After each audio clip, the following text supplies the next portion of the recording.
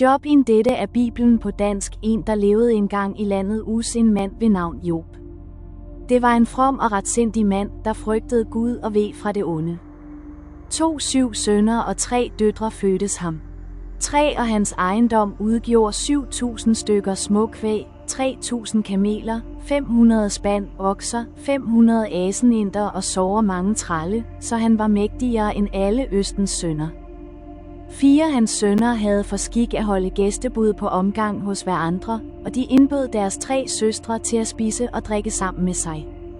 5 når så gæstebudsdagene havde nået omgangen rundt, sendte Job bud og lod sønnerne hellige sig, og tidligt om morgenen ofrede han brandofre, et for hver af dem. 10 Job sagde, måske har mine sønner syndet og forbandet Gud i deres hjerte. Således gjorde Job hver gang. 6 nu hentede det en dag, at Guds sønner kom og trådte frem for Herren, og iblandt dem kom også Satan. 7 Herren spurgte Satan, hvor kommer du fra? Satan svarede Herren, jeg har gennemvanket jorden på kryds og tværs. 8 Herren spurgte da Satan, har du lagt mærke til min tjener Job? Der findes ingen som han på jorden, så from og retsindig en mand, som frygter Gud og viger fra det onde. 9 Men Satan svarede Herren, mon det er for intet, Job frygter Gud? 10 Har du ikke omgærdet ham og hans hus og alt, hvad han ejer, på alle kanter? Hans hænders idræt har du velsignet, og hans hjorte breder sig i landet. 11 Men ræk engang din hånd ud og rør ved alt, hvad han ejer. Sandelig, han vil forbande dig lige op i dit ansigt. 12 Dalton sagde Herren til Satan, se, alt hvad han ejer, er i din hånd. Kun mod ham selv må du ikke udrække din hånd. Så gik Satan bort fra Herrens åsyn. 13 Dalton nu en dag hans sønner og døtre spiste og drak i den ældste broders hus. 14 kom et sendebud til Job og sagde, åkæserne gik for ploven, og aseninderne græssede i nærheden. 15 Så faldt sabærerne over dem og tog dem. Kalene huggede de ned med sværdet. Jeg alene undslap for at melde dig det. 16 Medens han endnu talte, kom en anden og sagde, Guds ild faldt ned fra himmelen og slog ned iblandt småkvæget og kalene og fortærede dem. Jeg alene undslap for at melde dig det. 17 Medens han endnu talte, kom en tredje og sagde, kaldæerne kom i 3 flokke og kastede sig over kamelerne og tog dem. Kalene huggede de ned med sværdet. Jeg alene undslap for at melde dig det. 18 Medens han endnu talte, kom en fjerde og sagde, dine sønner og døtre spiste og drak i deres ældste broders hus. 19 Og se, da får der et stærkt vejr hen over ørkenen, og det tog i husets 4 hjørner, så det styrtede ned over de unge mænd, og de omkom. Jeg alene undslap for at melde dig det. 20 Dalton stod Job op.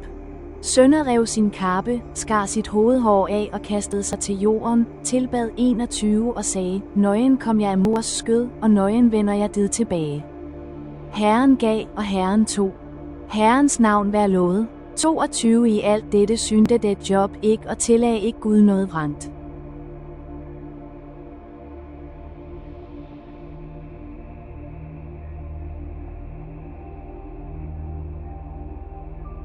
Job 1 Commentary 1:1-2-13 Satan tests Job from prosperity to ruin. 1:1-22. A popular belief in ancient times was that prosperity and well-being were proofs of godliness. But poverty and suffering were proofs of ungodliness. They were signs that God was either rewarding or punishing a person, according to whether that person's life was good or bad. The book of Job contradicts this belief. Yet the prosperous and contented Job was indeed a godly person who was blameless in all that he did. He was concerned also for purity in the lives of all his children. 1:1-5. Meanwhile in heaven, God's court of angelic beings had assembled before him. Among them was one, Satan, whose chief concern was to move around the world looking for human failings. 6-7. In Hebrew, Satan was a common word that meant adversary or opponent. Satan made the accusation to God that Job's faith was not sincere. If Job suddenly lost his family and possessions, argued Satan, his apparent devotion to God would soon disappear. 8-11. God allowed Satan to test Job by removing anything that belonged to him, but he was not to harm Job's body. 12. In a series of calamities, Job lost first his working animals, 13 to 15, then his sheep and shepherds, 16, then his camels, 17, and finally all his children, 18 to 19. In spite of his overwhelming distress, Job's devotion to God did not alter, 20 to 22. Job 1 King James Version 1 There was a man in the land of Uz, whose name was Job, and that man was perfect and upright, and one that feared God, and eschewed evil. 2 And there were born unto him 7 sons and 3 daughters. 3 His substance also was 7,000 sheep, and 3,000 camels, and 500 yoke of oxen, and 500 she-asses. And a very great household, so that this man was the greatest of all the men of the east. 4 And his sons went and feasted in their houses, every one his day, and sent and called for their 3 sisters to eat and to drink with them. 5 And it was so, when the days of their feasting were gone about, that Job sent and sanctified them, and rose up early in the morning, and offered burnt offerings according to the number of them all. For Job said, It may be that my sons have sinned, and cursed God in their hearts. Thus did Job continually. 6 Now there was a day when the sons of God came to present themselves before the Lord, and Satan came also among them. 7 And the Lord said unto Satan, Whence comest thou? Then Satan answered the Lord, and said, From going to and fro in the earth, and from walking up and down in it. 8 And the Lord said unto Satan, Hast thou considered my servant Job? That there is none like him in the earth, a perfect and an upright man, one that feareth God, and escheweth evil. 9 Then Satan answered the Lord, and said, Doth Job fear God for naught? 10 Hast not thou made an hedge about him, and about his house, and about all that he hath on every side? Thou hast blessed the work of his hands, and his substance is increased in the land. 11 But put forth thine hand now, and touch all that he hath, and he will curse thee to thy face. 12 And the Lord said unto Satan, Behold, all that he hath is in thy power. Only upon himself put not forth thine hand. So Satan went forth from the presence of the Lord. 13 And there was a day when his sons and his daughters were eating and drinking wine in their eldest brother's house. 14 And there came a messenger unto Job, and said, The oxen were plowing, and the asses feeding beside them. 15 And the Sabaeans fell upon them, and took them away. Yea, they have slain the servants with the edge of the sword, and I only am escaped alone to tell thee. 16 While he was yet speaking, there came also another, and said, The fire of God is fallen from heaven, and hath burned up the sheep, and the servants, and consumed them. And I only am escaped alone to tell thee. 17 While he was yet speaking, there came also another, and said, The Chaldeans made out 3 bands, and fell upon the camels, and have carried them away. Yea, and slain the servants with the edge of the sword, and I only am escaped alone to tell thee. 18 While he was yet speaking, there came also another, and said, Thy sons and thy daughters were eating and drinking wine in their eldest brother's house. 19 And, behold, there came a great wind from the wilderness, and smote the 4 corners of the house. And it fell upon the young men, and they are dead, and I only am escaped alone to tell thee. 20 Then Job arose, and rent his mantle, and shaved his head, and fell down upon the ground, and worshipped.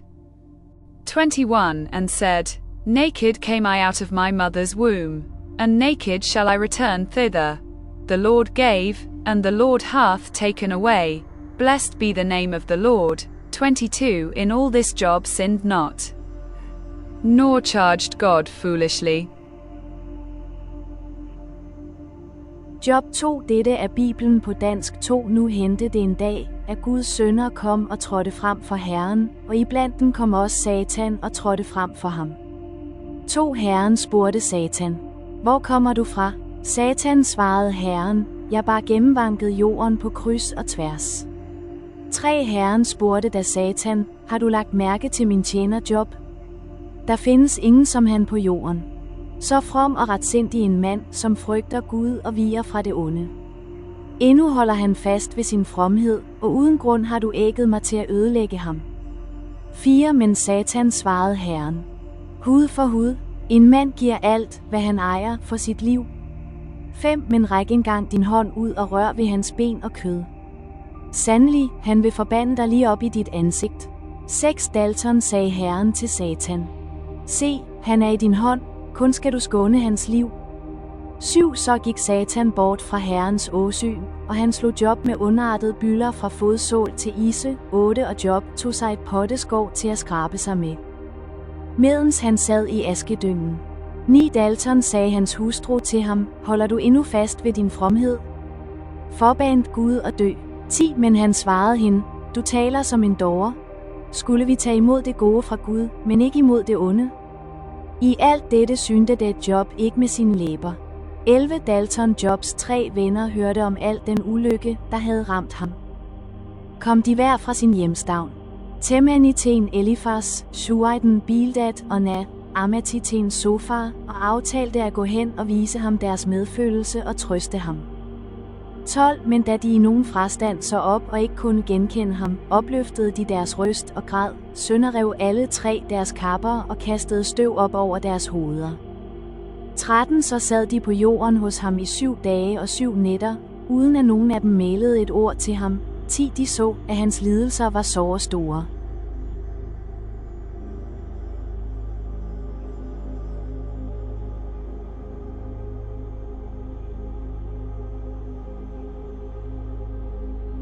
Job 2 Commentary. Job's loathsome disease, 2-1-13. Not accepting defeat, Satan still claimed that Job was concerned only for himself. He would sacrifice his possessions, and even his family, provided he himself avoided suffering. He would sacrifice their skin to save his own, 2-1-5. God again accepted Satan's challenge, this time allowing him to attack Job's body. 6. Satan therefore afflicted Job with the most painful and loathsome disease. The faith of Job's wife failed, but Job's faith did not, even though he was treated worse than a diseased dog. He was driven from the town and forced to live at the public garbage dump. 7-10. Those who had been Job's friends in his days of prosperity deserted him. Only 3. All of them, like Job, seekers of wisdom, came to comfort him. When they saw his suffering, they were so overcome with grief that for several days they could say nothing, only weep. 11-13.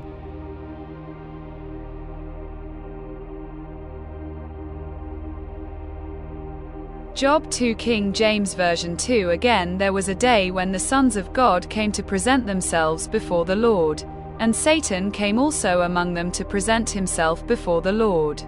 2 And the Lord said unto Satan, From whence comest thou? And Satan answered the Lord, and said, From going to and fro in the earth, and from walking up and down in it.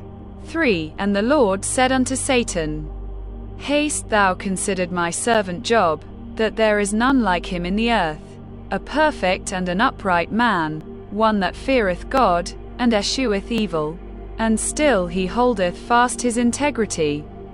Although thou movest me against him, to destroy him without cause. 4 And Satan answered the Lord, and said, Skin for skin, yea, all that a man hath will he give for his life. 5 But put forth thine hand now, and touch his bone and his flesh, and he will curse thee to thy face. 6 And the Lord said unto Satan, Behold, he is in thine hand, but save his life.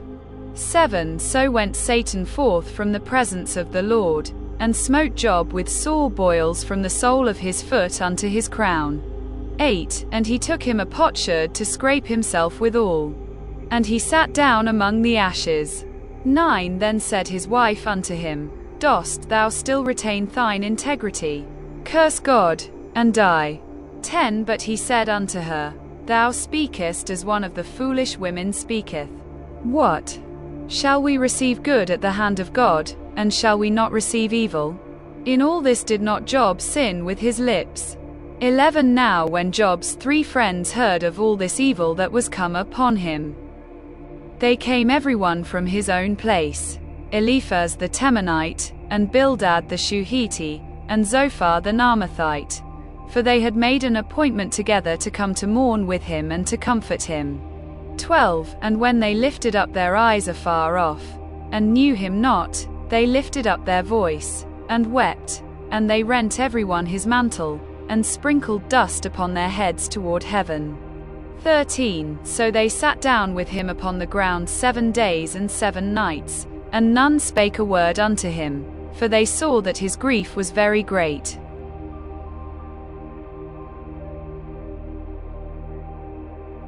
Job 3. Dette er Bibelen på dansk 3. Derefter oplod Job sin mund og forbandede sin dag. 2 Og Job tog til orde og sagde, 3 Bort med den dag, jeg fødtes, den nat, der sagde, se, en dreng. 4 Denne dag, hvor det mørke, Gud deroppe spørger ej om den, over den stråle ej lyset frem.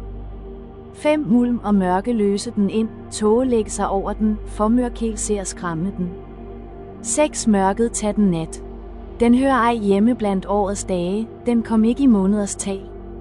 7 Ja, denne nat hvor det gold, der lyder ej jubel i den. 8 De, der besværger dage, forbande den, de, der har lært at hisse Leviathan. 9 Dens morgenstjerner formørkes, den bi forgæves på lys, den skuer ej morgenrød ens øjenlåg. 10 Fordi den ej lukkede mig morlivet større og skjulte kvide for mit blik. 11 Vi døde jeg ikke i mors liv, eller udåndet straks fra mors skød. 12 Hvorfor var der knæ til at tage imod mig, hvorfor var der bryster af dige? 13 Så havde jeg nu ligget og hvilet. Så havde jeg slumret i fred 14 blandt konger og jordens styreer, der byggede sig gravpaladser. 15 Blandt fyrster, rige på guld, som fyldte deres huse med sølv. 16 Eller var jeg dog som et nedgravet foster, som børn, der ikke fik lyset at se. 17 Der larmer de gudløse ikke mere, der hviler de trætte ud. 18 Alle de fangne har ro, de hører ej fodens røst. 19 Små og store er lige der og trællen fri for sin herre. 20 Vi giver Gud de lidende lys, de bittert sørgende liv. 21 Dem, som bier forgæves på døden, graver derefter som efter skatte. 22 Som glæder sig til en stenhøj, jubler, når de finder deres grav. 23 En mand, hvis vej er skjult, hvem Gud har stænget inde. 24 10 Suk er blevet mit daglige brød, mine ve-råb strømmer som vand. 25 10 Hvad jeg gruer for, rammer mig, hvad jeg bæver for, kommer over mig. 26 Knap har jeg fred, og knap har jeg ro, knap har jeg hvile, så kommer uro.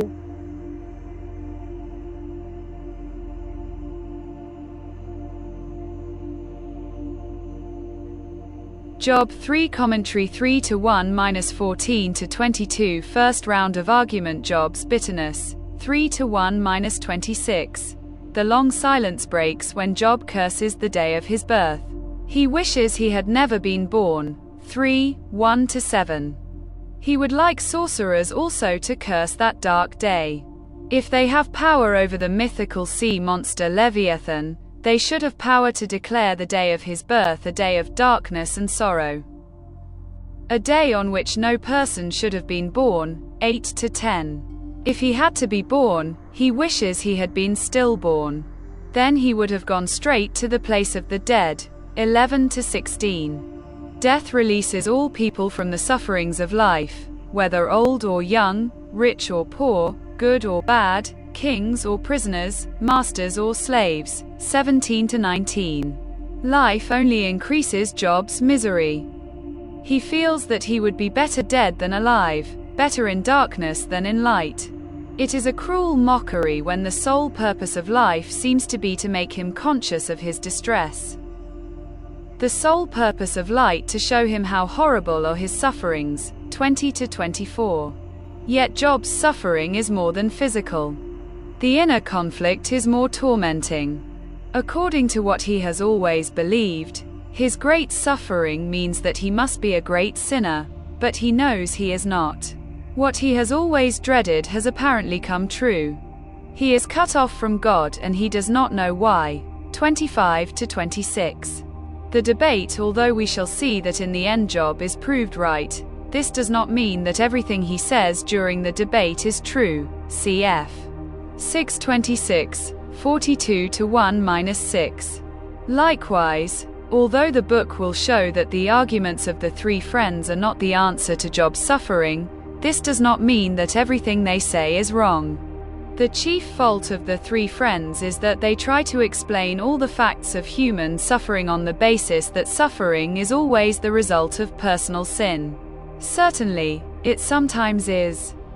But the special knowledge we are given in chapters 1 and 2 of God's control of events shows us that this is not always the case.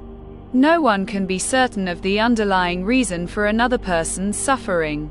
Also, amid all the friends' words of advice, there is no real sympathy for Job, and no acknowledgement of the remarkable patience and humble submission to God that he has already shown. See 1:21-10. They firmly believe their traditional theories, but they have never been in Job's position where they can test those theories in practice. They are in the dangerous position of having religious beliefs without corresponding personal experience. While they talk about God, Job talks to God.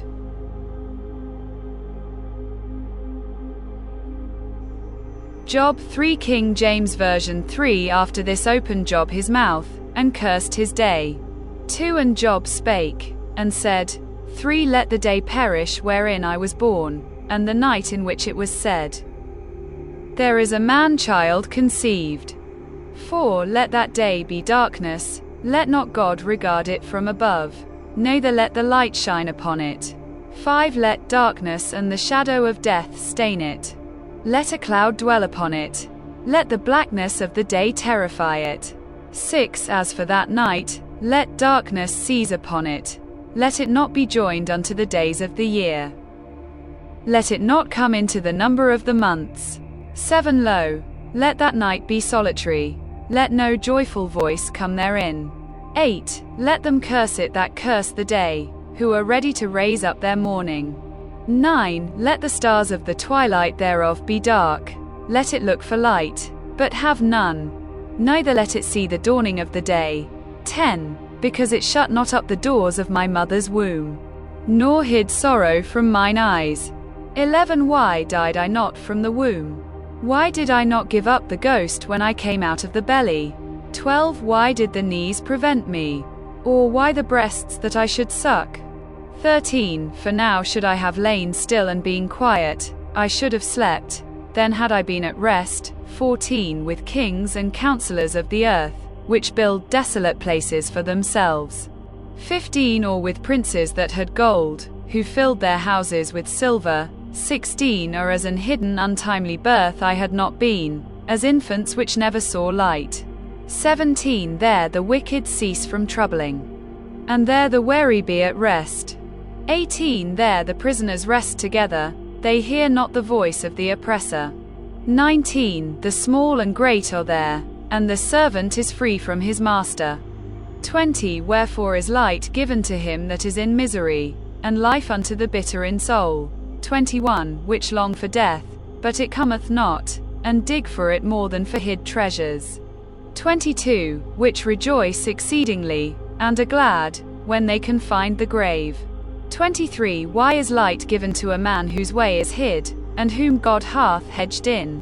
24 For my sighing cometh before I eat, and my roarings are poured out like the waters.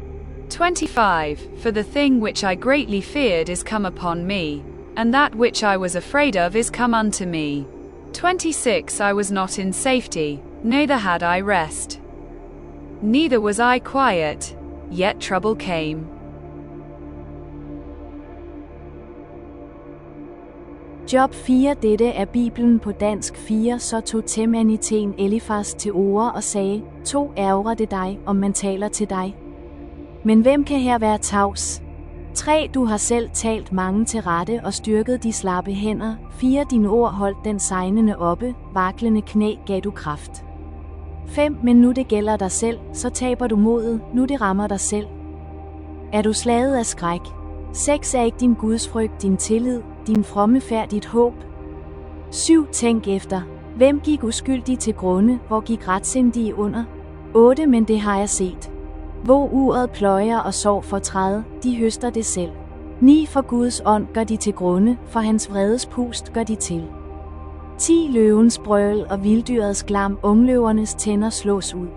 11. Løven omkommer af mangel på rov, og løveungerne spredes.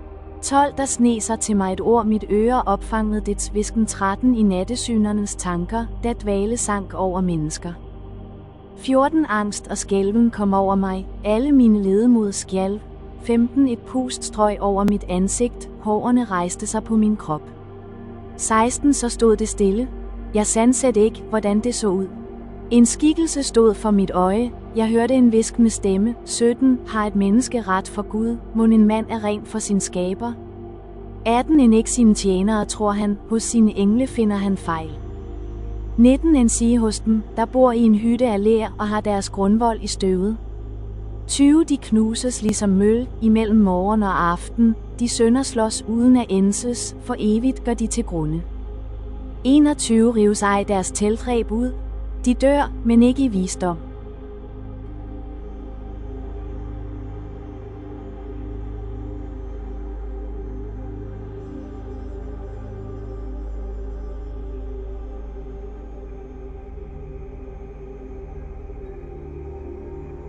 Job 4 commentary. Eliphaz speaks, 4:1-5-27. The first of the three friends to speak is Eliphaz, who is probably the oldest of the three. He is also the least severe in the accusations brought against Job, 4:1-2. He begins by noting that in the past Job comforted others in their troubles, but now that he has troubles himself, his faith has failed. If Job truly honored God and was upright in his ways, there would be no need for this despondency. 3-6. The person who is innocent, argues Eliphaz, need not fear suffering or death. Such calamities are God's judgment on wrongdoing, and not even the strongest or most defiant person can withstand his judgment. 7:11. Eliphaz now tells of a hair-raising vision he saw one night. 12-16. It becomes clear, as we read Eliphaz's speeches, that this vision has become for him a standard by which he judges others. The main point that Eliphaz learnt from his vision was that no person can be righteous before God. If angels, who live in the heavenly realm, are imperfect, how much more imperfect must human beings be who live on the earth? 17-19. Their brief lives comes to an inglorious end, like a tent that collapses when its cords are cut. 20-21. According to Eliphaz, it is useless for Job to expect the angels to support his protest against God's laws. 5-1. The person who rebels against God in such bitterness is a fool and will only get himself into more trouble. His house may be destroyed, his sons convicted of lawbreaking, or his fields plundered by raiders. 2-5. For Eliphaz, this shows that suffering does not spring up by itself. Suffering is caused by a person's sin, just as sparks are caused by a fire. 6-7. In summary, Eliphaz's suggestion is that if he were in Job's position, he would stop complaining and leave the whole matter in God's hands, for he has infinite wisdom and power. 8-10. God blesses the humble and the needy, though he opposes those who think they are clever. 11-16. The sufferings God uses to punish and correct people are likened to wounds. He will heal the wounds of those who submit to him. 17-18. He will then bless them with protection from famine and from enemies. 19-22. Wild beasts will not destroy their flocks or herds. 23-24. Their families will multiply, and they will die contented in old age. 25-26. Such is Eliphaz's advice, based on much research, and he suggests that Job accept it. 27.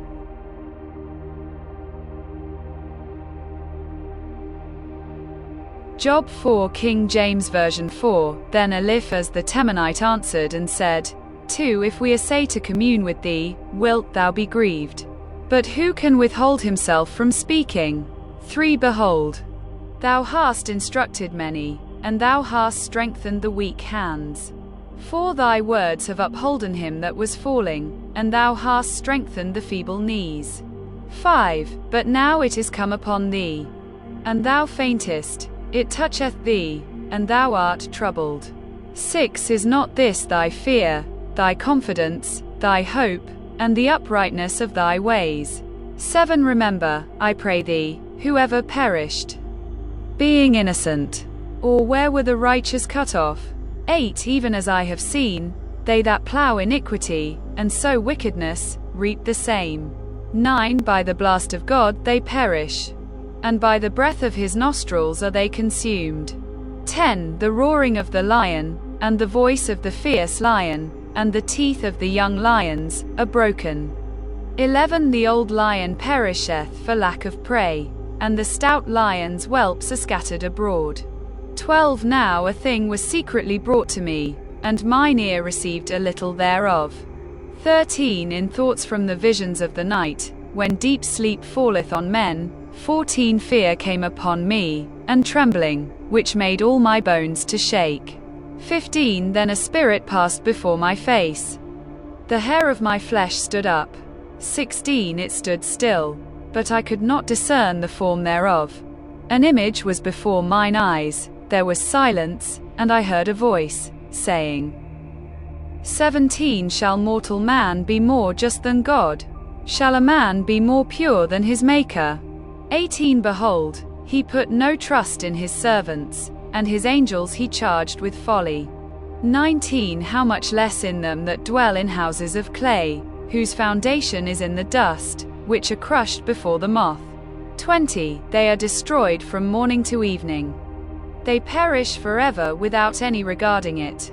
21. Doth not their excellency which is in them go away? They die, even without wisdom.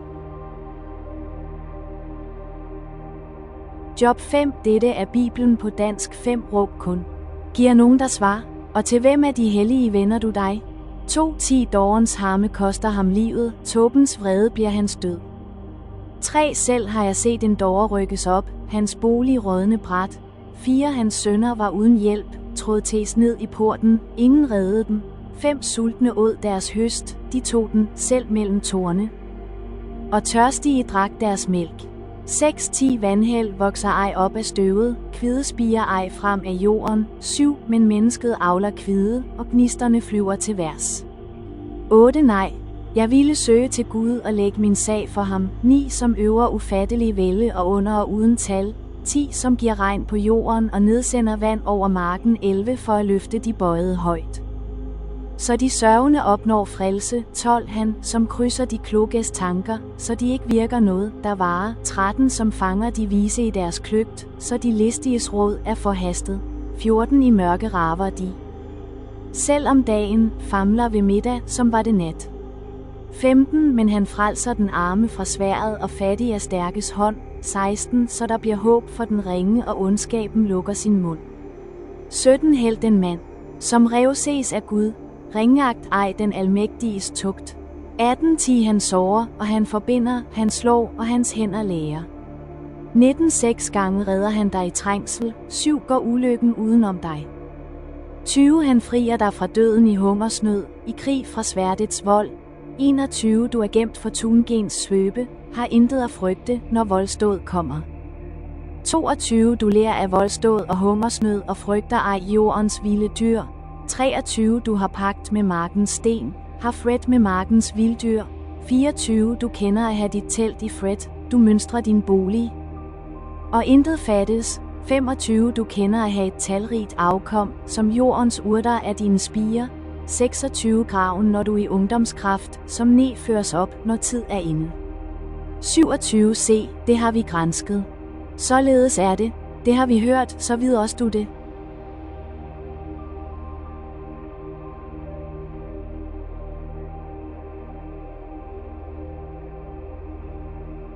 Audio for Job 5. Job 4-7. The analysis begins. A. The fate of the foolish man. 1. 1-2, Eliphaz appeals to common wisdom. Call out now. Is there anyone who will answer you? And to which of the holy ones will you turn? For wrath kills a foolish man, and envy slays a simple one. A. Call out now. Is there anyone who will answer you?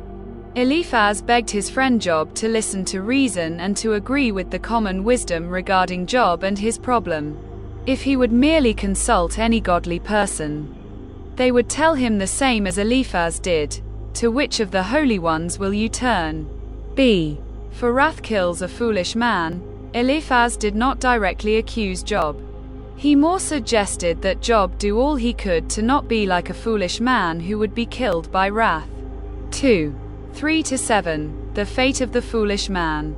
I have seen the foolish taking root. But suddenly I cursed his dwelling place. His sons are far from safety. They are crushed in the gate, and there is no deliverer. Because the hungry eat up his harvest, taking it even from the thorns. And a snare snatches their substance. For affliction does not come from the dust, nor does trouble spring from the ground. Yet man is born to trouble, as the sparks fly upward. A. His sons are far from safety. These were backhanded references to Job and his own sons. Eliphaz argued that the fact that such great disaster fell upon them proves that they were foolish and in sin. Again, we notice Eliphaz's frame of reference, I have seen. He speaks from his own experience and observation on life. E.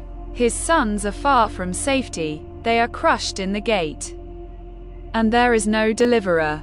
There is reference here to a custom which I have often had occasion to notice, that in the eastern countries the courthouse, or tribunal of justice, was at the gate of the city. Here the magistrates attended, and hither the plaintiff and defendant came for justice. Clark, B. Affliction does not come from the dust, nor does trouble spring from the ground. Eliphaz believed that this trouble did not come to Job from nowhere.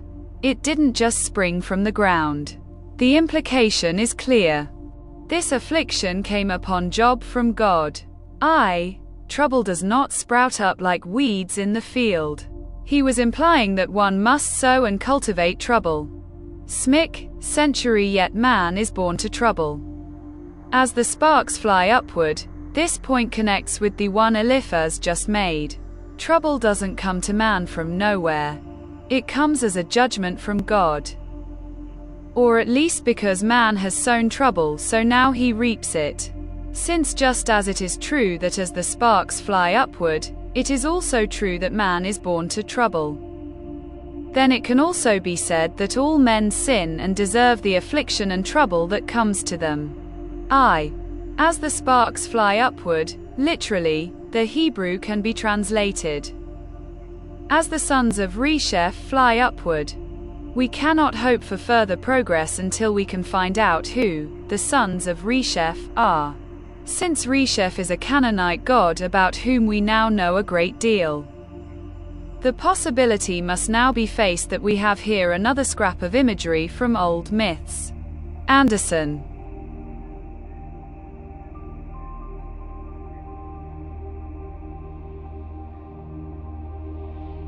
B.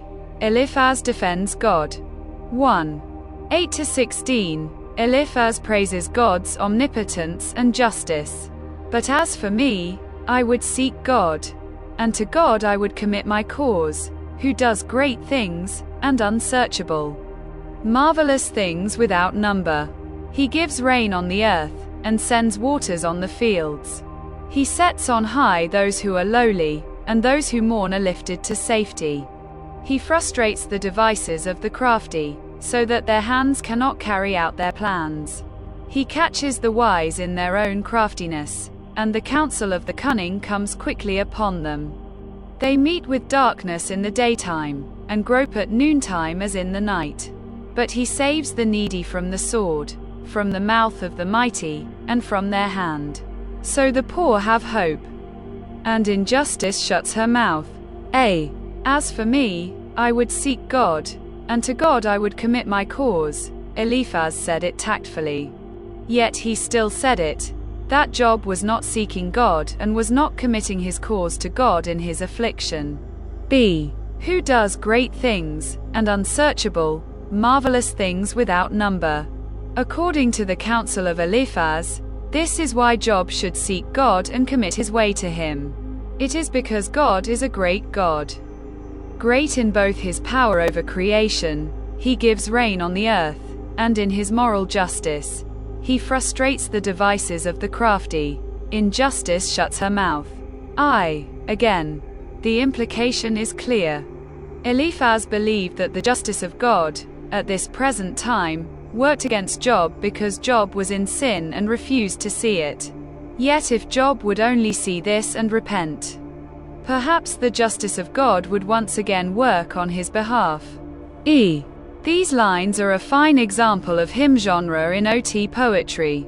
A similar creedal hymn appears in Isaiah chapter 44, 24-28. That is why the Apostle Paul could cite a line from Job chapter 5, 13 in 1 Corinthians chapter 3, 19. He catches the wise in their craftiness. But in Eliphaz's case, what is absolutely true is misapplied. The Sikh forum is not the place for theological strictures that may turn out to do more harm than good.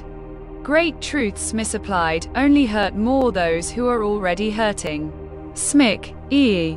He saves the needy from the sword, from the mouth of the mighty. Thus the meaning is the same as in Psalm chapter 57, 4, 55-21, 64-3. Mouth is put for the edge of the sword. Bullinger, 2. 17-26. Eliphaz attributes Job's suffering to God's chastening for sin in his life. Behold, happy is the man whom God corrects. Therefore do not despise the chastening of the Almighty. For he bruises, but he binds up, he wounds, but his hands make whole. He shall deliver you in 6 troubles. Yes, in 7 no evil shall touch you. In famine he shall redeem you from death. And in war from the power of the sword. You shall be hidden from the scourge of the tongue, and you shall not be afraid of destruction when it comes. You shall laugh at destruction and famine. And you shall not be afraid of the beasts of the earth, for you shall have a covenant with the stones of the field, and the beasts of the field shall be at peace with you. You shall know that your tent is in peace. You shall visit your dwelling and find nothing amiss. You shall also know that your descendants shall be many, and your offspring like the grass of the earth. You shall come to the grave at a full age, as a sheaf of grain ripens in its season. Happy is the man whom God corrects, with poetic power. Eliphaz emphasized his point that Job's problems are because God corrects his sinful children, and Job is one of those sinful children. B. Therefore do not despise the chastening of the Almighty. Eliphaz did not wish to push Job into despair. He believed that Job should not despise this correcting work in his life, but instead humble himself under it, forsake his sin, and learn from it. C. He bruises, but he binds up. He shall deliver you in 6 troubles. Eliphaz wanted to encourage Job further. Job, God will heal your wounds and deliver you if you will confess your sin and turn to him. Eliphaz continued and described in detail all the blessings of restoration that would come to Job's life if he would only repent and turn to God. You shall be hidden from the scourge of the tongue. You shall laugh at destruction and famine. You shall know that your tent is in peace. And so on. You shall be hidden from the scourge of the tongue. Perhaps no evil is more dreadful than the scourge of the tongue. Evil speaking, detraction, backbiting, calumny, slander, tale-bearing, whispering, and scandalizing are some of the terms which we use when endeavoring to express the baleful influence and effects of that member, which is a world of fire, kindled from the nethermost hell. Clark, E. Spurgeon preached this sermon on the words, "You shall come to the grave at a full age, as a sheaf of grain ripens in its season." These were his points of development regarding the death of a Christian.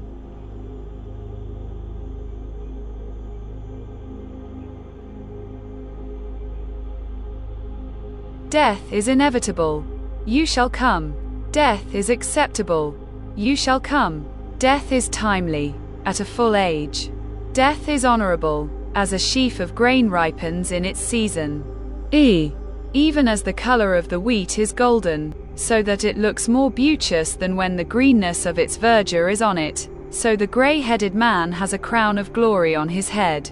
He is glorious in his weakness, more than the young man in his strength, or the maiden in her beauty. Is not a shock of corn a beautiful picture of the state of man, moreover?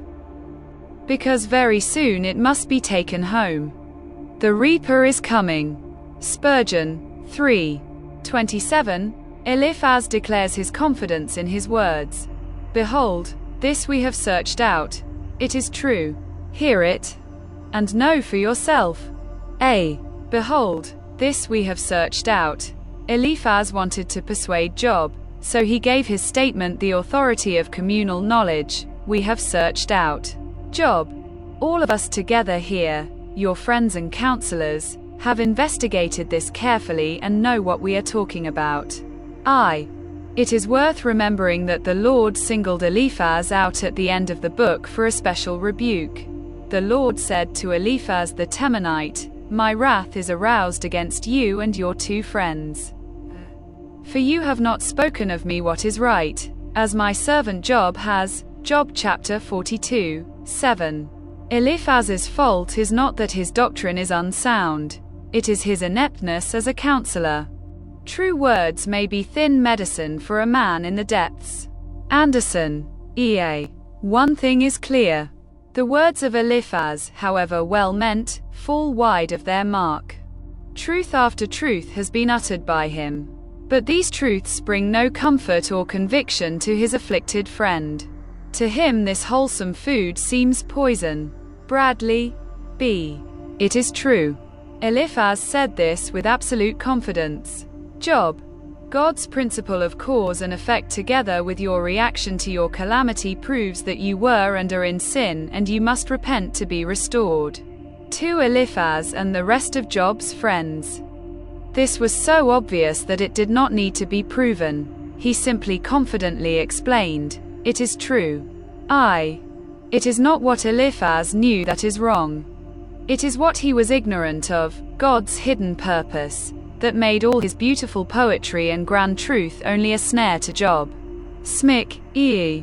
Aspirin is a good and effective medicine, but it is useless against cancer. Similarly, so much of the advice that Eliphaz and the other friends dole out is, in its own right, correct and good and true. But because it is wrongly applied, it becomes useless. More than useless, it is a lie. Mason, E. Eliphaz preaches a God who can be figured out. For Eliphaz, there are no unknowns behind the scenes. There is no drama or purpose in the heavens that motivate what God does and what he allows to be done. However, we know this heavenly drama from the first 2 chapters. And we see how shallow and unknowing the counsel of Eliphaz was. Job didn't know what we know, but he could feel that the counsel of Eliphaz was wrong in his situation. IV. Preconceptions exist in our own head. If we start out with the preconception that God will never allow the innocent to perish, and then we see a righteous man perishing, we will have to say, You cannot be a righteous man, because my preconception tells me that if you were, God would not allow you to suffer.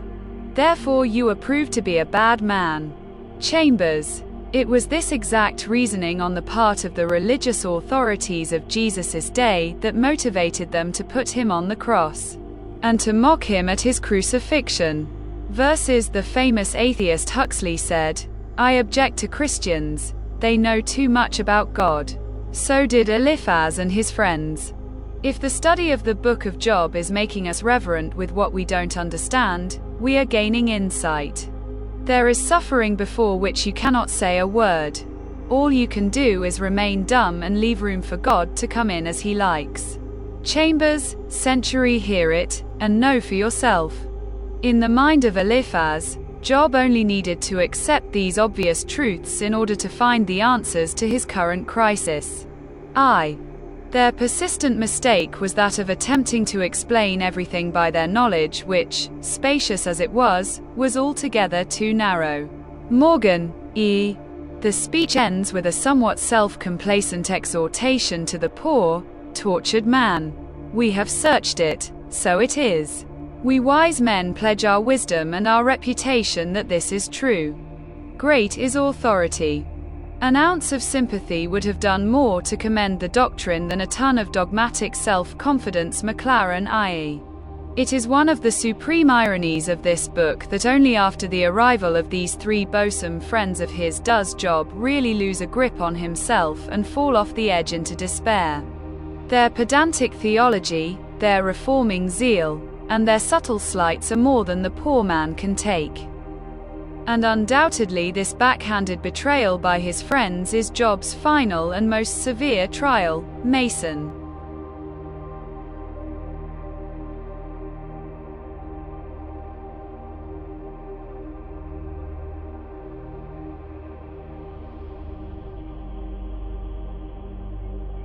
Job 5 King James Version 5 Call now, if there be any that will answer thee.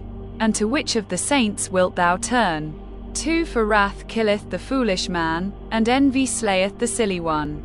3 I have seen the foolish taking root, but suddenly I cursed his habitation.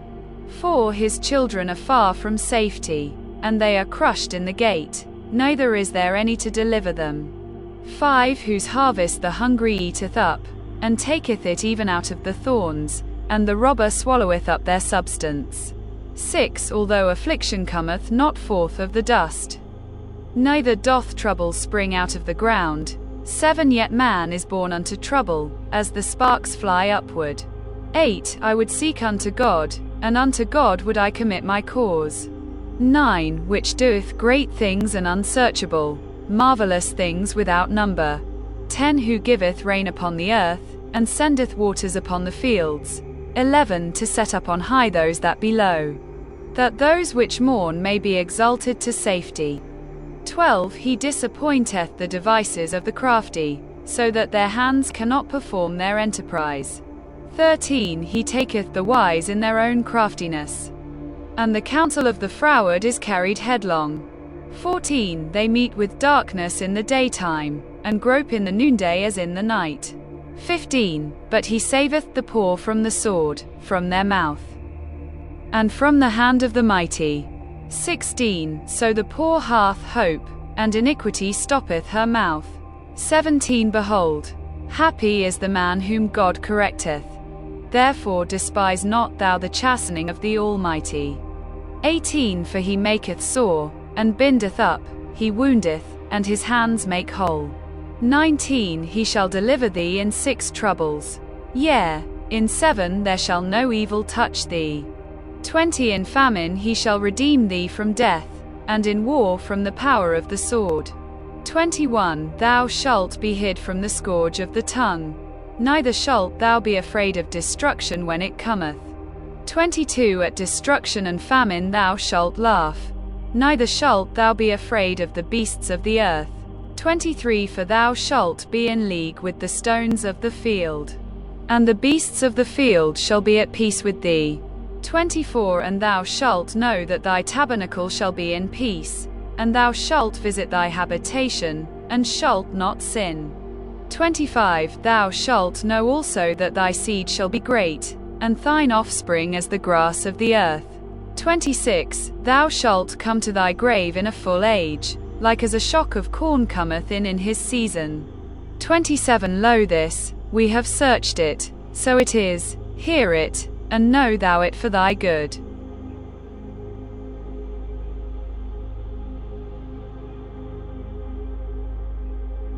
Job 6 Dette er Bibelen på dansk 6. Så tog Job til orde og svarede, 2 Gid man vejede min harme og vejede min ulykke mod den. 3 10 tungere er den end havet sand, derfor talte jeg over mig.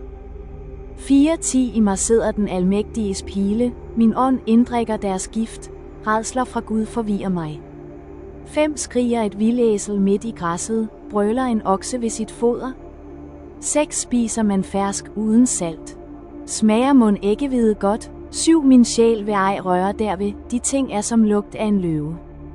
8. Ark, blev mit ønske dog opfyldt, Gud giv mig det, som jeg håber. 9. Ville det dog knuse mig. Række hånden ud og skære mig fra. 10. Så ville det være min trøst, jeg hopte af glæde trods skånselsløs kval, at jeg ikke har nægtet den helliges ord. 11. Hvad er min kraft, at jeg skal holde ud? Min udgang, at jeg skal være tålmodig? 12. Er da min kraft som stenens, er da mit legeme kobber? 13. Ark, for mig er der ingen hjælp, hver udvej lukker sig for mig. 14. Den, der nægter sin næste godhed. Han bryder med den almægtiges frygt. 15. Mine brødre sved mig som en bæk, som strømme, hvis vand svandt bort. 16. De, der var grumset af os, og som sneen gemte sig i. 17. Men som svandt ved solens glød. Tørrede sporløst ud i hede. 18. Karavaner bøjer af fra vejen, drager op i ørkenen og går til grunde. 19. Temas karavaner spejder, Sabas rejse 2 håber på dem. 20. Men de beskæmmes i deres tillid. De kommer derhen og skuffes. 21. Ja, slige strømme er i mig nu, rædselen så i og grebes af skræk. 22. Har jeg mund sagt, giv mig gaver, løs mig med eders velstand. 23. Red mig i fjendens hånd. Køb mig fri fra voldsmænds hånd. 24. Lær mig, så vil jeg sige, vis mig, hvor jeg har fejlet. 25. Redelig tale, se, den gør indtryk, men eders revselse, hvad er den værd? 26. Er det jeg hensigt at revse ord?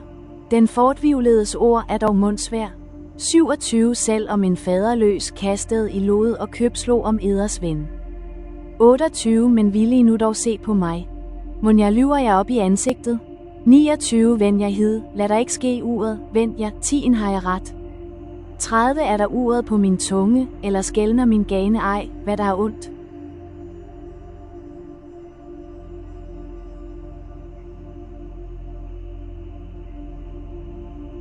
Job 6 Commentary. Job's reply to Eliphaz, 6:1-7-21.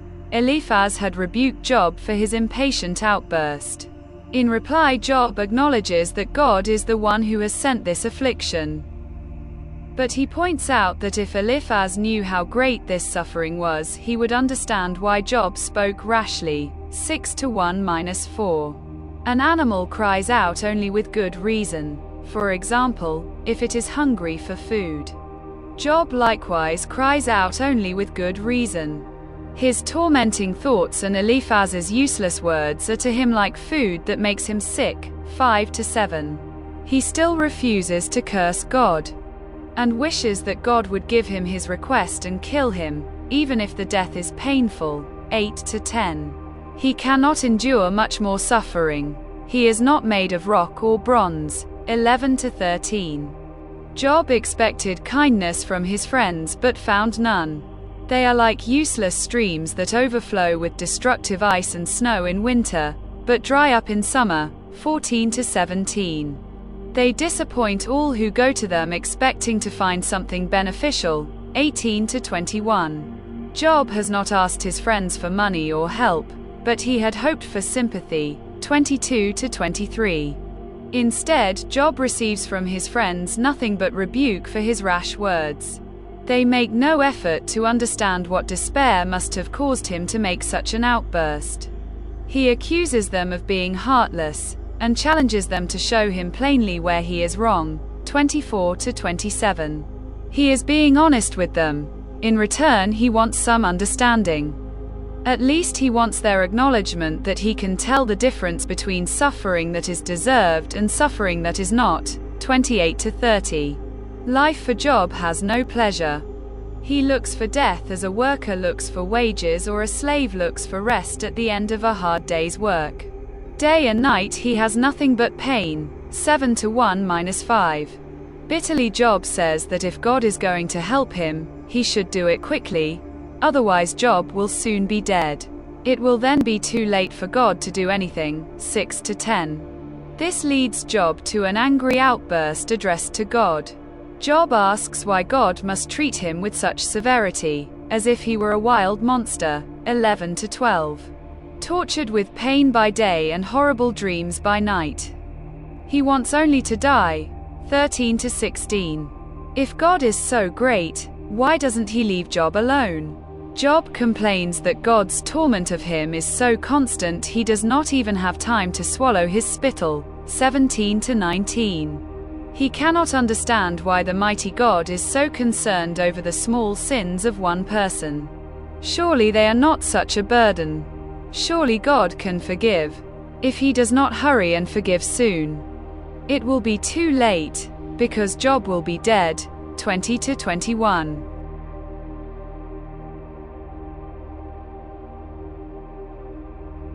Job 6 King James Version 6. But Job answered and said, Oh, that my grief were truly weighed, and my calamity laid in the balances together. 3 For now it would be heavier than the sand of the sea. Therefore my words are swallowed up. 4 For the arrows of the Almighty are within me, the poison whereof drinketh up my spirit. The terrors of God do set themselves in array against me. 5 Doth the wild ass bray when he hath grass? Or loweth the ox over his fodder? 6 Can that which is unsavory be eaten without salt? Or is there any taste in the white of an egg? 7 The things that my soul refused to touch or as my sorrowful meat. 8 Oh, that I might have my request, and that God would grant me the thing that I long for. 9 Even that it would please God to destroy me, that he would let loose his hand, and cut me off. 10 Then should I yet have comfort? Yea, I would harden myself in sorrow, let him not spare. For I have not concealed the words of the Holy One. 11 What is my strength, that I should hope? And what is mine end, that I should prolong my life? 12 Is my strength the strength of stones? Or is my flesh of brass? 13 Is not my help in me? And is wisdom driven quite from me? 14 To him that is afflicted pity should be shewed from his friend, but he forsaketh the fear of the Almighty.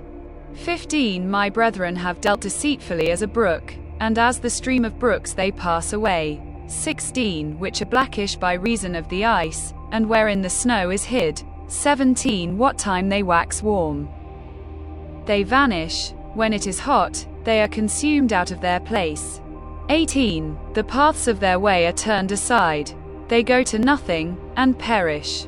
19 The troops of Tema looked, the companies of Sheba waited for them. 20 They were confounded because they had hoped, they came thither, and were ashamed. 21 For now you are nothing, ye see my casting down, and are afraid. 22 Did I say, bring unto me? Or, give a reward for me of your substance? 23 Or, deliver me from the enemy's hand? Or, redeem me from the hand of the mighty? 24 Teach me, and I will hold my tongue, and cause me to understand wherein I have erred. 25 How forcible are right words! But what doth your arguing reprove?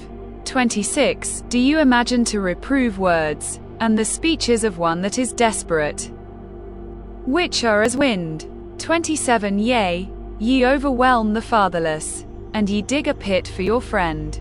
28 Now therefore be content, look upon me, for it is evident unto you if I lie.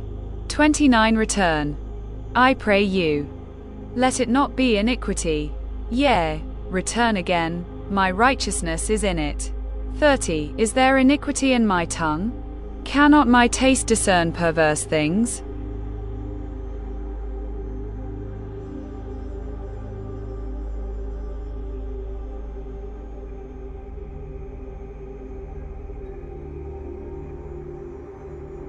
Job 7 Dette er Bibelen på dansk. 7 Har mennesket på jord ej krigerkår? Som en dagligejers af hans dage. 2 Som trællen, der higer efter skygge som dalejeren, der venter på løn.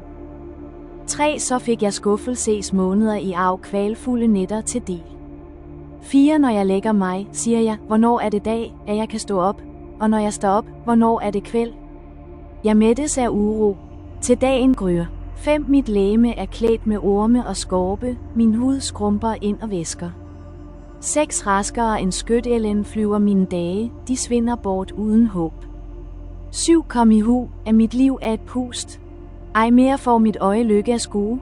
8 Vennens øje skal ikke se mig, dit øje søger mig, jeg ikke mere. 9 som skyen svinder og trækker bort, bliver den, der synker i døden, borte. 10 han vender ej atter hjem til sit hus, hans sted får ham aldrig at se igen. 11 så vil jeg da ej lægge bånd på min mund, men tale i åndens kvide, sukke i bitter sjælenød. 12 er jeg et hav, eller er jeg en drage, siden du sætter vagt ved mig. 13 når jeg tænker, mit leje skal lindre mig, sengen lette mit suk. 14 da ængster du mig med drømme, skræmmer mig op ved syner. 15 så min sjæl vil hellere kvæles, hellere dø end lide. 16 nu nok, jeg lever ej evigt, slip mig, mit liv er et pust. 17 hvad et menneske, at du regner ham og lægger mærke til ham. 18 hjemsøger ham hver morgen, rensager ham hvert øjeblik. 19 når vender du dog dit øje fra mig, slipper mig, til jeg har sunket mit spyt. 20 har jeg syndet, hvad skader det dig, du, som er menneskets vogter? Wie gjorde du mig til skive, hvorfor blev jeg der til byrde? 21 hvorfor tilgiver du ikke min synd og lader min brød uænset? Snart ligger jeg jo under mulde. Du søger mig, og jeg er ikke mere.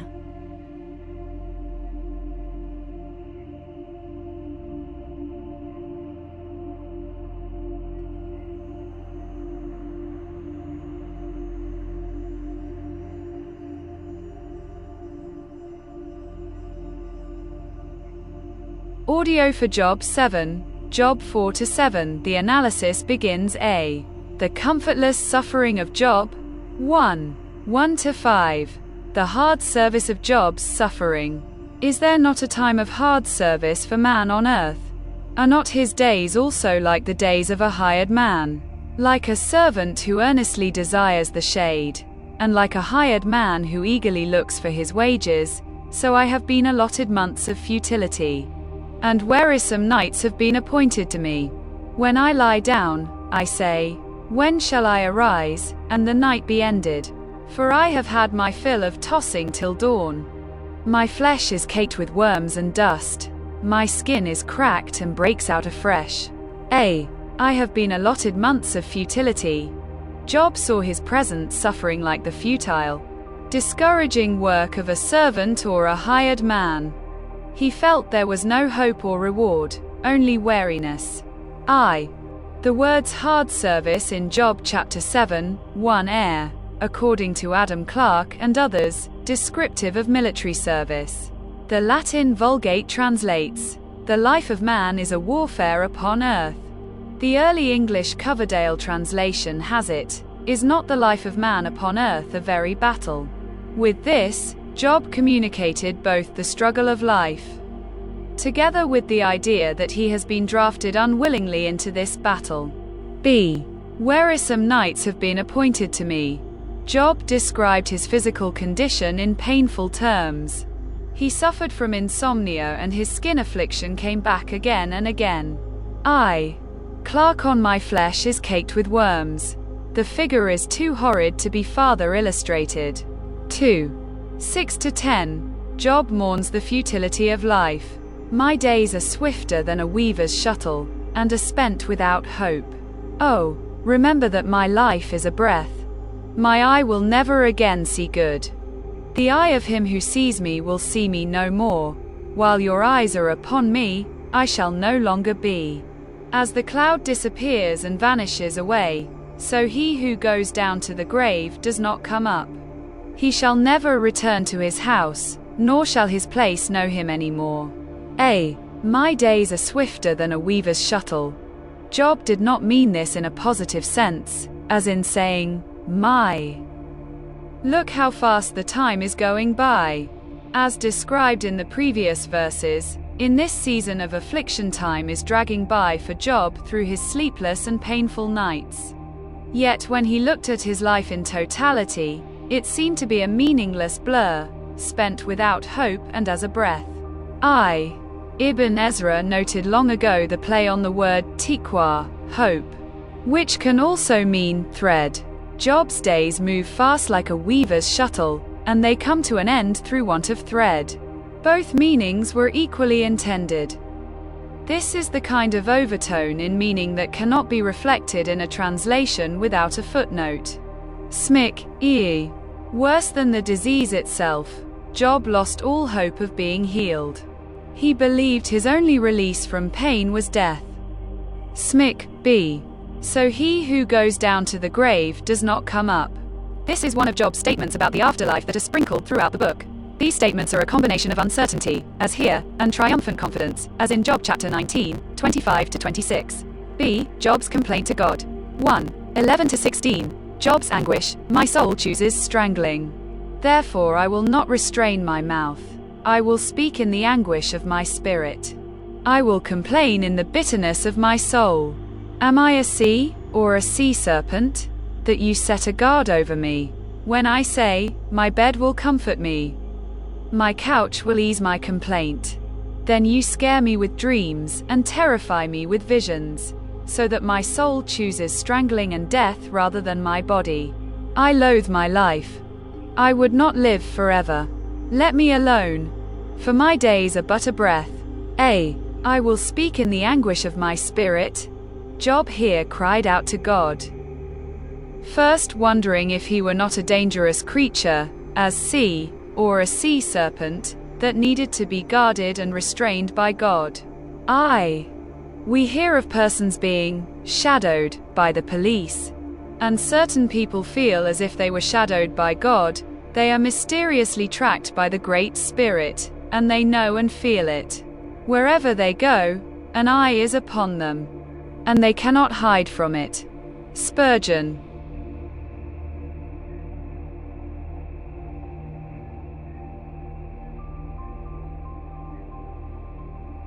E. Listen. To argue from our insignificance is poor pleading. For the little things are just those against which there is most need to watch. If you were a sea, or a whale, God might leave you alone, but as you are a feeble and sinful creature, which can do more hurt than a sea, or a whale, you need constant watching. Do not say, am I a sea, or a sea monster, that thou settest a watch over me? For the Lord may answer, you are more capacious for evil than a sea, and more wild than a sea monster. Spurgeon. E. Indeed, we are more like the sea or the sea monster than we would like to admit. The sea is restless, and so is our nature. The sea can be furious and terrible, and so can we. The sea can never be satisfied, and neither can sinful man. The sea is mischievous and destructive, and so is sinful man. The sea will not obey, and neither will sinful man. IV. Job's words here remind us of something remarkable. Though his physical suffering was intense and prolonged, as John Trapp wrote, his greatest troubles were inward. Job's spiritual crisis was deeper than his physical or material crisis. B. You scare me with dreams. Job was denied even the comfort of sleep and rest. When he did lay down to sleep, upon his bed or couch, he was disturbed with nightmarish dreams and terrifying visions. He needed rest by sleep, but was afraid to close his eyes because of the horrid images which were presented to his imagination. Could there be a state more deplorable than this? Clark. C. So that my soul chooses strangling. I loathe my life. Job's condition is so miserable that, at this point, his soul would prefer the release of death. Job was so miserable that he just said to God, let me alone. At this moment it appears to Job that God is the tormentor. The reader knows God was using a secondary means and that Job's conception of God as tormentor was askew. Smic. 2. 17-21. Job appeals to God. Have I sinned? What is man, that you should exalt him? That you should set your heart on him? That you should visit him every morning, and test him every moment? How long? Will you not look away from me, and let me alone till I swallow my saliva? Have I sinned? What have I done to you, O watcher of men? Why have you set me as your target, so that I am a burden to myself? Why then do you not pardon my transgression, and take away my iniquity? For now I will lie down in the dust, and you will seek me diligently. But I will no longer be.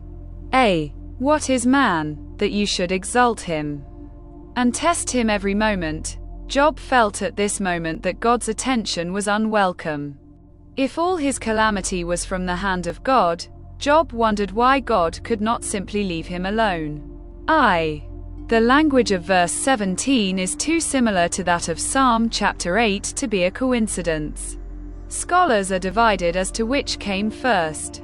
Anderson: it would seem best to say that the lines from Job came first, and that David in Psalm chapter 8 reworked Job's painful theme into one filled with praise. Job asked, "What is man?" But he didn't wait for the answer. Man is more than we guess. Else God would never take such time and pains with him. When a lapidary spends years over a single diamond, the most careless observer begins to appraise properly its intrinsic value. Maya, till I swallow my saliva, an Arabic idiom, for one instant.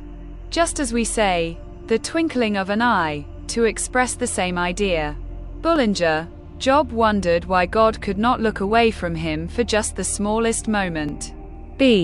What have I done to you? Oh, watcher of men! Please, God, just leave me alone. How have I wronged you? Job could not understand why he seemed to be God's target, and if Job had sinned to cause all his suffering. He asked God, "Why then do you not pardon my transgression?"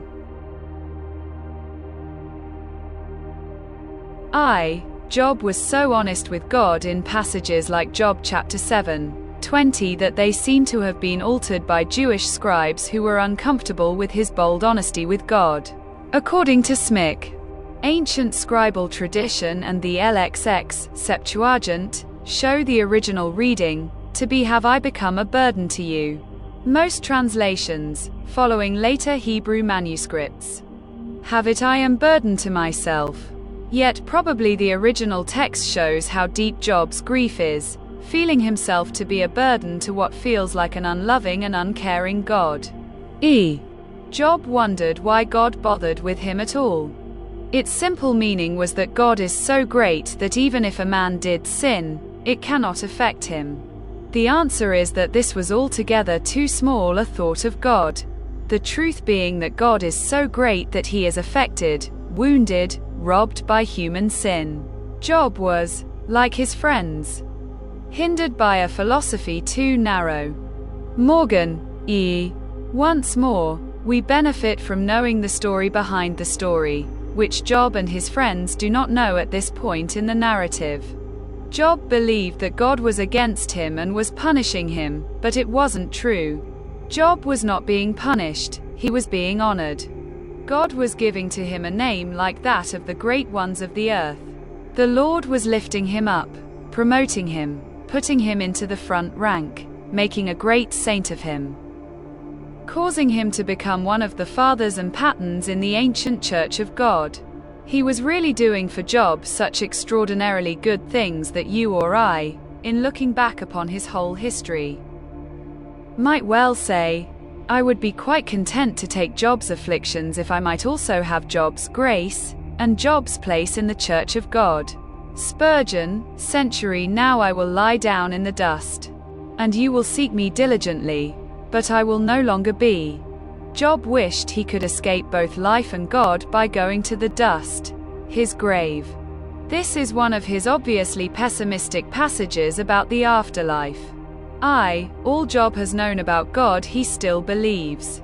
But God's inexplicable ways have his mind perplexed to the breaking point. Job is in the right. But he does not know that God is watching with silent compassion and admiration until the test is fully done, and it is time to state his approval publicly. Job chapter 42:8. Anderson, E.A. We like to talk about having the faith to be healed, but what about having the faith to be sick? Mason.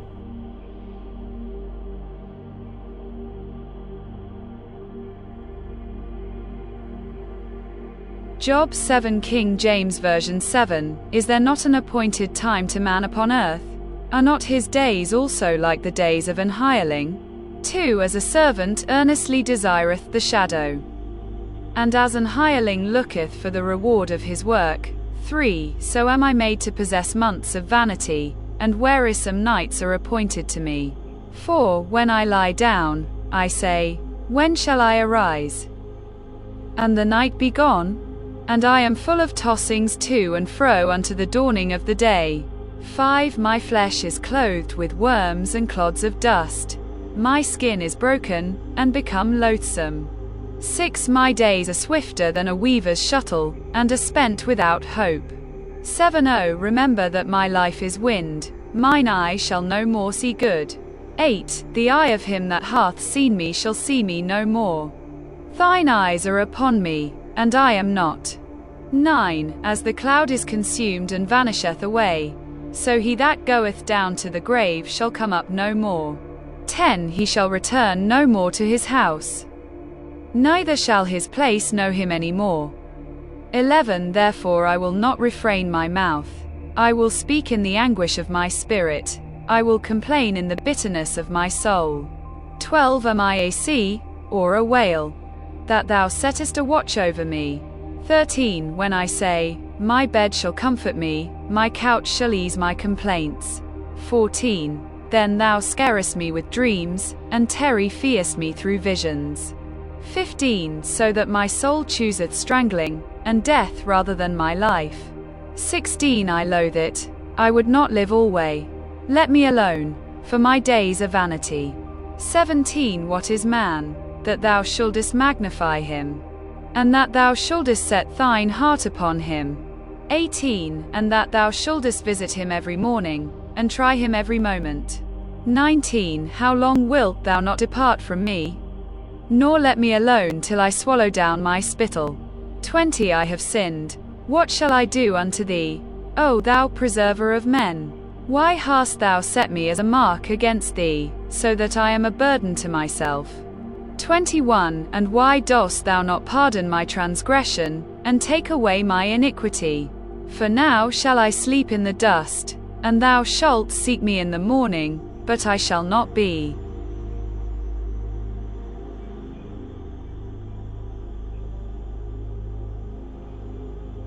Job 8. Dette er Bibelen på dansk 8. Så tog Shuaiden Bildad til orde og sagde, 2. Hvor længe taler du så, hvor længe skal mundens uvær rase? 3. Mon Gud vel bøjer retten, bøjer den almægtige retfærd? 4. Har dine sønner syndet imod ham, og gav han dem deres brøde i vold? 5. Så søg du nu hen til Gud og bed hans almagt om noget. 6. Så frem du er ren og oprigtig, ja, da vil han våge over dig. Genrejse din retfærds bolig. 7. Din fordoms lykke vil synes ringe, såre stor skal din fremtid blive.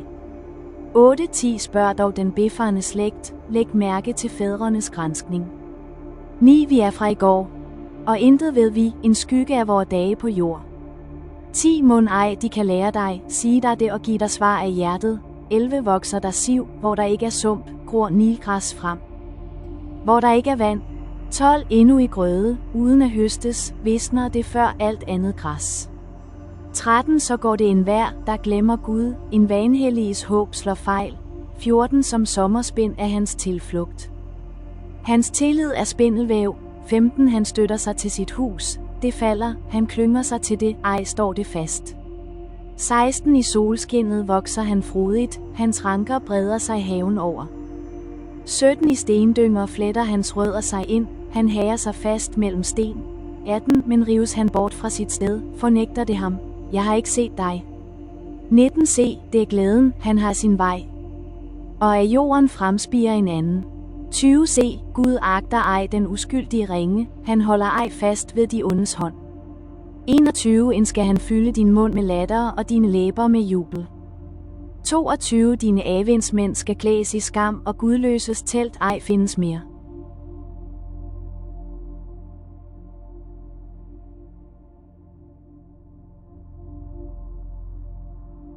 Job 8 commentary. Bildad speaks, 8-1-22. After rebuking Job for his wild words against God, Bildad tells him that God is always just, completely lacking in sympathy. Bildad reminds Job that his children have died, and cruelly concludes that it must have been because of their sin, 8-1-4. Job's suffering must likewise be because of his sin. If, however, he is innocent, he need only pray humbly to God, and God will replace his suffering with greater blessing than he had before. 5-7. For Bildad, the traditional teaching is of first importance, and this emphasis characterizes all his speeches.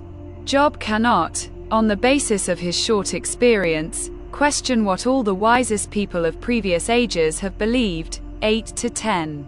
All disaster, in Bildad's view, is the consequence of personal ungodliness.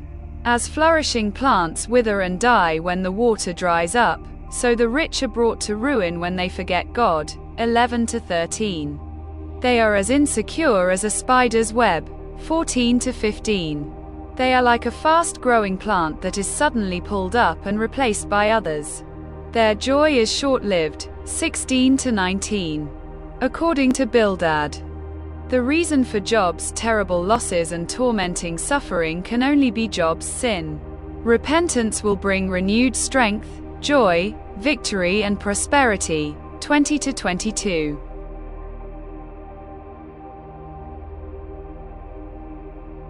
Job 8 King James Version 8. Then answered Bildad the Shuhite, and said, To how long wilt thou speak these things? And how long shall the words of thy mouth be like a strong wind? 3 Doth God pervert judgment? Or doth the Almighty pervert justice? 4 If thy children have sinned against him, and he have cast them away for their transgression. 5 If thou wouldest seek unto God betimes, and make thy supplication to the Almighty. 6 If thou wert pure and upright, surely now he would awake for thee, and make the habitation of thy righteousness prosperous. 7 Though thy beginning was small, yet thy latter end should greatly increase. 8 For inquire, I pray thee, of the former age, and prepare thyself to the search of their fathers. 9 For we are but of yesterday, and know nothing, because our days upon earth are a shadow smiley face. 10 Shall not they teach thee, and tell thee, and utter words out of their heart? 11 Can the rush grow up without mire? Can the flag grow without water? 12 Whilst it is yet in his greenness, and not cut down, it withereth before any other herb. 13 So are the paths of all that forget God, and the hypocrite's hope shall perish. 14 Whose hope shall be cut off, and whose trust shall be a spider's web. 15 He shall lean upon his house, but it shall not stand. He shall hold it fast, but it shall not endure. 16 He is green before the sun, and his branch shooteth forth in his garden. 17 His roots are wrapped about the heap, and seeth the place of stones. 18 If he destroy him from his place, then it shall deny him, saying, I have not seen thee. 19 Behold, this is the joy of his way, and out of the earth shall others grow. 20 Behold, God will not cast away a perfect man, neither will he help the evildoers. 21 Till he fill thy mouth with laughing, and thy lips with rejoicing. 22 They that hate thee shall be clothed with shame, and the dwelling place of the wicked shall come to naught.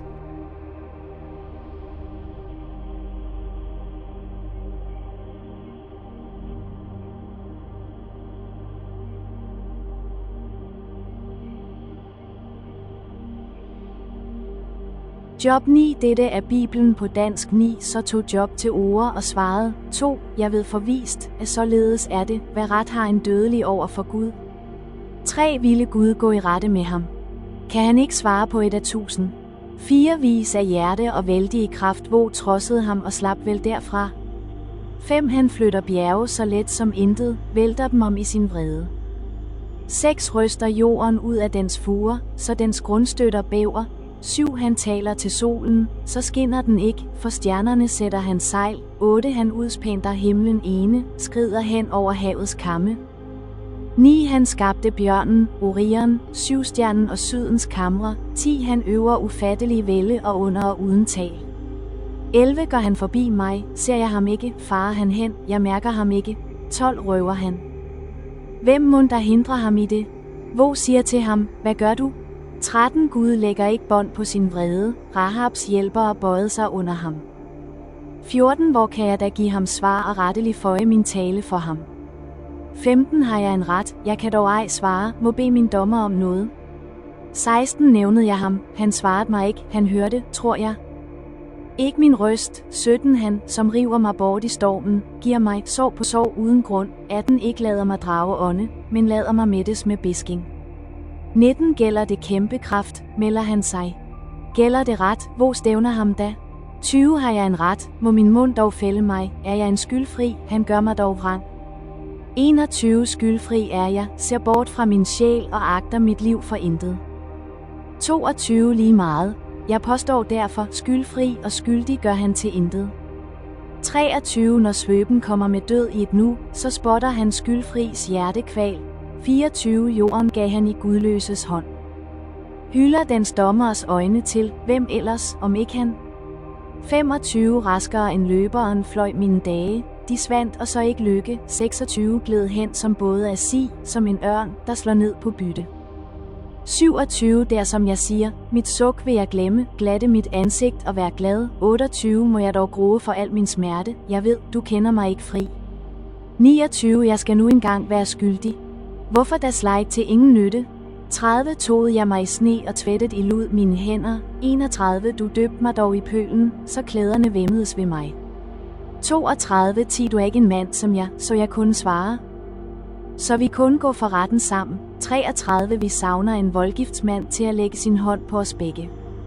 34. Fried han mig for sin stok, og skræmmede hans rædsler mig ikke. 35. Da talte jeg uden at frygte ham, 10. Min dom om mig selv er en anden.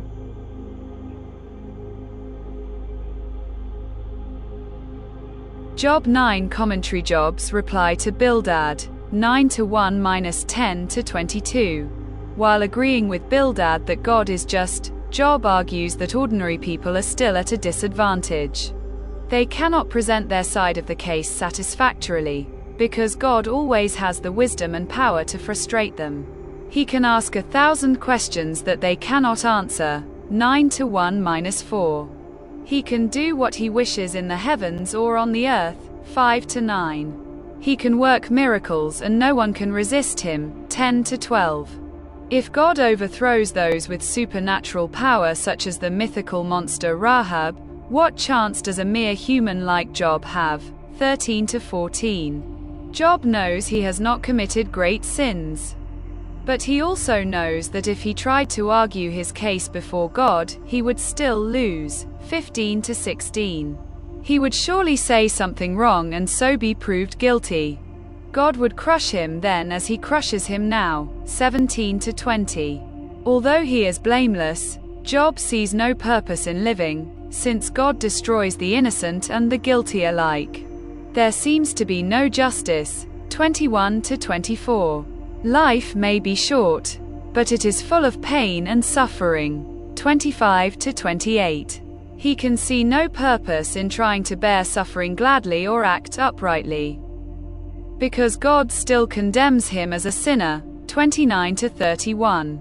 Job feels that because God is God and he is only a man, the battle is unequal. He wants an umpire, a mediator, someone to bridge the gap by bringing the two parties together and settling the case, 32-33. By himself, Job cannot plead his case satisfactorily, because he is overwhelmed by the suffering God has sent him, 34-35. In bitterness, Job asks God why he makes the innocent suffer, yet at the same time blesses the wicked, 10-1-3. Is he like an unjust judge who punishes a person even though he knows the person is innocent, 4-7. Did God create Job simply to destroy him, 8-9? Has he kept him alive merely to torment him, 10-13? It seems to Job that it makes no difference whether he is good or bad. God's purpose seems to be to hunt him mercilessly and heap punishment upon him for even the smallest sins, 14-17. Job wishes he had never been born into a world of such injustice and suffering, 18-19. He asks only for the briefest period of happiness before he dies and goes to the gloomy, comfortless world of the dead. 20-22.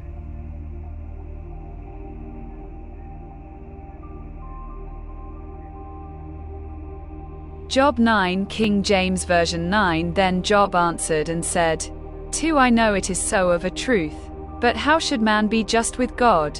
3 If he will contend with him, he cannot answer him 1 of 1,000. 4 He is wise in heart, and mighty in strength. Who hath hardened himself against him, and hath prospered? 5 Which removeth the mountains, and they know not, which overturneth them in his anger. 6 Which shaketh the earth out of her place, and the pillars thereof tremble. 7 Which commandeth the sun, and it riseth not, and sealeth up the stars. 8 Which alone spreadeth out the heavens, and treadeth upon the waves of the sea. 9 Which maketh Arcturus, Orion, and Pleiades, and the chambers of the south. 10 Which doeth great things past finding out, yea, and wonders without number. 11 Lo, he goeth by me, and I see him not. He passeth on also, but I perceive him not. 12 Behold, he taketh away. Who can hinder him? Who will say unto him, What dost thou? 13 If God will not withdraw his anger, the proud helpers do stoop under him. 14 How much less shall I answer him, and choose out my words to reason with him? 15 Whom, though I were righteous, yet would I not answer, but I would make supplication to my judge. 16 If I had called, and he had answered me, yet would I not believe that he had hearkened unto my voice. 17 For he breaketh me with a tempest, and multiplieth my wounds without cause. 18 He will not suffer me to take my breath, but filleth me with bitterness. 19 If I speak of strength, lo, he is strong. And if of judgment, who shall set me a time to plead? 20 If I justify myself, mine own mouth shall condemn me. If I say, I am perfect, it shall also prove me perverse. 21 Though I were perfect, yet would I not know my soul, I would despise my life. 22 This is one thing, therefore I said it, he destroyeth the perfect and the wicked. 23 If the scourge slay suddenly, he will laugh at the trial of the innocent. 24 The earth is given into the hand of the wicked. He covereth the faces of the judges thereof. If not, where, and who is he? 25 Now my days are swifter than a post. They flee away, they see no good. 26 They are passed away as the swift ships, as the eagle that hasteth to the prey. 27 If I say, I will forget my complaint, I will leave off my heaviness, and comfort myself. 28 I am afraid of all my sorrows. I know that thou wilt not hold me innocent. 29 If I be wicked, why then labor I in vain? 30 If I wash myself with snow water, and make my hands never so clean. 31 Yet shalt thou plunge me in the ditch, and mine own clothes shall abhor me. 32 For he is not a man, as I am, that I should answer him, and we should come together in judgment. 33 Neither is there any daysman betwixt us, that might lay his hand upon us both. 34 Let him take his rod away from me, and let not his fear terrify me. 35 Then would I speak, and not fear him, but it is not so with me.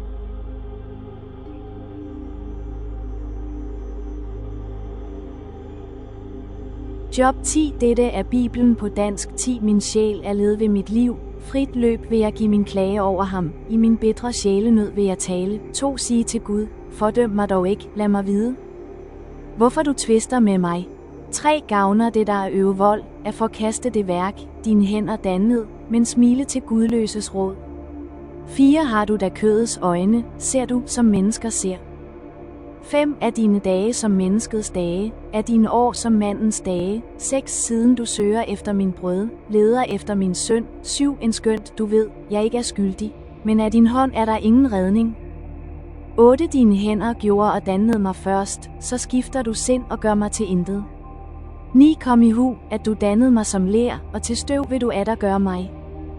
10 Mon du ikke hældte mig ud som mælk og lod mig skørne som ost. 11 I klædte mig hud og kød og flettede mig sammen med ben og sener. 12 Du gav mig liv og livskraft. Din omhu vogtede min ånd. 13 Og så gemte du dog i dit hjerte på dette, jeg skønner, dit øje med var. 14 Syndet jeg, vogtede du på mig og tilgav ikke min brød. 15 Fald jeg forbrød mig, da ved mig. Var jeg retfærdig, jeg skulle dog ikke løfte mit hoved, men mættes med skændsel, kvæges med nød. 16 Knejste jeg, jo du mig som en løve, handlede atter ufatteligt med mig. 17 Nye vidner førte du mod mig, øgede din uvilje mod mig, opbød atter en hær imod mig. 18 Vidrog du mig da af mors liv, jeg burde have udåndet, uset af alle. 19 Jeg burde have været som aldrig født, været ført til graven fra mors skød. 20 Er ej mine livsdage få, så slip mig, at jeg kan kvæges lidt. 21 Før jeg for evigt går bort til mørkets og mulmets land. 22 Landet med bælmørkt mulm, med mørke og uden orden, hvor lyset selv er som mørket. Audio for Job 10. Job 8-10 Longing for a mediator. A. What Job would say to God if he could. 1. 1-7. Job would ask God, "Why are you doing this? My soul loathes my life. I will give free course to my complaint. I will speak in the bitterness of my soul. I will say to God, do not condemn me. Show me why you contend with me. Does it seem good to you that you should oppress, that you should despise the work of your hands, and smile on the counsel of the wicked? Do you have eyes of flesh, or do you see as man sees? Are your days like the days of a mortal man?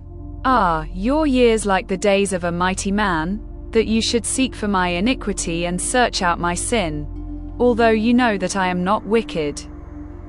And there is no one who can deliver from your hand. A.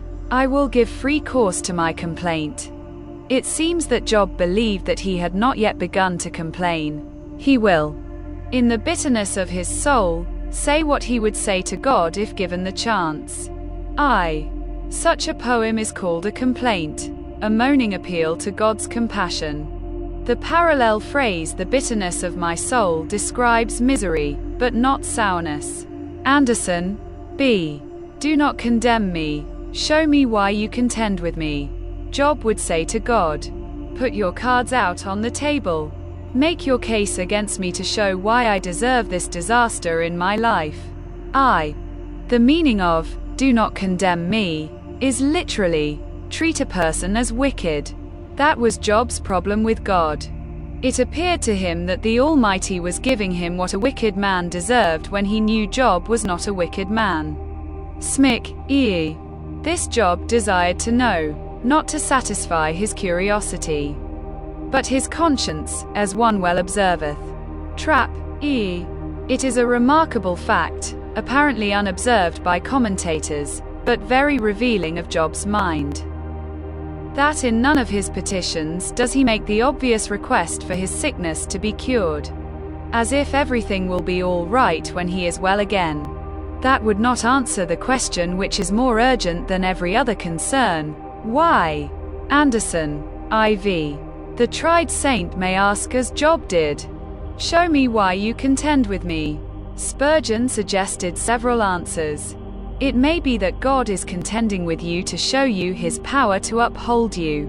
It may be that God is contending with you to develop your graces. It may be that God is contending with you because you have some secret sin that is doing you great damage. It may be that God is contending with you because he wants you to enter the fellowship of his sufferings. It may be that God is contending with you to humble you. V.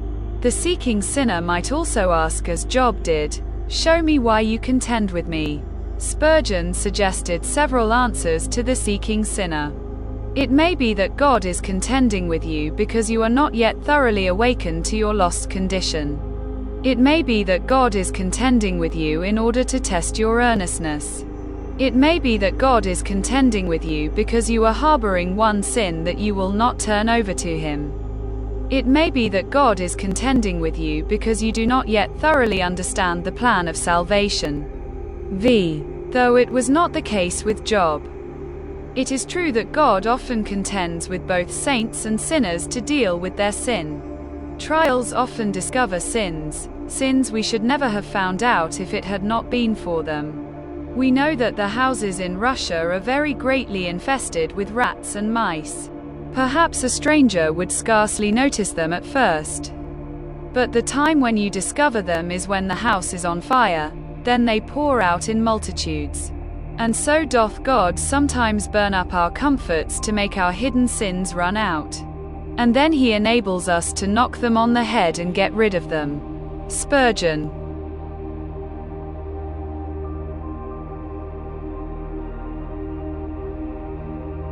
C. Does it seem good to you that you should oppress, that you should despise the work of your hands? Job vented more and more to God. Does this make you happy? I am the work of your hands. And look at how you are treating me. D. Do you have eyes of flesh? Or do you see as man sees? Job clearly knew that God was not limited in his vision as humans are. Yet by the facts Job had seen and experienced, it seemed like God saw him with the same shallow and superficial vision that his friends used. E. Although you know that I am not wicked. Job appealed to God's knowledge of Job and his character. Of course, God agreed with Job's self-estimation, even saying that Job was blameless and upright, and one who feared God and shunned evil. Job chapter 1:1. I, a sinner I am, but I allow not, wallow not in any known sin. There is no way of wickedness found in me. Hypocrisy reigns not in my heart. Trap. E. Yet Job's present distress twisted his perception of God, to the point where he could not see what could only be seen by the eye of faith that goes beyond the sight of present circumstances. 2. 8-12. Job would ask, I am your creation. Why do you afflict me? Your hands have made me and fashioned me, an intricate unity. Yet you would destroy me. Remember, I pray, that you have made me like clay. And will you turn me into dust again? Did you not pour me out like milk, and curdle me like cheese, clothe me with skin and flesh, and knit me together with bones and sinews? You have granted me life and favor, and your care has preserved my spirit. A. Your hands have made me and fashioned me, an intricate unity. Job was a smart scientist and knew that God was the author of creation and specifically of mankind. He had the same understanding as the psalmist who said, I will praise you. For I am fearfully and wonderfully made, marvelous are your works, and that my soul knows very well. Psalm chapter 139:14. I. In mentioning, you have made me like clay and will you turn me into dust again? Job even seemed to understand that mankind came from the dust of the ground, Genesis chapter 2:7. E. In wonderful poetry, Job illustrated the fashioning of his body by 3 pictures. Man is like a vessel of clay, shaped by a potter. Job chapter 10:9. Man is like a cheese, poured out by a cheesemaker. Job chapter 10:10. Man is like a garment, woven by a weaver. Job chapter 10:11. E. Perhaps the most interesting among these 3 is the idea of man being like a cheese. Some commentators see this as reference to man's humble state. Man is a very mean thing in his first conception, modestly here set forth by the making of cheeses. Trap. Yet other commentators see a reference here to the act of conception. Thus he modestly and accurately describes God's admirable work in making man out of a small and liquid, and as it were milky, substance, by degrees congealed and condensed into that exquisite frame of man's body. Poole. In fact, Adam Clarke explained the meaning of Job chapter 10:10 only in Latin because he felt so awkward with the subject matter. After his explanation he wrote, I make no apology for leaving this untranslated. B. Yet you would destroy me. Job knew that God created him. Now he felt that God wanted to destroy him. What Job did not know is that God had strictly forbade this calamity to end in death. Job chapter 2:6. We can sympathize with what Job felt, and we understand that he could not know this. Yet we also know the truth from the heavenly scene behind the earthly scene. In creation first. And now in Job's recent disasters, the might of God is seen. That God himself did it all is indisputable. Job does not question God's right to do it. But God's reasons for his actions Job cannot detect. Why should he create only to destroy? Anderson, C. You have granted me life and favor, and your care has preserved my spirit. Job could not deny God's past work in his life as creator and as preserver, yet all that made things more problematic, not less. The depth of his experience told him. Why has the same God who created me and preserved me now so obviously abandoned me? Job chapter 10:8-12 would seem to argue against the sometimes reformed or Calvinistic idea that God created man and, at least for the vast majority of those not elect for salvation, immediately destined these intricately, wonderfully designed and fashioned creatures for eternal damnation. This seems to be a strange and offensive idea to Job, especially considering the care lavished upon these creatures after their glorious creation. You have granted me life and favor, and your care has preserved my spirit. In Job chapter 10:12. Job actually thanked God for three wonderful things. Life, you have granted me life. Divine favor, you have granted me favor. Divine visitation, your care has preserved my spirit.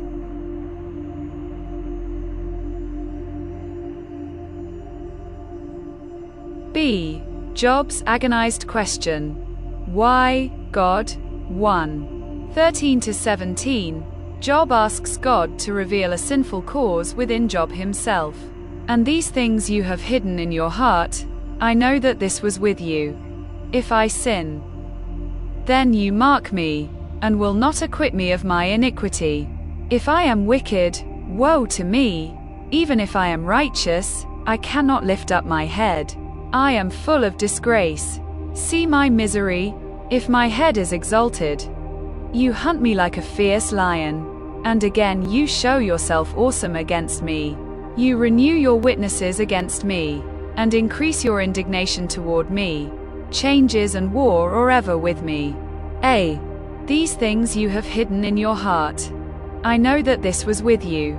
Job begins to touch on the core of the problem that stirred inside of him. He knew that God knew all the causes and answers for Job's condition. Yet God did not tell Job. Again, because of Job 1 and 2, we are in the curious position of knowing what Job did not know.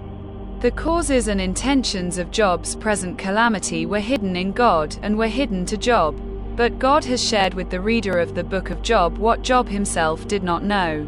It is easy to read the book of Job assuming that Job himself knew what happened in the heavenly realms as recorded in the first 2 chapters of the book.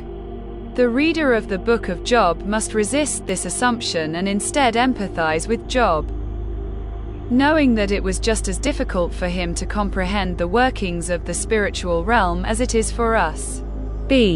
If I am wicked, woe to me. Job's friends insisted that the disasters of his life came upon him because of some particular iniquity or wickedness within him. Job protested that this was not the case.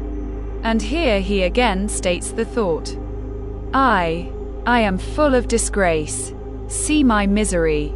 I have abundance of shame in the disappointment of all my hopes, and the continuance and aggravation of my misery, notwithstanding all my prayers to God to remove or mitigate it, and I am confounded within myself, not knowing what to say or do. Let my extremity move thee to pity and help me. Paul, see, you hunt me like a fierce lion, and again you show yourself awesome against me. Job felt as though God were no help to him at all in his present distress.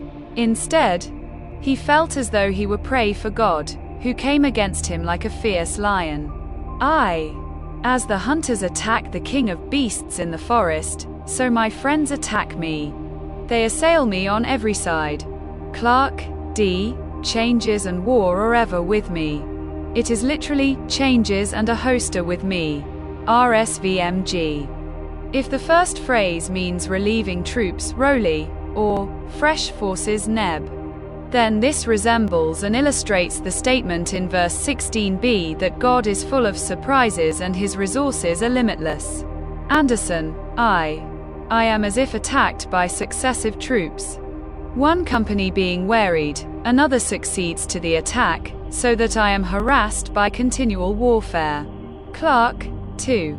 18-22, Job asks God to leave him alone. Why then have you brought me out of the womb? Oh, that I had perished and no eye had seen me. I would have been as though I had not been. I would have been carried from the womb to the grave. Are not my days few? Cease. Leave me alone, that I may take a little comfort, before I go to the place from which I shall not return, to the land of darkness and the shadow of death. A land as dark as darkness itself, as the shadow of death, without any order, where even the light is like darkness. Why then have you brought me out of the womb? Job here returned to a theme first found in Job 3. He felt that it would be better if he had never been born. It is important to say that Job was not suicidal. But his wish that he had never been born is something like a wish for suicide. Job felt these almost suicidal thoughts because he could not see any sense in his suffering. His friends saw sense. Job suffered because he has sinned, and this is his proper correction. But Job knew they were wrong. We see sense because we know what Job did not know from the first 2 chapters of the book. Even though Job could not see it, it was real nonetheless. It would have completely changed Job's situation if he could see by faith the invisible. Or at least comfort himself in the understanding that there were invisible dynamics in heavenly places that made sense of his situation.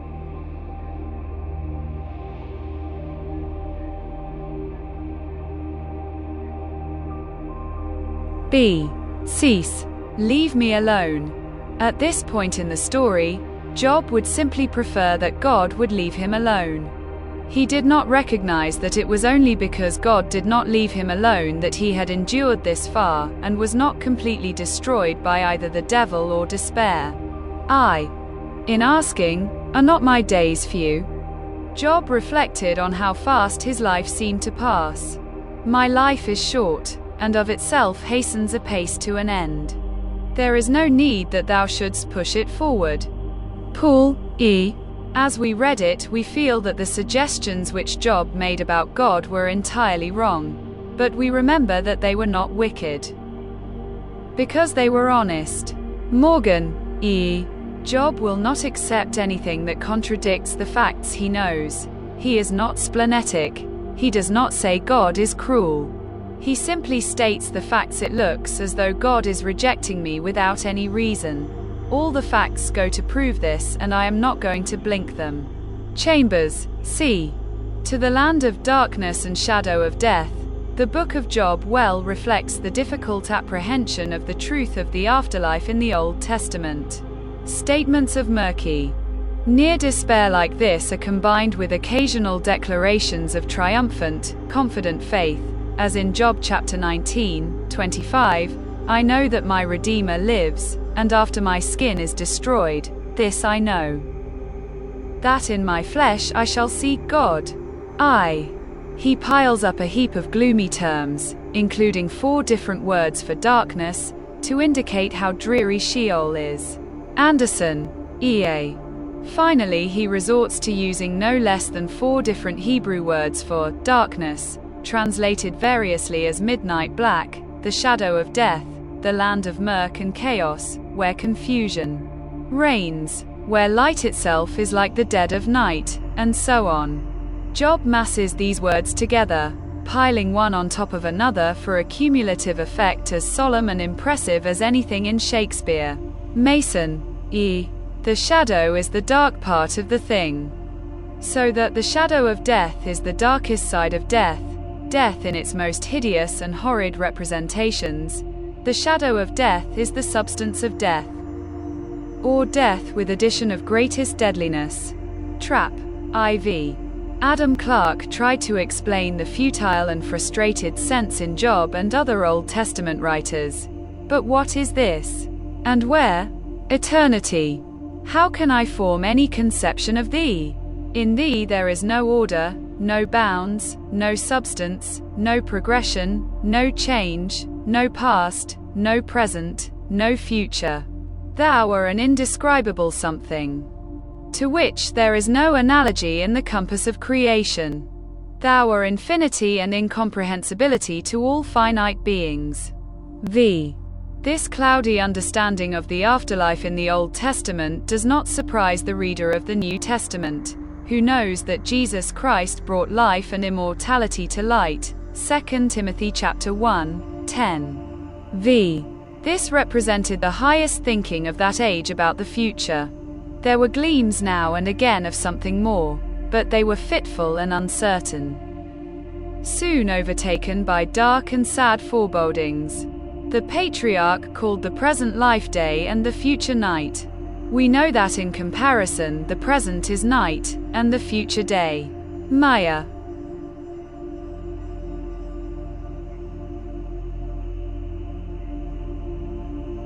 Job 10 King James Version 10 My soul is weary of my life. I will leave my complaint upon myself. I will speak in the bitterness of my soul. 2 I will say unto God, do not condemn me. Shew me wherefore thou contendest with me. 3 Is it good unto thee that thou shouldest oppress, that thou shouldest despise the work of thine hands, and shine upon the counsel of the wicked? 4 Hast thou eyes of flesh? Or seest thou as man seeth?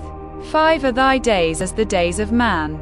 Are thy years as man's days? 6 That thou inquirest after mine iniquity, and searchest after my sin. 7 Thou knowest that I am not wicked, and there is none that can deliver out of thine hand. 8 Thine hands have made me and fashioned me together round about, yet thou dost destroy me. 9 Remember, I beseech thee, that thou hast made me as the clay, and wilt thou bring me into dust again? 10 Hast thou not poured me out as milk, and curdled me like cheese? 11 Thou hast clothed me with skin and flesh, and hast fenced me with bones and sinews. 12 Thou hast granted me life and favor, and thy visitation hath preserved my spirit. 13 And these things hast thou hid in thine heart. I know that this is with thee. 14 If I sin, then thou markest me, and thou wilt not acquit me from mine iniquity. 15 If I be wicked, woe unto me! And if I be righteous, yet will I not lift up my head. I am full of confusion. Therefore see thou mine affliction. 16 For it increaseth. Thou huntest me as a fierce lion. And again thou shewest thyself marvelous upon me. 17 Thou renewest thy witnesses against me, and increasest thine indignation upon me. Changes and war are against me. 18 Wherefore then hast thou brought me forth out of the womb? Oh, that I had given up the ghost, and no eye had seen me. 19 I should have been as though I had not been. I should have been carried from the womb to the grave. 20 Are not my days few? Cease then, and let me alone, that I may take comfort a little. 21 Before I go whence I shall not return, even to the land of darkness and the shadow of death. 22 A land of darkness, as darkness itself, and of the shadow of death, without any order, and where the light is as darkness.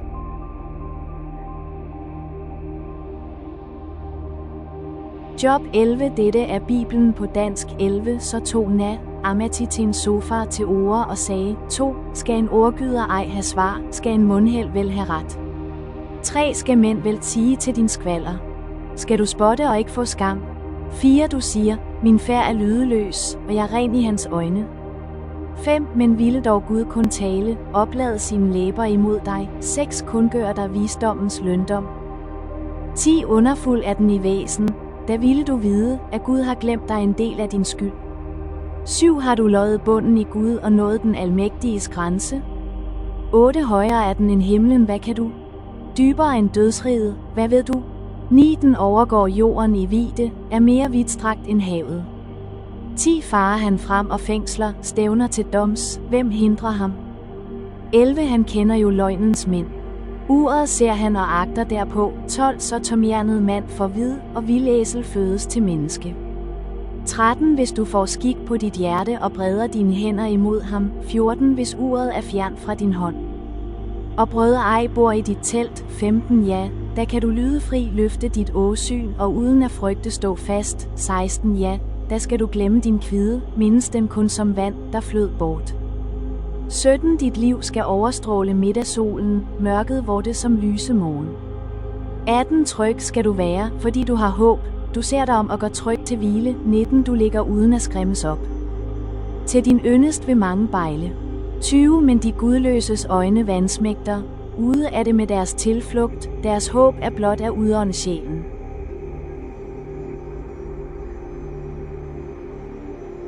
Job 11 commentary. Zophar speaks, 11-1-20.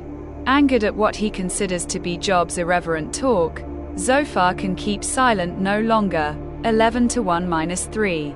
He rebukes Job for claiming to be an innocent victim of injustice, and asserts that if Job really suffered according to his sin, his suffering would be much worse, 4-6. God's wisdom is limitless and therefore his judgments must be true. People should neither oppose him nor expect to understand his ways, 7-10. No one can deceive God, for he sees people as they really are. Only stupid people ask the sorts of questions Job has been asking, 11-12. What Job must do, says Zophar, is acknowledge his sin and turn from it, 13-14. In return, God will bless him with a genuinely clear conscience and a feeling of security and confidence. The miserable past will be forgotten. A bright future is assured, 15-19. But if he stubbornly refuses to repent, Job can expect only increased suffering, which will lead finally to death, 20. The impression we gain from the speeches of Zophar is that he is the shallowest thinker of the three. Not surprisingly, he is also the most dogmatic and hot-tempered. He has no experience such as Eliphaz's dream to support him. He does not have Bildad's knowledge of teachings handed down from the past. But he is totally confident that his view is right and all others wrong.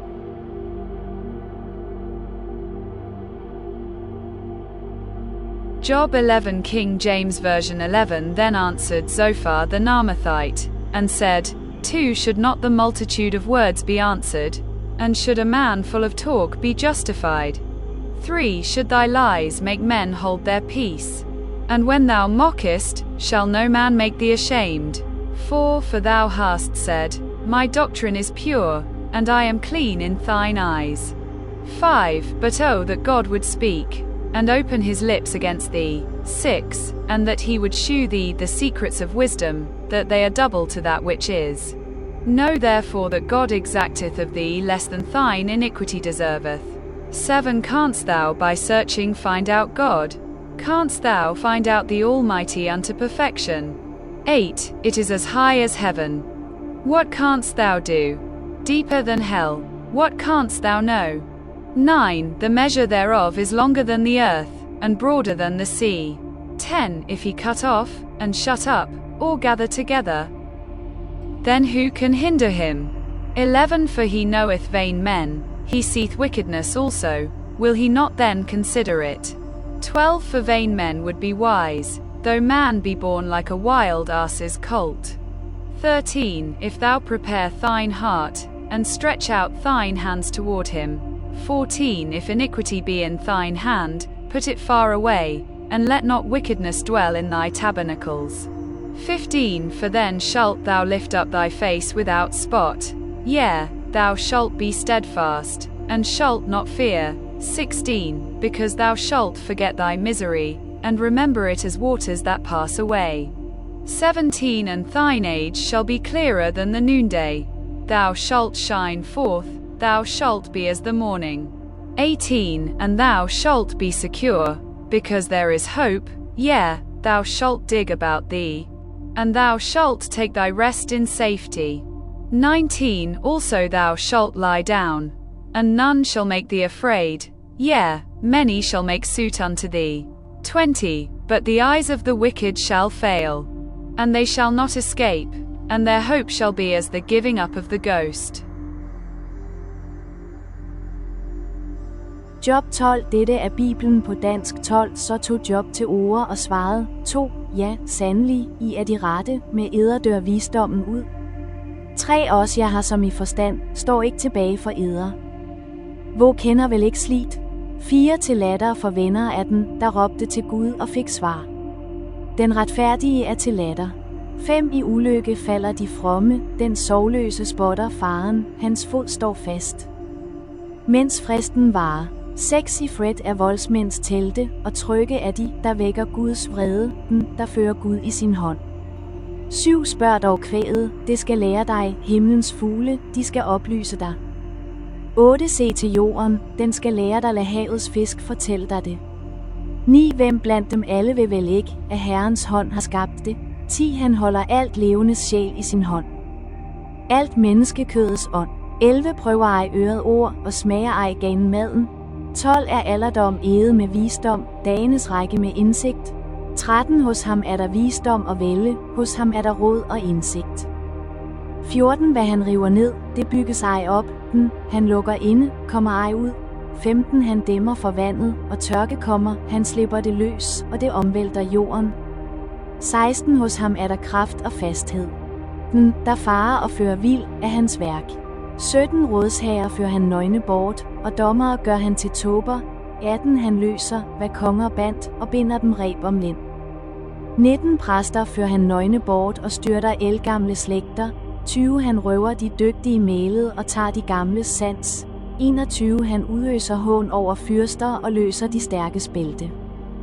22. Han drager det skjulte frem af mørket og bringer mulmet for lyset. 23. Gør folkene store og lægger dem øde, udvider folkeslags grænser og fører dem atter bort. 24. Han tager jordens høvdingers vid og lader dem rave i vejløst øde. 25. De famler i mørke uden lys og raver omkring som drukne. Job 12 Commentary Job's reply to Zophar, 12:1-14-22. The reply from Job opens with a sarcastic comment on the supposed wisdom of the three friends. They have merely been repeating general truths that everybody knows, 12:1-3. They do not have the troubles Job has, and they make no attempt to understand how Job feels. A good person suffers while wicked people live in peace and security, 4-6. Job does not argue with the fact that all life is in God's hands. What worries him is the interpretation of that fact, 7-10. As a person tastes food before swallowing it, so Job will test the old interpretations before accepting them, 11-12. Being well taught himself, Job then quotes at length from the traditional teaching. God is perfect in wisdom and his power is irresistible, 13-16. He humbles the mighty, 17-22, and overthrows nations, 23-25. Job knows all this as well as his friends do. What he wants to know is why God does these things, 13-1-3. The three friends think they are speaking for God in accusing Job, but Job points out that this cannot be so, because God does not use deceit. They would be wiser to keep quiet, 4-8. They themselves should fear God, because he will one day examine and judge them as they believe he has examined and judged Job, 9-12. The friends are now asked to be silent and listen as Job presents his case before God, 13. He knows he is risking his life in being so bold, for an ungodly person could not survive in God's presence. Job, however, believes he is innocent. If God or anyone else can prove him guilty, he will willingly accept the death sentence, 14-19. Job makes just two requests of God. First, He asks God to give him some relief from pain so that he can present his case. Second, he asks that God will not cause him to be overcome with fear as he comes into the divine presence. He wants to ask God questions, and he promises to answer any questions God asks him. 20-22. To begin with, Job asks what accusations God has against him. Why is he forced to suffer? 23-25. Is he, for example, reaping the fruits of sins done in his youth? Whatever the answer, he feels completely helpless in his present plight. 26-28. Life is short and a certain amount of trouble and wrongdoing is to be expected. 14-1-5. Why then? Asks Job. Does God not leave people alone so that they can enjoy their short lives without unnecessary suffering? 6. Even trees are better off than people. A tree that is cut down may sprout again. But a person who is cut down is dead forever. 7-10. He is, to use another picture, like a river or lake that has dried up. 11-12. Job wishes that Sheol, the place of the dead, were only a temporary dwelling place. Then, after a period when he gains relief from suffering and cleansing from sin, he could continue life in a new and more meaningful fellowship with God. If he knew this to be true, he would be able to endure his present sufferings more patiently. 13-17. Instead, the only feeling that accompanies his pain is the feeling of hopelessness. He knows he will be cut off from those he loves most, never to see them or hear of them again. Like soil washed away by a river, he will disappear, never to return. 18-22. Job 12, King James Version 12. And Job answered and said, 2 No doubt, but ye are the people, and wisdom shall die with you. 3 But I have understanding as well as you. I am not inferior to you, yea? Who knoweth not such things as these? 4 I am as one mocked of his neighbor, who calleth upon God, and he answereth him. The just upright man is laughed to scorn. 5 He that is ready to slip with his feet is as a lamp despised in the thought of him that is at ease. 6 The tabernacles of robbers prosper, and they that provoke God are secure, into whose hand God bringeth abundantly. 7 But ask now the beasts, and they shall teach thee, and the fowls of the air, and they shall tell thee. 8 Or speak to the earth, and it shall teach thee, and the fishes of the sea shall declare unto thee. 9 Who knoweth not in all these that the hand of the Lord hath wrought this? 10 In whose hand is the soul of every living thing, and the breath of all mankind? 11 Doth not the ear try words, and the mouth taste his meat? 12 With the ancient is wisdom, and in length of days understanding. 13 With him is wisdom and strength. He hath counsel and understanding. 14 Behold, he breaketh down, and it cannot be built again. He shutteth up a man, and there can be no opening. 15 Behold, he withholdeth the waters, and they dry up. Also he sendeth them out, and they overturn the earth. 16 With him is strength and wisdom, the deceived and the deceiver of his. 17 He leadeth counselors away spoiled, and maketh the judges fools. 18 He looseth the bond of kings, and girdeth their loins with a girdle. 19 He leadeth princes away spoiled, and overthroweth the mighty. 20 He removeth away the speech of the trusty, and taketh away the understanding of the aged. 21 He poureth contempt upon princes, and weakeneth the strength of the mighty. 22 He discovereth deep things out of darkness, and bringeth out to light the shadow of death. 23 He increaseth the nations, and destroyeth them. He enlargeth the nations, and straightneth them again. 24 He taketh away the heart of the chief of the people of the earth, and causeth them to wander in a wilderness where there is no way. 25 They grope in the dark without light, and he maketh them to stagger like a drunken man.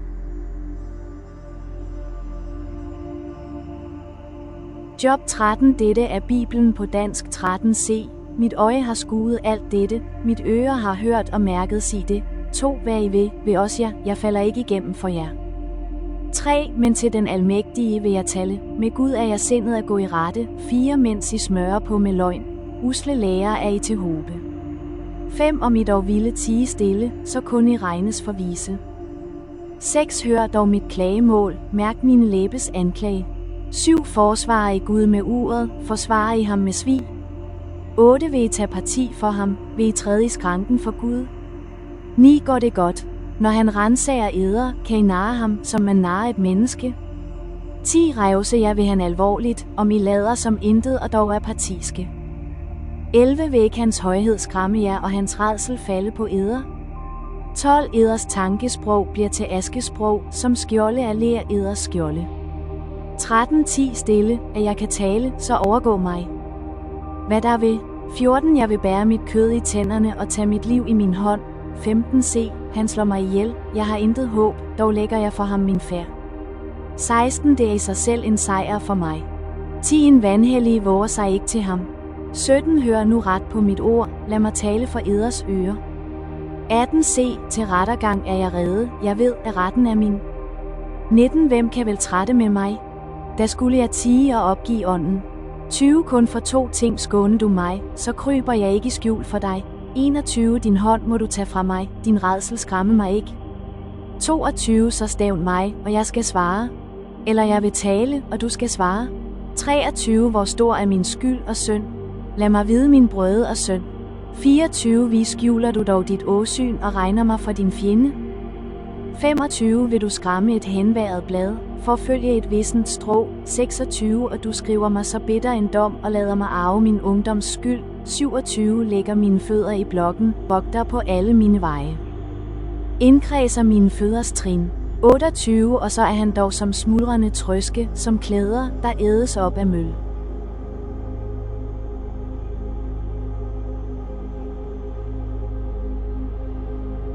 Audio for Job 13. Job 11-14. Job and his contradictions. Job's challenge to his critics. 1. 1-12. Job's strong rebuke to his friends. Behold, my eye has seen all this. My ear has heard and understood it. What you know, I also know. I am not inferior to you. But I would speak to the Almighty, and I desire to reason with God. But you forgers of lies, you are all worthless physicians. Oh, that you would be silent, and it would be your wisdom. Now hear my reasoning, and heed the pleadings of my lips. Will you speak wickedly for God? And talk deceitfully for him? Will you show partiality for him? Will you contend for God? Will it be well when he searches you out? Or can you mock him as one mocks a man? He will surely rebuke you if you secretly show partiality. Will not his excellence make you afraid, and the dread of him fall upon you? Your platitudes are proverbs of ashes. Your defenses are defenses of clay. Behold, my eye has seen all this. What you know, I also know. Job here complained against the claim of superior knowledge on the part of his friends. To them, especially perhaps to Zophar, the situation seemed so simple. Therefore, Job must be somewhat ignorant to see what they believed was so easy to see. I would speak to the Almighty, and I desire to reason with God. Job here developed a theme that would end with a virtual demand that God make sense of his suffering. God's response to Job's demand, and Job's response to God's response, makes up the last few chapters of the book. We sense the deep frustration in Job that prompted this plea. I desire to reason with God. It was bad enough when he could make no sense of his situation, but it was worse when his friends persistently insisted on their own wrong answer to Job's crisis. As much as anything, it was their insistence that prompted Job to demand an answer, and vindication with it, from God. You forgers of lies, you are all worthless physicians. The same devastating frustration that led Job to wish he were dead, now leads him in bitter response to his friends' accusations. We can sympathize with Job's situation and turmoil, all the while recognizing that we are called to a better standard than Job. Repay no one evil for evil, Romans chapter 12, 17. See also 1 Peter chapter 2, 21-23. D. Will you speak wickedly for God? Will you contend for God? Job's friends were very confident in their ability to speak for God, but since what they said was not true, they actually misrepresented him. They acted like lawyers on God's behalf, but since they did not truly represent him, Job could rightly ask, "Will it be well when he searches you out?" Job warned them about lying even while they uttered beautiful words in defense of God. If they were going to plead God's case, they had better do it honestly. God would judge them for their deceit even if they used it in his behalf. Job chapter 13, 8-9. Smic, E. He will surely rebuke you if you secretly show partiality. The partiality Job's friends showed was toward themselves. Job knew they would never want to be treated the way they were treating Job. F. Your platitudes are proverbs of ashes. The friends of Job claimed to know wisdom and speak wisely. Job dismissed their supposed guidance as mere platitudes. Their wisdom had no substance, no use, and left Job feeling burned over. Truly. Proverbs of ashes. The idea is that men may argue in defense of God upon false lines, through limited knowledge. That is exactly what these men had been doing. The result was that they were unjust to Job. They did not know it. They did not intend that it should be so. But it was so. Morgan 2, 13-19. Job's confidence in God and his own integrity. Hold your peace with me, and let me speak. Then let come on me what may. Why do I take my flesh in my teeth, and put my life in my hands? Though he slay me, yet will I trust him. Even so, I will defend my own ways before him. He also shall be my salvation, for a hypocrite could not come before him. Listen carefully to my speech, and to my declaration with your ears. See now, I have prepared my case, I know that I shall be vindicated. Who is he who will contend with me? If now I hold my tongue, I perish.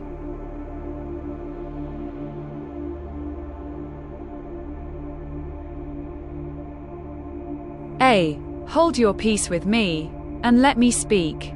Perhaps at this point Job's friends tried to interrupt him, or said their own words of protest.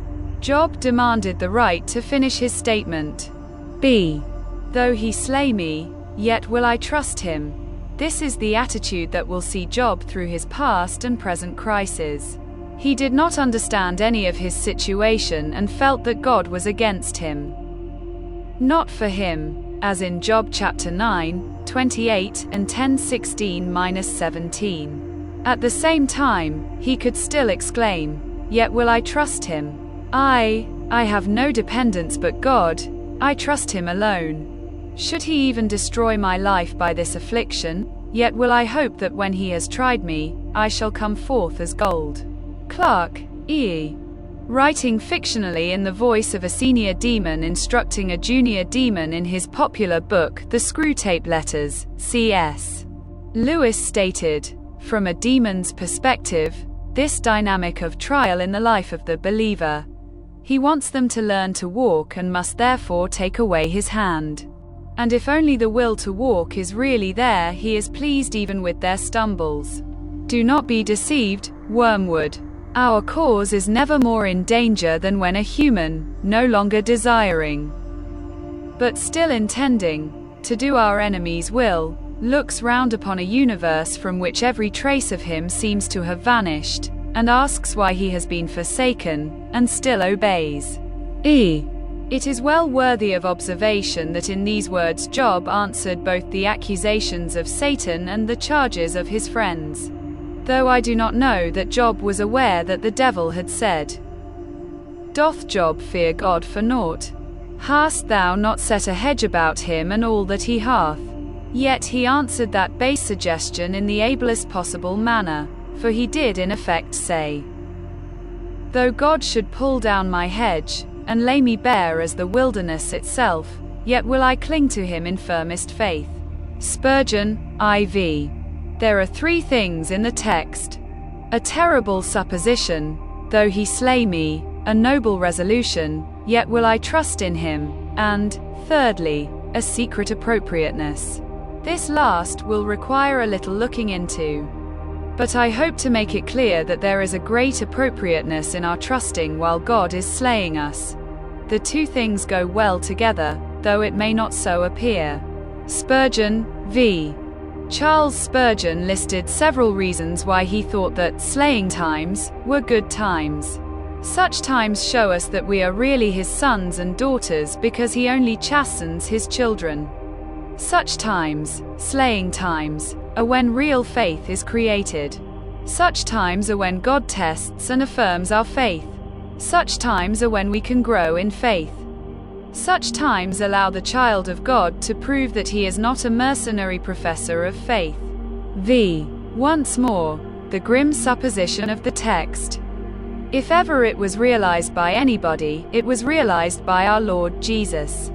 Our great covenant head knows to the full what his members suffer. God did slay him, and glory be to his blessed name. He trusted God while he was being slain. Spurgeon, century. Even so, I will defend my own ways before him. I know that I shall be vindicated before his crisis.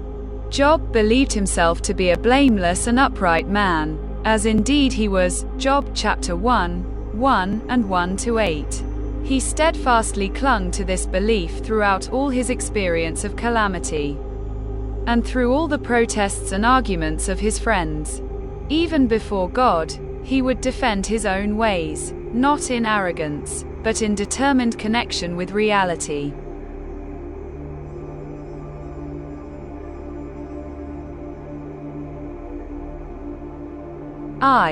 In this, Job is a remarkable example of a man who will not forfeit what he knows to be true in the midst of the storm.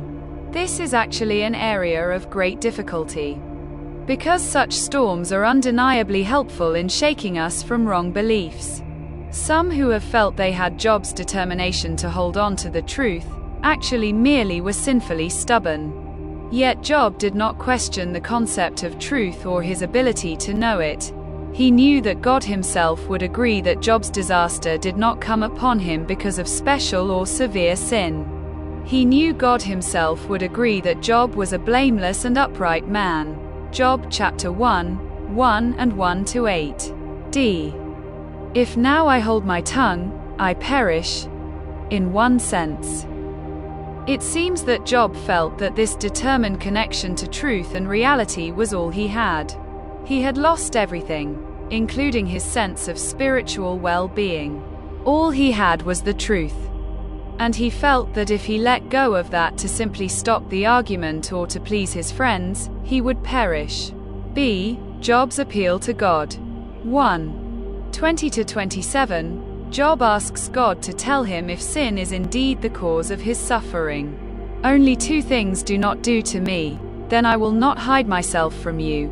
Withdraw your hand far from me. And let not the dread of you make me afraid. Then call, and I will answer. Or let me speak, then you respond to me. How many are my iniquities and sins? Make me know my transgression and my sin.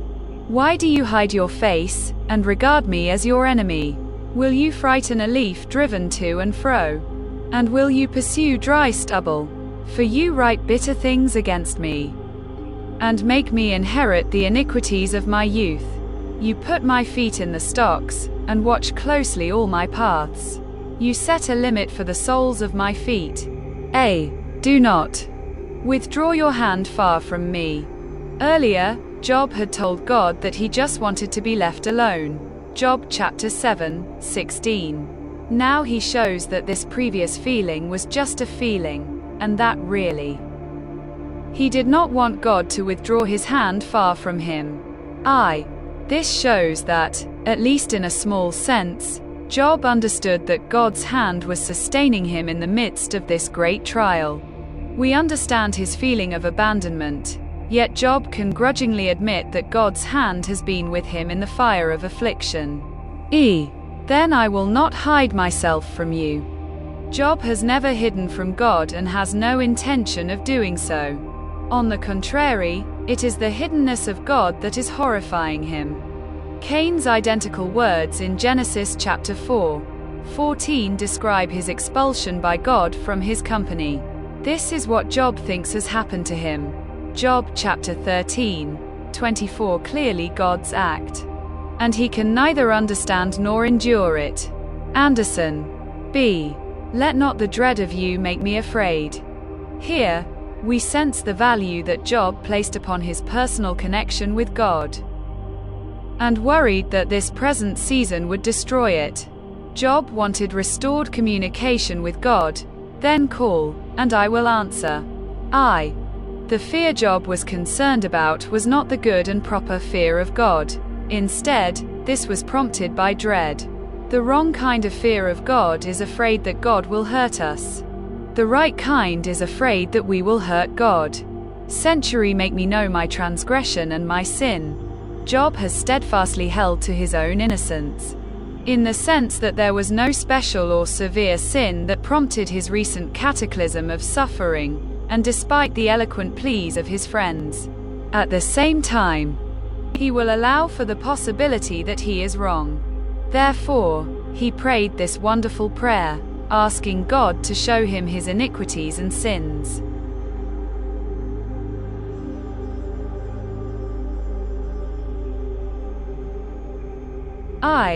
Job's words here catch the attitude of the later psalmist. Search me, O God, and know my heart. Try me, and know my anxieties, and see if there is any wicked way in me, and lead me in the way everlasting. Psalm chapter 139:23-24.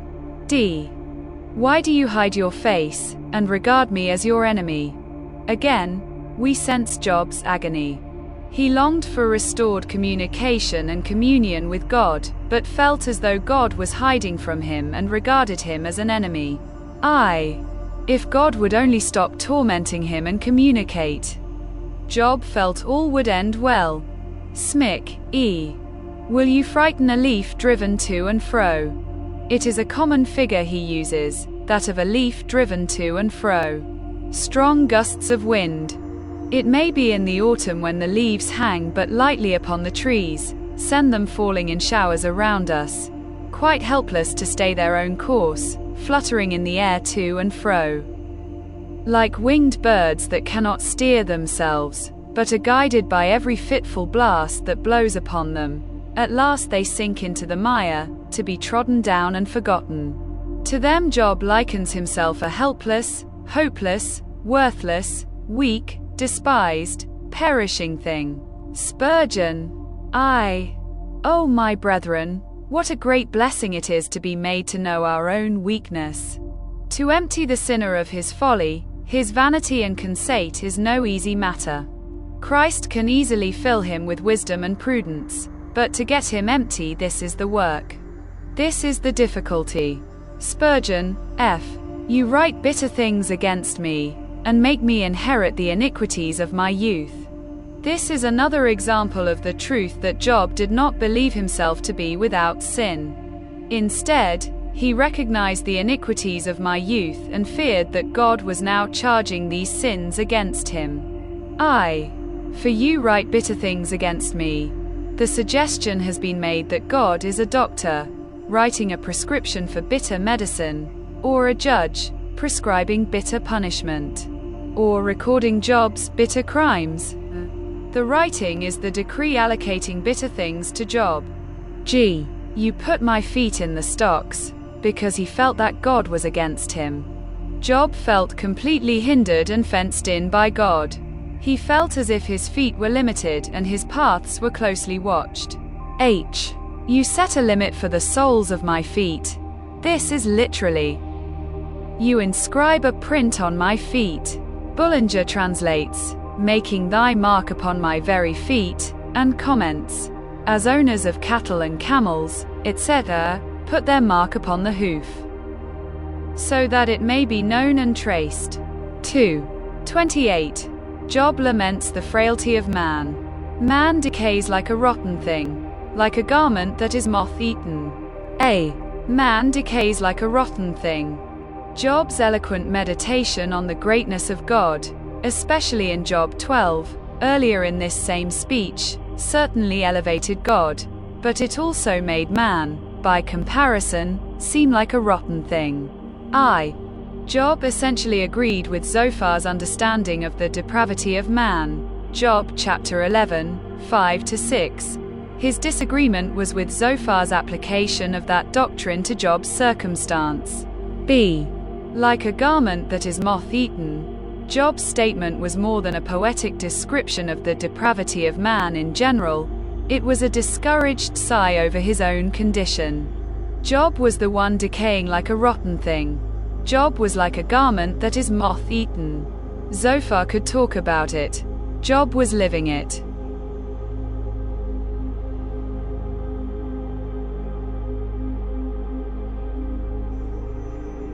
Job 13, King James Version 13. Lo, mine eye hath seen all this, mine ear hath heard and understood it. 2. What ye know, the same do I know also, I am not inferior unto you. 3. Surely I would speak to the Almighty, and I desire to reason with God. 4. But ye are forgers of lies, ye are all physicians of no value. 5. Oh, that ye would altogether hold your peace, and it should be your wisdom. 6. Hear now my reasoning, and hearken to the pleadings of my lips. 7. Will ye speak wickedly for God, and talk deceitfully for him? 8. Will ye accept his person? Will ye contend for God? 9. Is it good that he should search you out? Or as one man mocketh another, do you so mock him?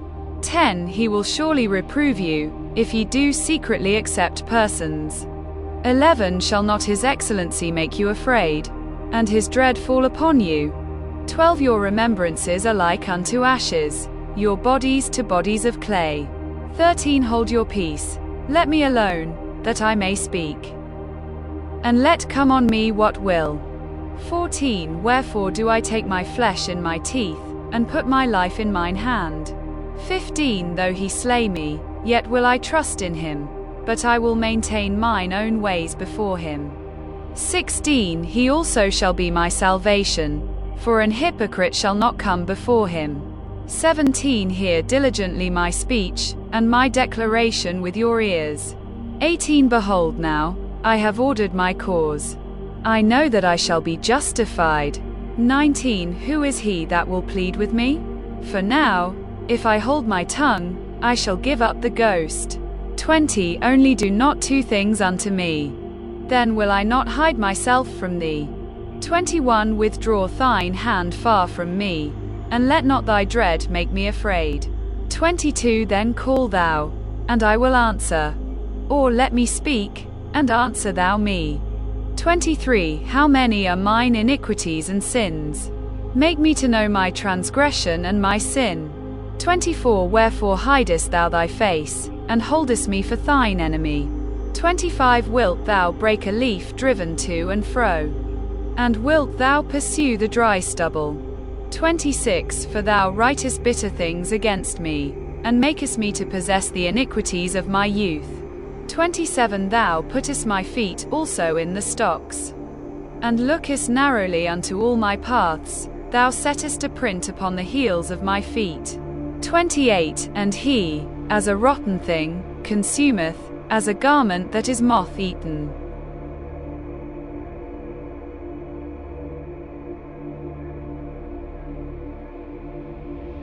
Job 14. Dette er Bibelen på dansk 14. En mennesket, født af en kvinde, hans liv er stakket, han mættes af uro. 2. Han spirer som blomsten og visner, flyer som skyggen, står ikke fast. 3. Og på ham vil du rette dit øje, ham vil du stævne for retten. 4. Ja, kun der kom en ren af en uren. Nej, en ikke en. 5. Når hans dages tal er fastsat, hans måneder talt hos dig. Og du har sat ham en uoverskridelig grænse. 6. Tag så dit øje fra ham, lad ham i fred, at han kan nyde sin dag som en daglejer. 7:10 For et træ er der håb, fældes det, skyder det af dig. Det fattes ej nye skud. 8 ældes en roden i jorden, dør en stuben i mulde. 9 lugter det vand, får det nye skud, skyder grene som nyplantet træ. 10 Men dør en mand, er det ude med ham. Udånder mennesket, hvor er han da? 11 Som vand løber ud af søen, og floden svinder og tørres. 12 Så lægger manden sig, rejser sig ikke, vågner ikke, før himlen forgår, aldrig vækkes han af sin søvn. 13 Tag dog og gem mig i dødens rige, skjul mig, indtil din vrede er over, sæt mig en frist og kom mig i hu. 14 Om manden dog døde for atter at leve. Da ventede jeg rolig al stridens tid, indtil min afløsning kom. 15 Du skulle kalde, og jeg skulle svare længes imod dine hænders værk. 16 Derimod tæller du nu mine skridt, du tilgiver ikke min synd. 17 Forseglet ligger min brød i posen, og over min skyld har du lukket til. 18 Nej, ligesom bjerget skrider og falder, som klippen rokkes fra grunden. 19 Som vandet udhuler sten og plaskregn bortskyller jord, så har du udslugt menneskets håb. 20 For evigt slår du ham ned, han går bort, skamskænder hans ansigt og lader ham fare. 21 Hans sønner hædres, han ved det ikke, de synker i ringhed. Han mærker det ikke. 22 I kun hans eget kød volder smerte, i kun hans egen sjæl volder sorg.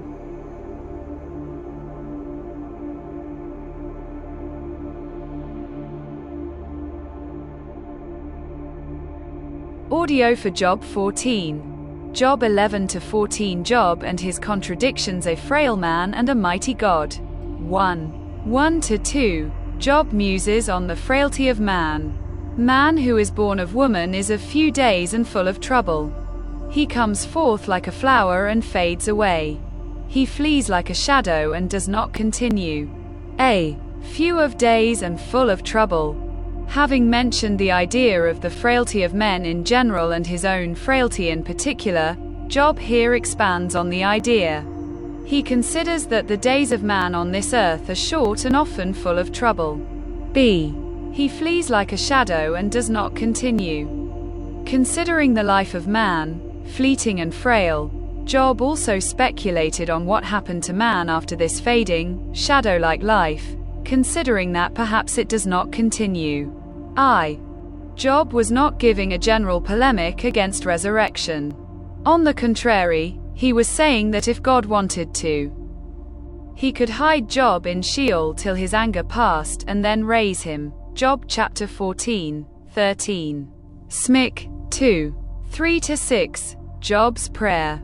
Consider how frail man is and have mercy on him. And do you open your eyes on such a one, and bring me to judgment with yourself? Who can bring a clean thing out of an unclean? No one. Since his days are determined, the number of his months is with you. You have appointed his limits, so that he cannot pass. Look away from him that he may rest, till like a hired man he finishes his day. A. Do you open your eyes on such a one? Job here applied his previous thoughts on the fleeting and frail nature of humanity to prayer over his own situation. God, you see that I am the rotting one, the moth-eaten garment, the fading flower and the fleeing shadow. Look upon me in mercy. B. Who can bring a clean thing out of an unclean? No one. Job despairs that perhaps God demands something of him that he is unable to be or do. If God demands perfect cleanness before he will relieve Job's affliction, then Job knew he could never meet that standard. Who can bring a clean thing out of an unclean? I do not say, I am clean, as Zophar pretendeth, but confess that I am a very unclean creature, and therefore liable to thy justice, if thou wilt deal rigorously with me. But remember that this is not my peculiar case, but the common lot of every man. Paul, see, you have appointed his limits, so that he cannot pass. Look away from him that he may rest. Job continued to paint the picture of God fencing man in, restricting his movements. Under such an idea, it would be better if God would just look away so the afflicted one could rest. B. Job's meditation of what lies beyond this life. 1. 7-12. Job considers the idea that man does not live beyond the grave. For there is hope for a tree, if it is cut down, that it will sprout again, and that its tender shoots will not cease. Though its root may grow old in the earth, and its stump may die in the ground, yet at the scent of water it will bud and bring forth branches like a plant. But man dies and is laid away. Indeed, he breathes his last, and where is he? As water disappears from the sea, and a river becomes parched and dries up, so man lies down and does not rise, till the heavens are no more.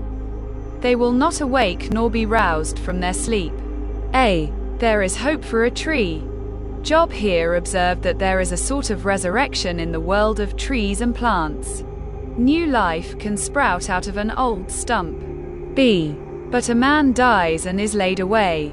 As far as Job could see, death ends the existence of man. And after death a man simply disappears, and where is he? As Job thought about it, it all seemed so unfair. Why should a tree have a better hope of resurrection than a man? So man lies down and does not rise. They will not awake nor be roused from their sleep. We come to another place in the book of Job reflecting the shadowy and uncertain understanding of the afterlife. We can simply say that Job was wrong in his understanding of the afterlife. We can explain Job's lack of knowledge of the afterlife by understanding the principle of 2 Timothy chapter 2:10. That Jesus Christ brought life and immortality to light through the gospel. The understanding of immortality was at best cloudy in the Old Testament, but is much clearer in the New Testament. For example, we can say that Jesus knew fully what he was talking about when he described hell and judgment, such as in Matthew chapter 25:41-46. We therefore rely on the New Testament for our understanding of the afterlife, much more than the Old.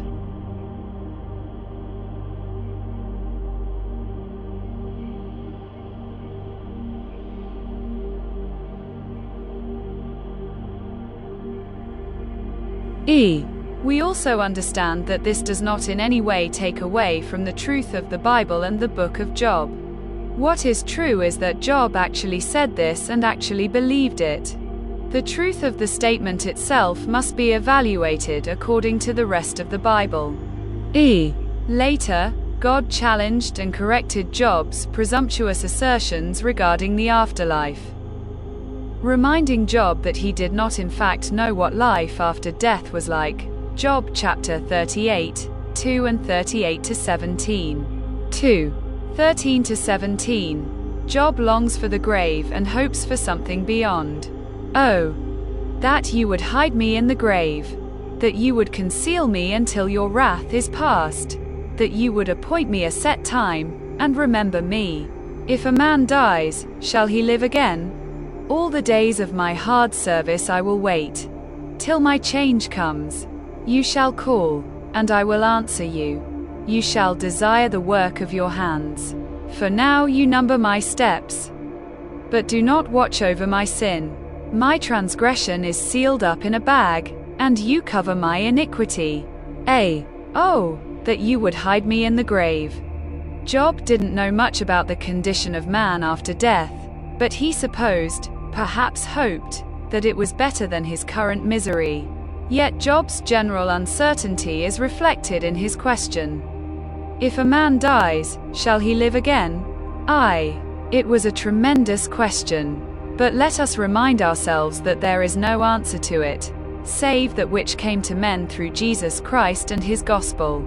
As Paul said, it is he who brought life and immortality to light through the gospel, 2 Timothy chapter 1:10. The question of Job was answered by Jesus, and that so completely as to leave no room for doubt.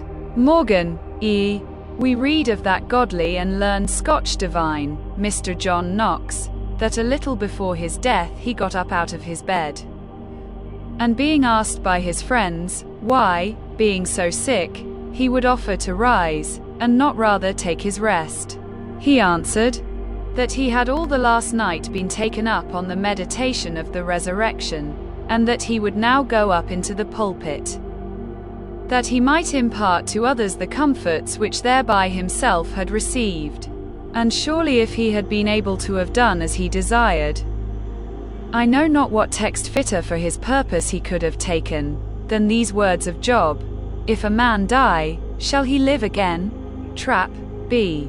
All the days of my hard service I will wait, till my change comes. Job looked for the change he hoped death to bring, that at least it would relieve him from his present agony. Even if God kills him, before his vindication, he will wait in hope. His readiness to go down into death in faith transforms his ideas of Sheol. It is now seen as a temporary hiding place. It is another period of contracted service. Even if silent now, God will be heard then. Anderson, E.A. 3 glimpses of this glorious change were seen: 1. In Moses' face. 2. In Christ's transfiguration. 3. In Stephen's countenance when he stood before the council. Such a change as this is well worth waiting for. We also wait for our change to come. We shall be changed into immortality at the resurrection. 1 Corinthians chapter 15, 50-53. When we see him, we will be like him. 1 John chapter 3, 2. Our bodies will be gloriously transformed. Philippians chapter 3, 21. David was confident he would be changed into God's likeness. Psalm chapter 17, 15. IV. At the same time, there are some things that will not change for the believer when they go to heaven.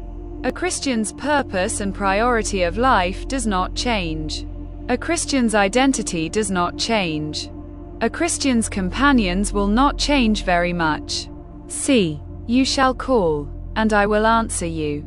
You shall desire the work of your hands.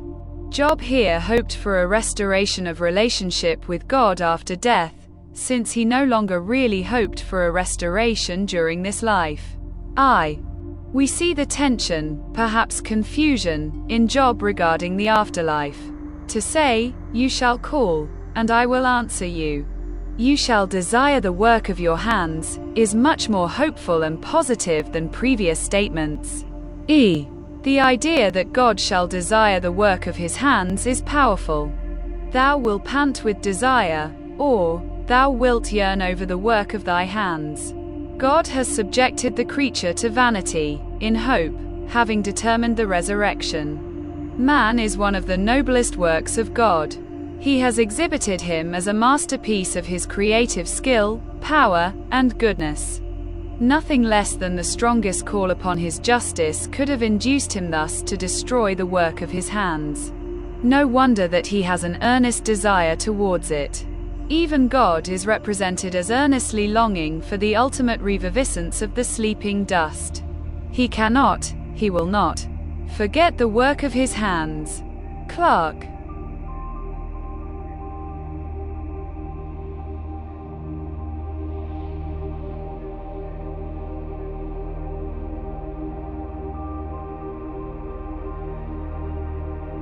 D. But do not watch over my sin. You cover my iniquity.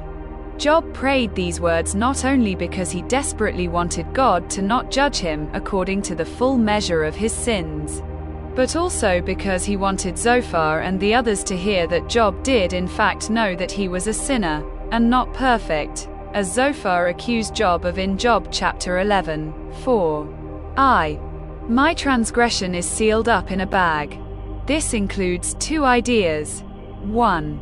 Job's transgressions were all numbered, not one was passed by. 2. They were sealed up, so that none of them could be lost. These bags were indifferently sewed or sealed, the two words in the text. Clark, 3. 18-22. Job considers the limitless power of God, and despairs. But as a mountain falls and crumbles away, and as a rock is moved from its place, as water wears away stones, and as torrents wash away the soil of the earth, so you destroy the hope of man. You prevail forever against him, and he passes on. You change his countenance and send him away. His sons come to honor, and he does not know it. they are brought low, and he does not perceive it. But his flesh will be in pain over it, and his soul will mourn over it. So you destroy the hope of man. Job pictured a great mountain crumbling away, or a flood sweeping away great tracts of earth. He considered that this illustrated the way that God sweeps away the hope of man. The idea is that when God sets himself against a man, there is nothing the man can do. God will prevail forever against him, and he passes on. In Job's poetic outpouring in chapter 14, in the middle of the poem he gives his glorious confidence in the resurrection. Yet the poem ends back in despair. So you destroy the hope of man. Yet it would be wrong to think that it means that Job's hope of resurrection was only temporary or fleeting. We should not be of those, expecting Job to use Western logic in constructing his discourse, so that an argument is followed through step by step until the result is reached at the end. Anderson, E.A. The author's real convictions may be stated in the middle of a poem, flanked before and after by contrasting opinions which he rejects. Verse 14 to 17 then constitute the high point of the speech, and reaffirm the faith already expressed in chapter 13, especially in verse 15. Anderson, B. His sons come to honor, and he does not know it. The man swept away by God does not know the good or bad things that happen to his family after he passes from this life. Job considered how fundamentally unfair all of this seemed, that somehow, even this swept away one's flesh will be in pain over it, over the not knowing as much as anything else. And his soul will mourn over it. These words fittingly conclude this section recording Job's speech to his friends and his prayers to God. His soul is genuinely in mourning. And much of what we read is the agonized outpouring of his feelings. It is easy to read these emotional outbursts and the lack of theological detachment in this blameless and upright man, and think that Job was less spiritual than he should be.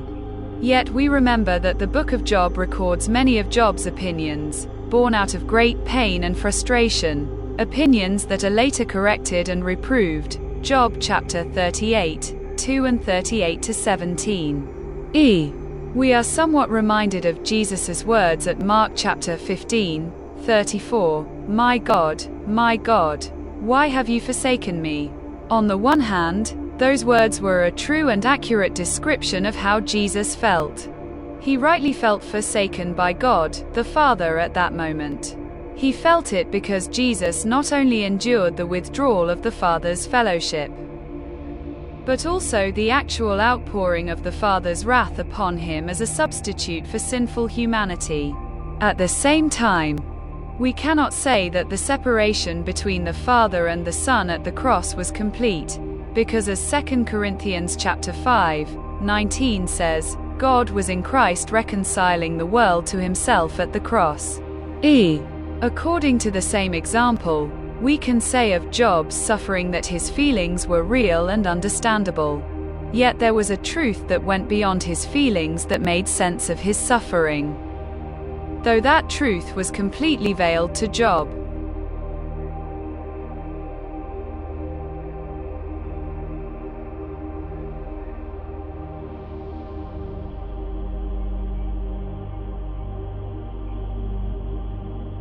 Job 14 King James Version 14 Man that is born of a woman is of few days and full of trouble. 2 He cometh forth like a flower, and is cut down. He fleeth also as a shadow, and continueth not. 3 And doth thou open thine eyes upon such an one, and bringest me into judgment with thee?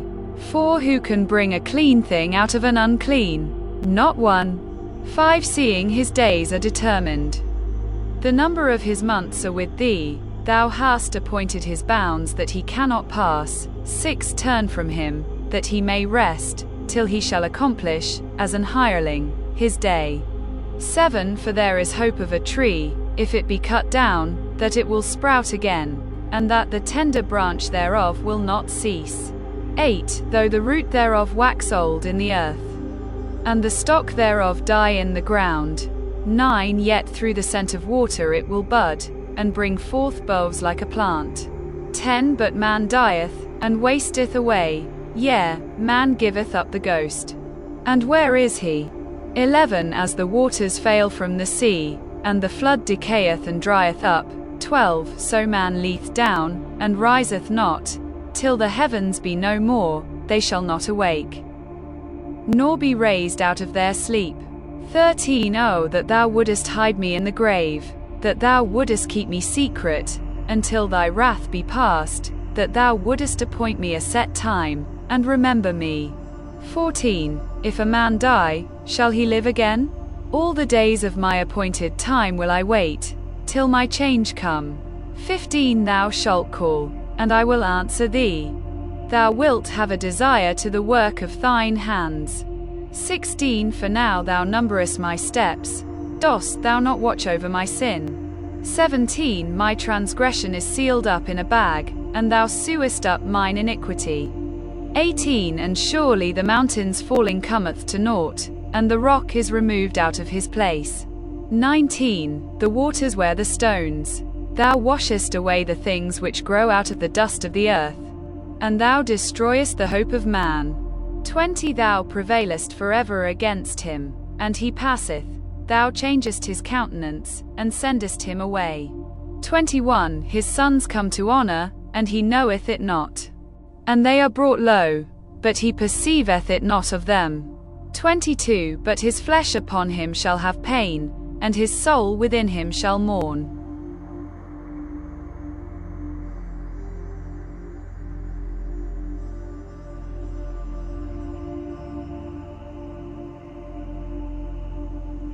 Job 14 King James Version 14 Man that is born of a woman is of few days and full of trouble. 2 He cometh forth like a flower, and is cut down. He fleeth also as a shadow, and continueth not. 3 And doth thou open thine eyes upon such an one, and bringest me into judgment with thee? 4 Who can bring a clean thing out of an unclean? Not one. 5 Seeing his days are determined, the number of his months are with thee, thou hast appointed his bounds that he cannot pass. 6 Turn from him, that he may rest, till he shall accomplish, as an hireling, his day. 7 For there is hope of a tree, if it be cut down, that it will sprout again, and that the tender branch thereof will not cease. 8 Though the root thereof wax old in the earth, and the stock thereof die in the ground. 9 Yet through the scent of water it will bud, and bring forth boughs like a plant. 10 But man dieth, and wasteth away, yea, man giveth up the ghost. And where is he? 11 As the waters fail from the sea, and the flood decayeth and drieth up. 12 So man leeth down, and riseth not, till the heavens be no more, they shall not awake, nor be raised out of their sleep. 13 Oh, that thou wouldest hide me in the grave, that thou wouldest keep me secret, until thy wrath be past, that thou wouldest appoint me a set time, and remember me. 14 If a man die, shall he live again? All the days of my appointed time will I wait, till my change come. 15 Thou shalt call, and I will answer thee. Thou wilt have a desire to the work of thine hands. 16 For now thou numberest my steps, dost thou not watch over my sin? 17 My transgression is sealed up in a bag, and thou sewest up mine iniquity. 18 And surely the mountains falling cometh to naught, and the rock is removed out of his place. 19 The waters wear the stones. Thou washest away the things which grow out of the dust of the earth, and thou destroyest the hope of man. 20 Thou prevailest forever against him, and he passeth. Thou changest his countenance, and sendest him away. 21 His sons come to honor, and he knoweth it not. And they are brought low, but he perceiveth it not of them. 22 But his flesh upon him shall have pain, and his soul within him shall mourn.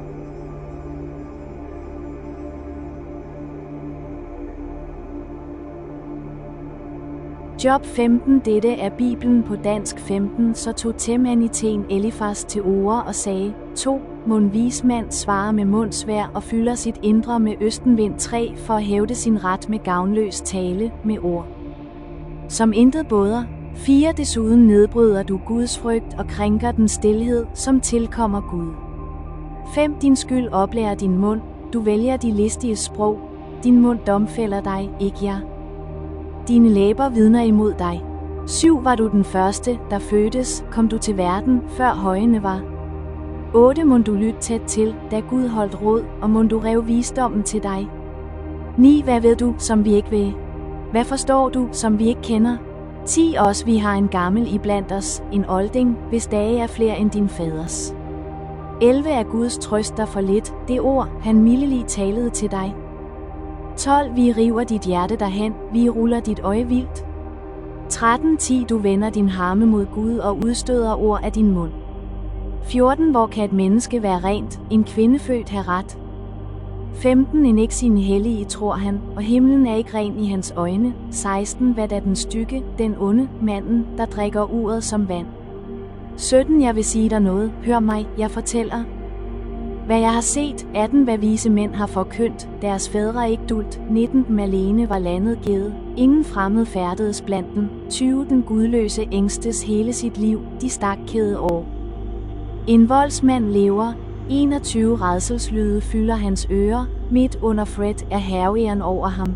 22. Han undkommer ikke fra mørket, opsparet er han forsværet. 23. Udset til føde for gribe, han ved, at han står for fald.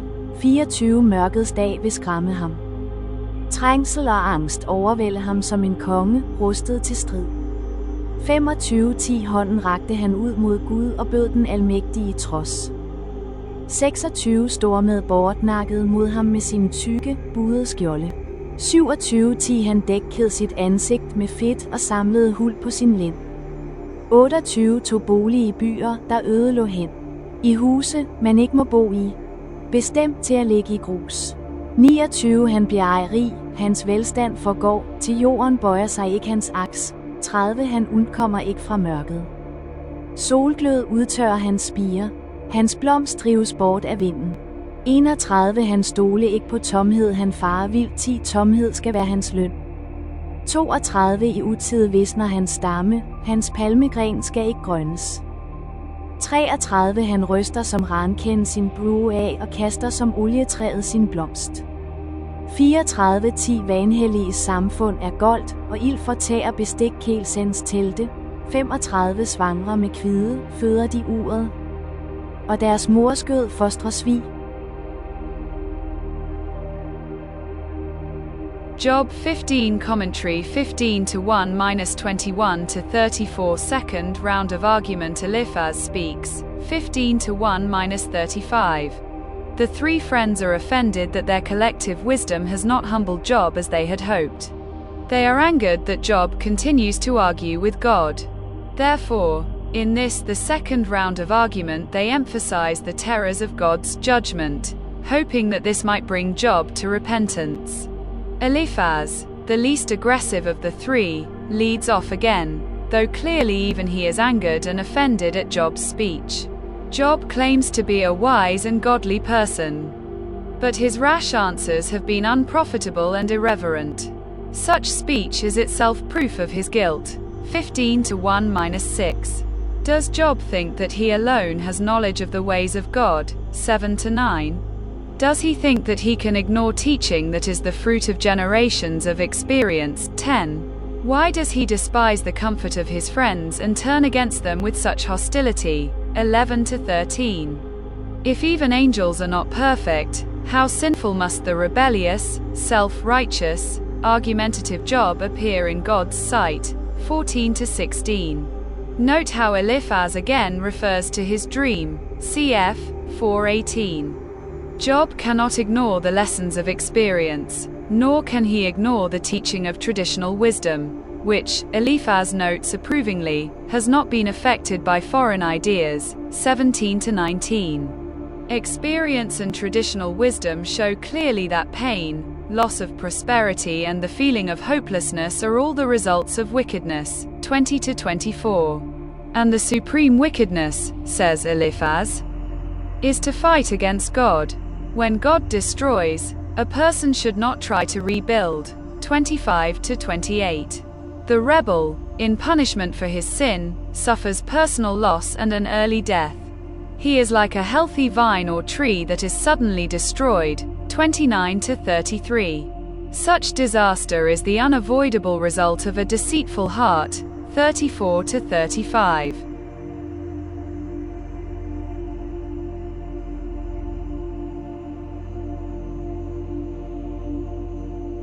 Job 15 King James Version 15 Then answered Eliphaz the Temanite, and said, 2 Should a wise man utter vain knowledge, and fill his belly with the east wind? 3 Should he reason with unprofitable talk, or with speeches wherewith he can do no good? 4 Yea, thou castest off fear, and restrainest prayer before God. 5 For thy mouth uttereth thine iniquity, and thou choosest the tongue of the crafty. 6 Thine own mouth condemneth thee, and not I, yea, thine own lips testify against thee. 7 Art thou the first man that was born, or wast thou made before the hills? 8 Hast thou heard the secret of God, and dost thou restrain wisdom to thyself? 9 What knowest thou, that we know not? What understandest thou, which is not in us? 10 With us are both the grey-headed and very aged men, much elder than thy father. 11 Are the consolations of God small with thee? Is there any secret thing with thee? 12 Why doth thine heart carry thee away? And what do thy eyes wink at? 13 That thou turnest thy spirit against God, and lettest such words go out of thy mouth. 14 What is man, that he should be clean? And he which is born of a woman, that he should be righteous? 15 Behold, he putteth no trust in his saints. Yea, the heavens are not clean in his sight. 16 How much more abominable and filthy is man, which drinketh iniquity like water. 17 I will shew thee. Hear me, and that which I have seen I will declare. 18 Which wise men have told from their fathers, and have not hid it. 19 Unto whom alone the earth was given, and no stranger passed among them. 20 The wicked man travaileth with pain all his days, and the number of years is hidden to the oppressor. 21 A dreadful sound is in his ears. In prosperity the destroyer shall come upon him. 22 He believeth not that he shall return out of darkness, and he is waited for of the sword. 23 He wandereth abroad for bread, saying, Where is it? He knoweth that the day of darkness is ready at his hand. 24 Trouble and anguish shall make him afraid. They shall prevail against him, as a king ready to the battle. 25 For he stretcheth out his hand against God, and strengtheneth himself against the Almighty. 26 He runneth upon him, even on his neck, upon the thick bosses of his bucklers. 27 Because he covereth his face with his fatness, and maketh collops of fat on his flanks. 28 And he dwelleth in desolate cities, and in houses which no man inhabiteth, which are ready to become heaps. 29 He shall not be rich, neither shall his substance continue, neither shall he prolong the perfection thereof upon the earth. 30 He shall not depart out of darkness. The flame shall dry up his branches, and by the breath of his mouth shall he go away. 31 Let not him that is deceived trust in vanity, for vanity shall be his recompense. 32 It shall be accomplished before his time, and his branch shall not be green. 33 He shall shake off his unripe grape as the vine, and shall cast off his flower as the olive. 34 For the congregation of hypocrites shall be desolate, and fire shall consume the tabernacles of bribery. 35 They conceive mischief, and bring forth vanity, and their belly prepareth deceit.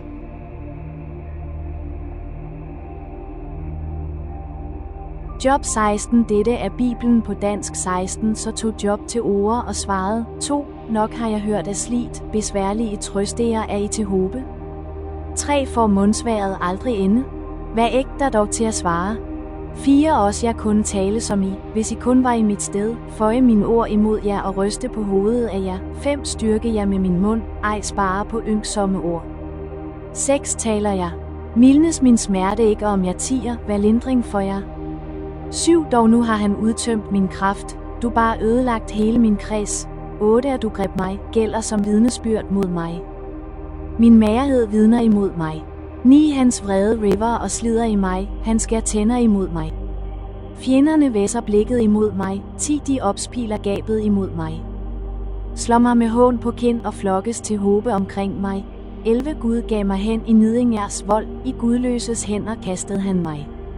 12 Jeg levede i fret, så knuste han mig.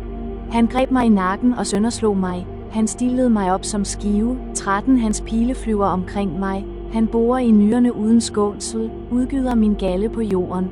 14 Revne på revne slår han mig. Stormer som kriger imod mig. 15 Over min hud har jeg syet sæk og boret mit horn i støvel. 16 Mit ansigt er rødt af gråd, mine øjne lå hyldet i mørke. 17 Skønt der ikke er vold i min hånd, og skønt min bøn er ren. 18 Dølge ikke, jord, mit blod, mit skrig kom ikke til hvile. 19 Alt nu er mit vidne i himlen, min talsmand er i det høje. 20 Gid min ven lod sig finde. Mit øje vender sig med tårer til Gud. 21 Han skifter ret mellem manden og Gud, mellem mennesket og hans ven.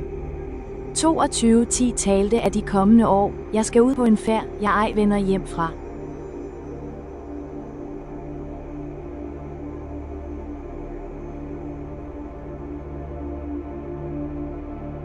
Job 16 Commentary. Job's reply to Eliphaz, 16:1-17-16. Tired at this repetition of the friend's unhelpful teaching, Job says he could give similar comfort if he were in their position and they in his. 16:1-5. His argument with God may not have brought relief from his pain, but neither has his silence. In fact, his physical condition only becomes worse. 6-8. God opposes him and people insult him. Some deliberately try to do him harm. 9-11. He feels like a helpless victim that wild animals attack. Like a target that archers fire at. Like a weak city wall that enemy soldiers smash to pieces. 12-14. He mourns and suffers, though he is innocent. 15-17. For a moment, Job's faith grows strong again despite his bitter anguish.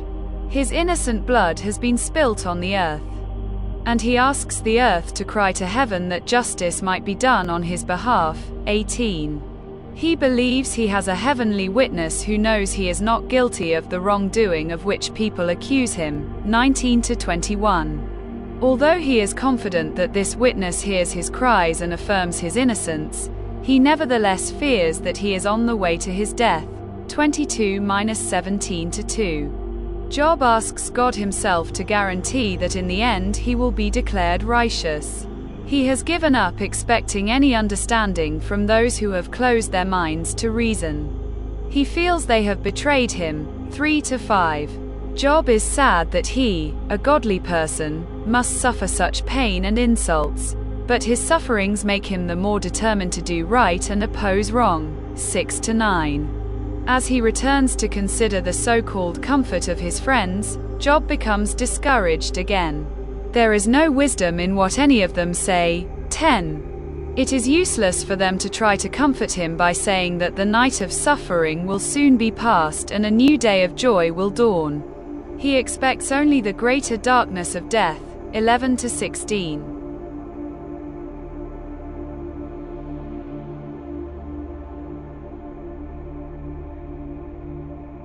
Job 16 King James Version 16. Then Job answered and said, 2 I have heard many such things. Miserable comforters are ye all. 3 Shall vain words have an end? Or what emboldeneth thee that thou answerest? 4 I also could speak as ye do. If your soul were in my soul's stead, I could heap up words against you, and shake mine head at you. 5 But I would strengthen you with my mouth, and the moving of my lips should assuage your grief.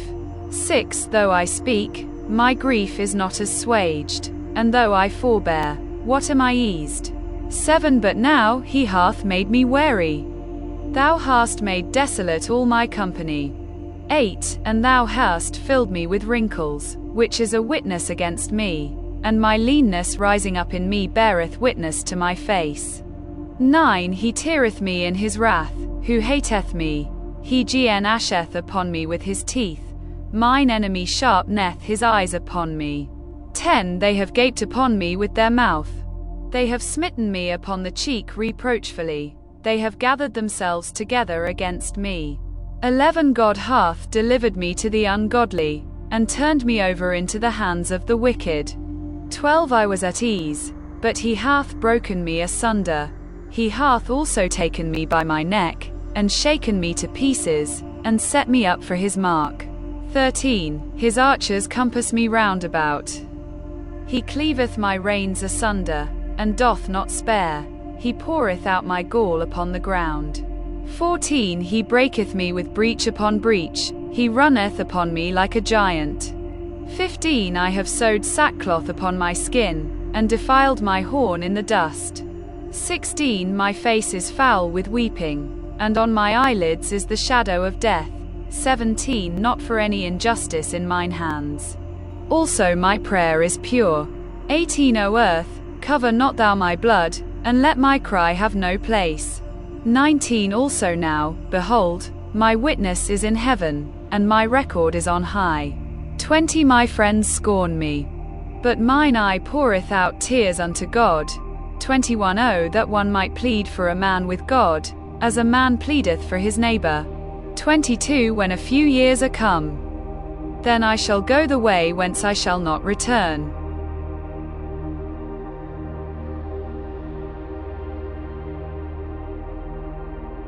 Job 17 Dette er Bibelen på dansk 17 Indbrudt af min ånd, mine dage slugt, og gravene venter mig.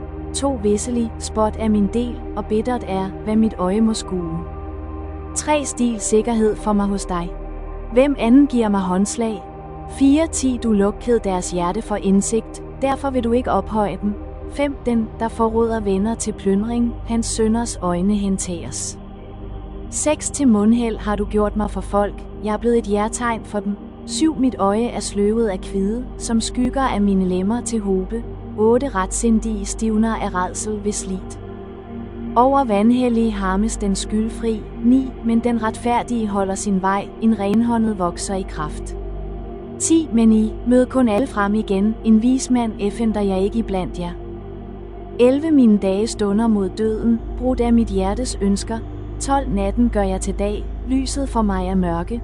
13 Vil jeg håbe, for jeg dog bolig i døden, jeg redder i mørket mit leje. 14 Graven kalder jeg far, forråd Nielsen moder og søster. 15 Hvor er der vel mit håb, og hvor kan øjne min lykke? 16 Mon de vil følge mig ned i dødsriget, skal sammen vi synke i støvet?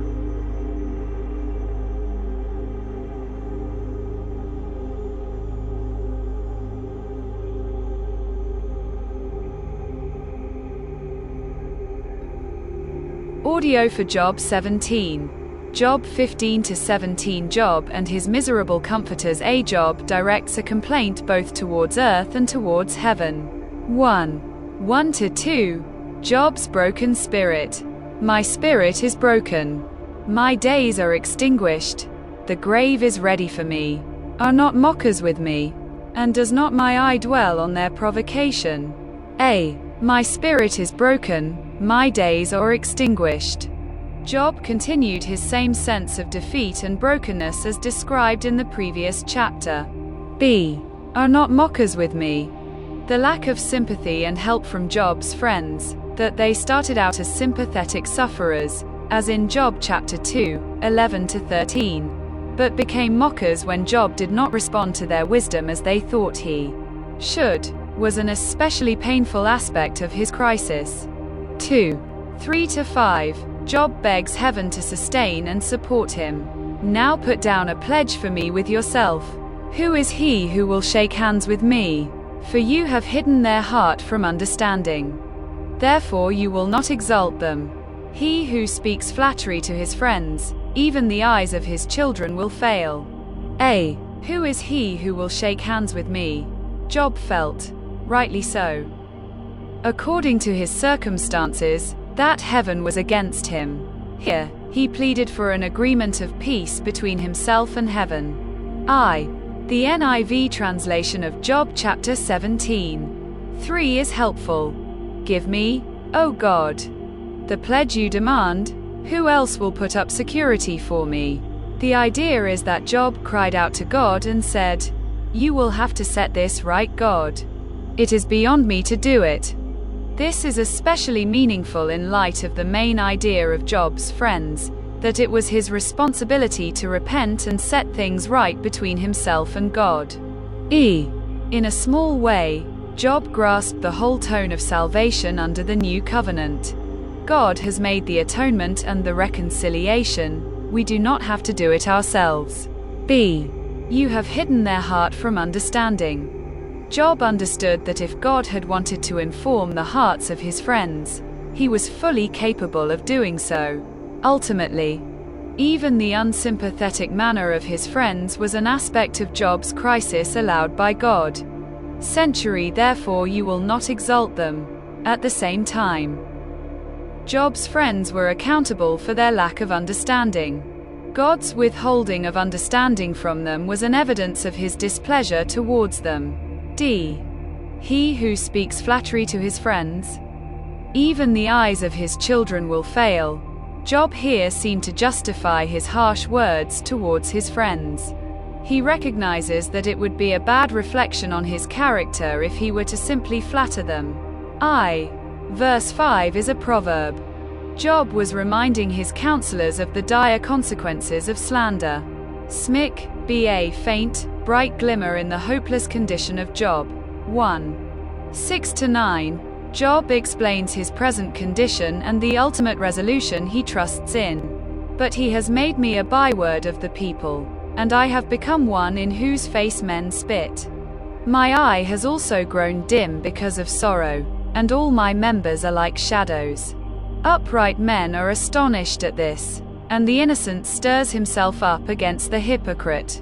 Yet the righteous will hold to his way, and he who has clean hands will be stronger and stronger.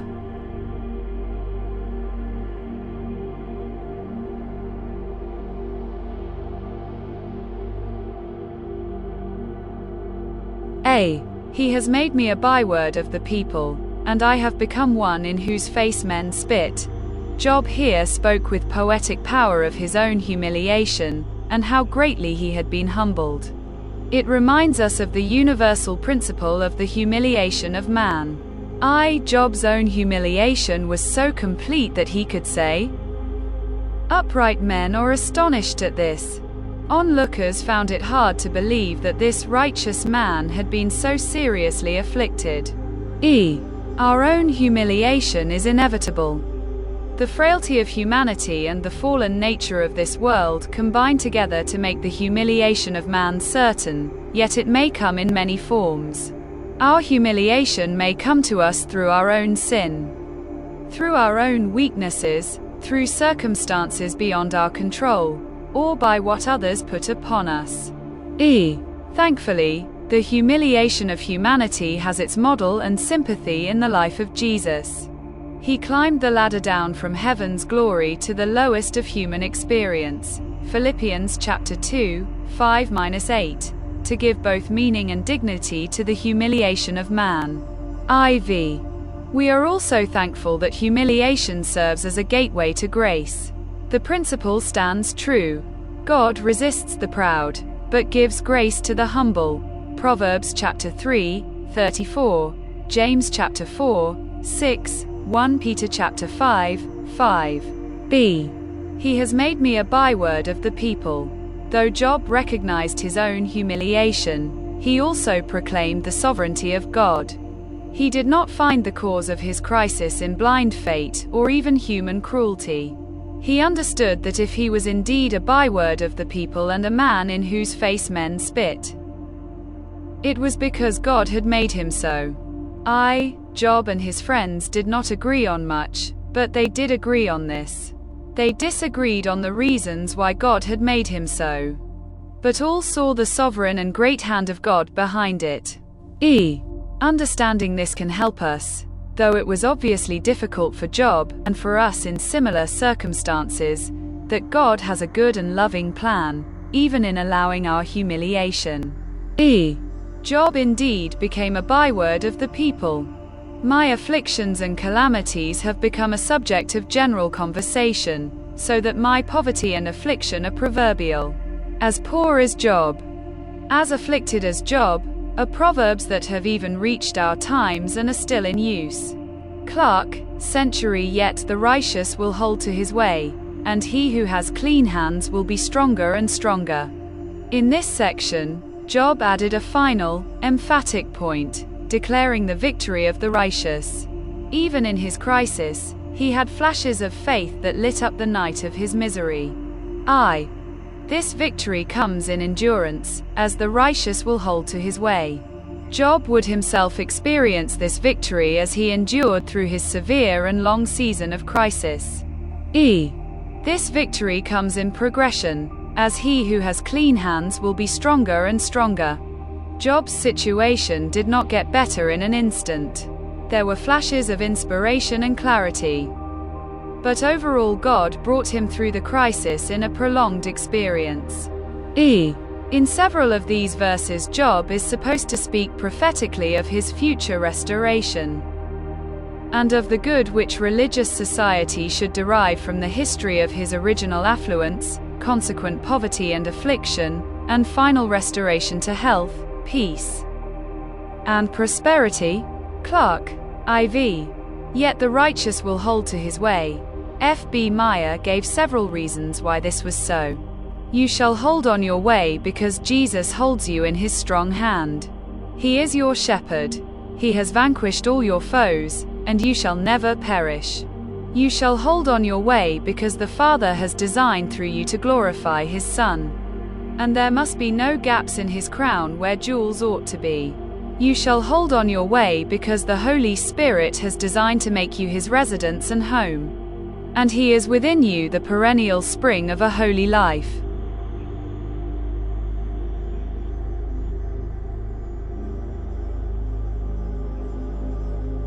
Two, 10-16. Job's sense of hopelessness. But please, come back again, all of you. For I shall not find one wise man among you. My days are past, my purposes are broken off. Even the thoughts of my heart, they change the night into day. The light is near, they say, in the face of darkness. If I wait for the grave as my house, if I make my bed in the darkness. If I say to corruption, you are my father, and to the worm, you are my mother and my sister, where then is my hope? As for my hope, who can see it? Will they go down to the gates of Sheol? Shall we have rest together in the dust? For I shall not find one wise man among you. Job here threw down the rhetorical challenge to his friends once more, insulting them as they had insulted him. My days are past, my purposes are broken off. Job accepted now that his good years and strong years were behind him, and anticipated not the quick death he once longed for, but perhaps a progressive loss of strength and ability until he simply perished. See, they change the night into day. The light is near, they say, in the face of darkness. Job thought of his approaching death and took comfort in it. It would transform his current night into day. The corruption of the grave would be as close to him as a family member. The counselors had said that night would be turned to day for Job if only he would get right with God. Cf. Job chapter 11, 17. In Job chapter 17, 12-16, Job made a parody of their advice. It was like going to the grave with the notion that all you have to do is treat it like home where warmth and loved one are, and it will become so. Smick, E. See how he bespeaks corruption and the worms, as if he were a family with them, and nearest of kin to them. So doth he court them, as it were, that they might be willing to receive him, showing withal how willing he was to die. Trap, D. Where then is my hope? At the same time, this comfort did not sit well with Job. He recognized that it was a slender and frail hope to trust in the grave. He could not be confident that hope would follow him down to Sheol and give him rest. Job therefore concludes this speech with a conflicted hope, wishing for death but not being satisfied or confident in that hope. What he really wanted was a resolution from God, but seems to have given up hope for that. Job himself, though sometimes strongly confident, is often harassed with doubts and fears upon the subject, insomuch that his sayings and experience often appear contradictory. Perhaps it could not be otherwise. The true light was not then come. Jesus alone brought life and immortality to light by his gospel. Clark.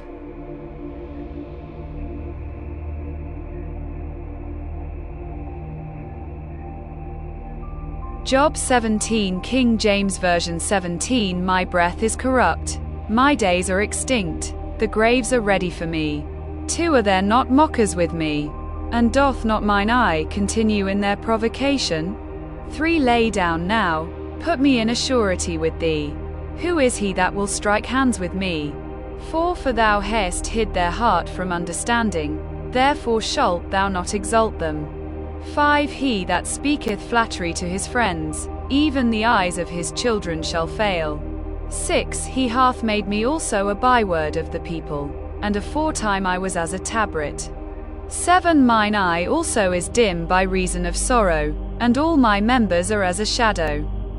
8 Upright men shall be astonied at this, and the innocent shall stir up himself against the hypocrite. 9 The righteous also shall hold on his way, and he that hath clean hands shall be stronger and stronger. 10 But as for you all, do ye return, and come now, for I cannot find one wise man among you. 11 My days are past, my purposes are broken off, even the thoughts of my heart. 12 They change the night into day, the light is short because of darkness. 13 If I wait, the grave is mine house. I have made my bed in the darkness. 14 I have said to corruption, thou art my father. To the worm, thou art my mother, and my sister. 15 And where is now my hope? As for my hope, who shall see it? 16 They shall go down to the bars of the pit, when our rest together is in the dust.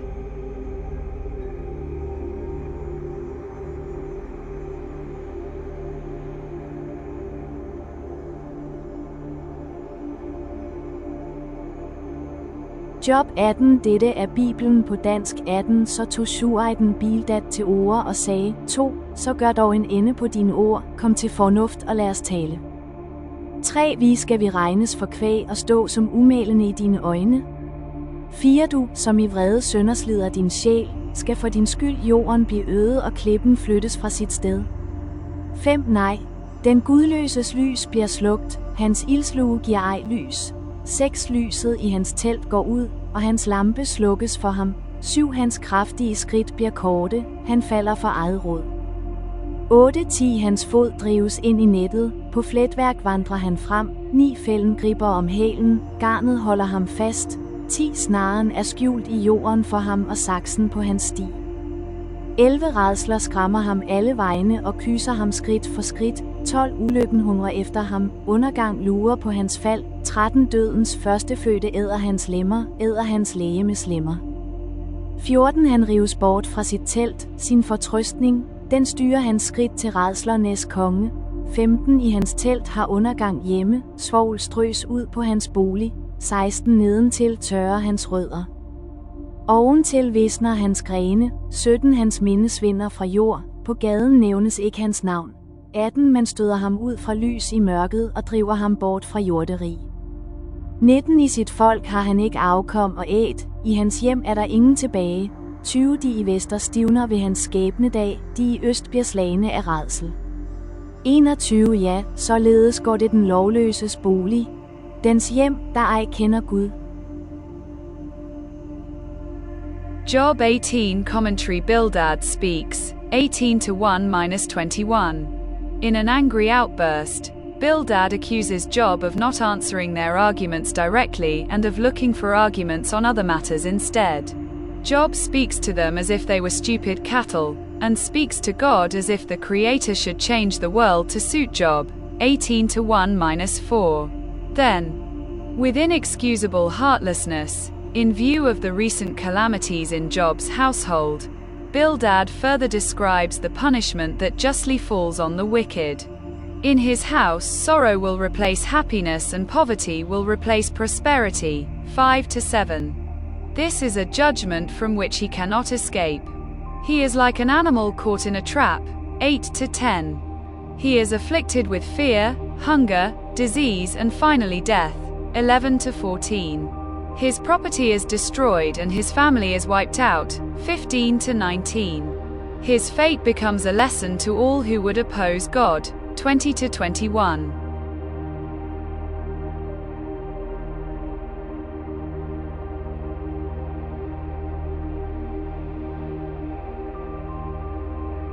Job 18, King James Version 18. Then answered Bildad the Shuhite, and said, "To how long will it be ere you make an end of words?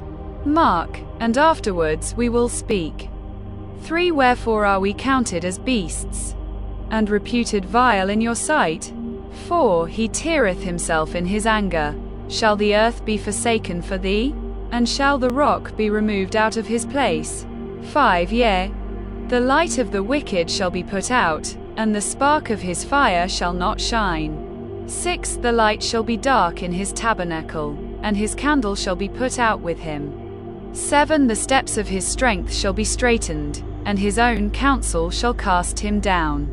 8. For he is cast into a net by his own feet, and he walketh upon a snare. 9. The jinn shall take him by the heel, and the robber shall prevail against him. 10. The snare is laid for him in the ground, and a trap for him in the way. 11. Terrors shall make him afraid on every side, and shall drive him to his feet. 12. His strength shall be hunger-bitten, and destruction shall be ready at his side. 13. It shall devour the strength of his skin, even the firstborn of death shall devour his strength.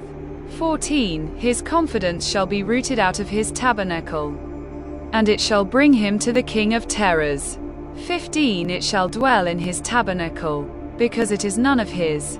Brimstone shall be scattered upon his habitation.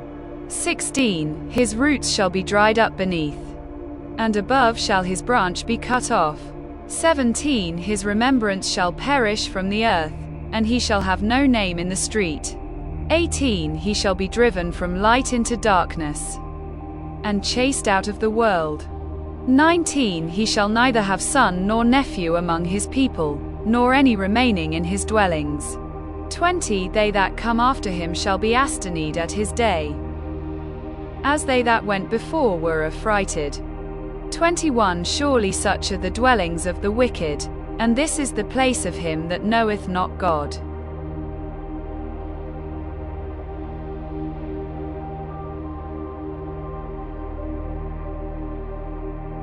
Job 19. Dette er Bibelen på dansk 19. Så tog Job til orde og svarede. 2. Hvor længe vil I krænke min sjæl og slå mig sønder med ord?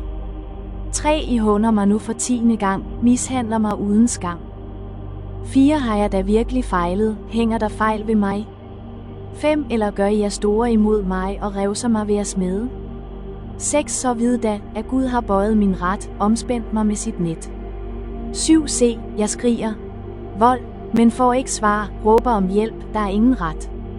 8. Han spærrede min vej, jeg kom ikke frem, han hyldede mine stier i mørke. 9. Han klædte mig for min ære, berøvede mit hoved kronen. 10. Brød mig ned overalt, så jeg må bort, oprygt mit håb som træet. 11. Hans vrede blussede mod mig, han regner mig for sin fjende. 12. Samlet rykker hans flokke frem og bryder sig vej imod mig. De lejer sig om mit telt. 13. Mine brødre har fjernet sig fra mig, venner er fremmede for mig. 14. Min nærmeste og hændingen holder sig fra mig, de, der er i mit hus, har glemt mig. 15. Mine piger regner mig for en fremmed, vildfremmed er jeg i deres øjne. 16. Ej, svarer min træl, når jeg kalder, jeg må trylle ham med min mund. 17. Ved min ånde væmmes min hustru. Mine egne brødre er jeg en stank. 18. Selv drenge agter mig ringe, når jeg rælser mig, taler de mod mig. 19 standsfælder remmes til håbe ved mig, de, jeg elskede, vender sig mod mig. 20 benene hænger fast ved min hud, med kødet i tænderne slap jeg bort. 21 nåde, mine venner, nåde, 10 Guds hånd har rørt mig. 22 vi forfølger og i mig som Gud og mættes ej af mit kød. 23 ak. Givet mine ord blev skrevet op, blev tegnet op i en bog, 24 med griffel af jern, med bly indristet i læben for evigt. 25 men jeg ved, at min løser lever, over støvet ved en forsvar at stå frem. 26 når min sønderslidte hud er borte, skal jeg ud fra mit kød skue Gud. 27 hvem jeg skal se på min side, ham skal mine øjne se, ingen fremmed. Mine nyrer forgår i mit indre. 28 når I siger, hvor vi skal forfølge ham, sagens rod vil vi udfinde hos ham. 29 så tager I vare for sværdet, 10 vrede rammer de lovløse, at I skal kende, der kommer en dom. Job 19 Commentary Job's reply to Bildad, 19-1-29. Again, Job rebukes his friends and rejects their assertion that his sufferings prove he must be a great sinner. Even if he has sinned, he argues, that is no concern of theirs. 19-1-4. As Job sees things, he has not been wicked, but God has made it look as if he has by placing him in this humiliating situation. 5-6. God has used his power against Job and Job can do nothing about it. He feels helpless. 7-12. Relatives, friends and servants have all turned against him. 13-16. His wife has forsaken him. Children laugh at him, and people in general find him repulsive. 17-20. Eliphaz, Bildad and Zophar are the only ones who have chosen to stay with him. Can they not therefore take pity on him and give him some comfort? 21-22. Job wishes that his words could be recorded permanently, so that someday someone would declare him right. 23-24. At this thought Job recalls his previous wish for new life after death. See notes on 14:13-17. This time, however, his words are more than just a wish. He is now confident that there must be a new and victorious life after death, for if God is to make a declaration that Job is righteous, Job must be there to hear it.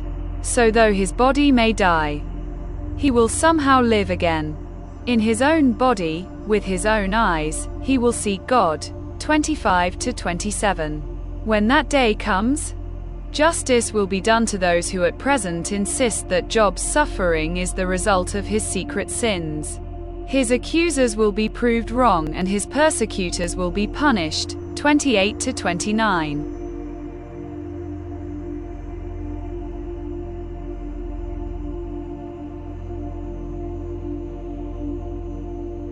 Job 19 King James Version 19. Then Job answered and said, To how long will ye vex my soul, and break me in pieces with words? 3. These 10 times have you reproached me. You are not ashamed that ye make yourselves strange to me. 4. And be it indeed that I have erred, mine error remaineth with myself. 5. If indeed you will magnify yourselves against me, and plead against me my reproach. 6. Know now that God hath overthrown me, and hath compassed me with his net. 7. Behold, I cry out of wrong, but I am not heard. I cry aloud, but there is no judgment. 8. He hath fenced up my way that I cannot pass, and he hath set darkness in my paths. 9. He hath stripped me of my glory, and taken the crown from my head. 10. He hath destroyed me on every side, and I am gone, and mine hope hath he removed like a tree. 11. He hath also kindled his wrath against me, and he counteth me unto him as one of his enemies. 12. His troops come together, and raise up their way against me, and encamp round about my tabernacle. 13. He hath put my brethren far from me, and mine acquaintance are verily estranged from me. 14. My kinsfolk have failed, and my familiar friends have forgotten me. 15. They that dwell in mine house, and my maids, count me for a stranger. I am an alien in their sight. 16 I called my servant, and he gave me no answer. I entreated him with my mouth. 17 My breath is strange to my wife, though I entreated for the children's sake of mine own body. 18 Yea, young children despised me, I arose, and they spake against me. 19 All my inward friends abhorred me, and they whom I loved are turned against me. 20 My bone cleaveth to my skin and to my flesh, and I am escaped with the skin of my teeth. 21 Have pity upon me. Have pity upon me, O yea, my friends, for the hand of God hath touched me. 22 Why do ye persecute me as God, and are not satisfied with my flesh?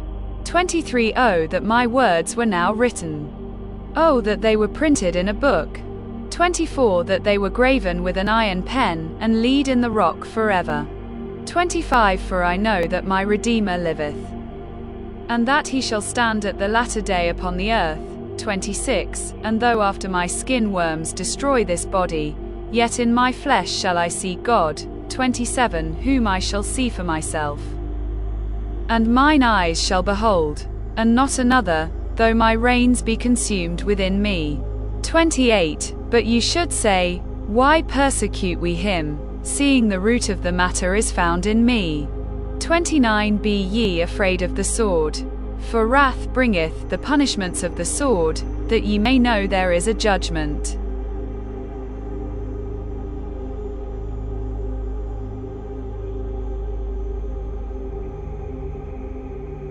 Job 20. Dette er Bibelen på dansk 20. Så tog Amatitin Sofar til orde og sagde 2. Derfor bruser tankerne i mig, og derfor stormer det i mig. 3. Til min skam må jeg høre på tugt. For tankeløst mundsvær til svar.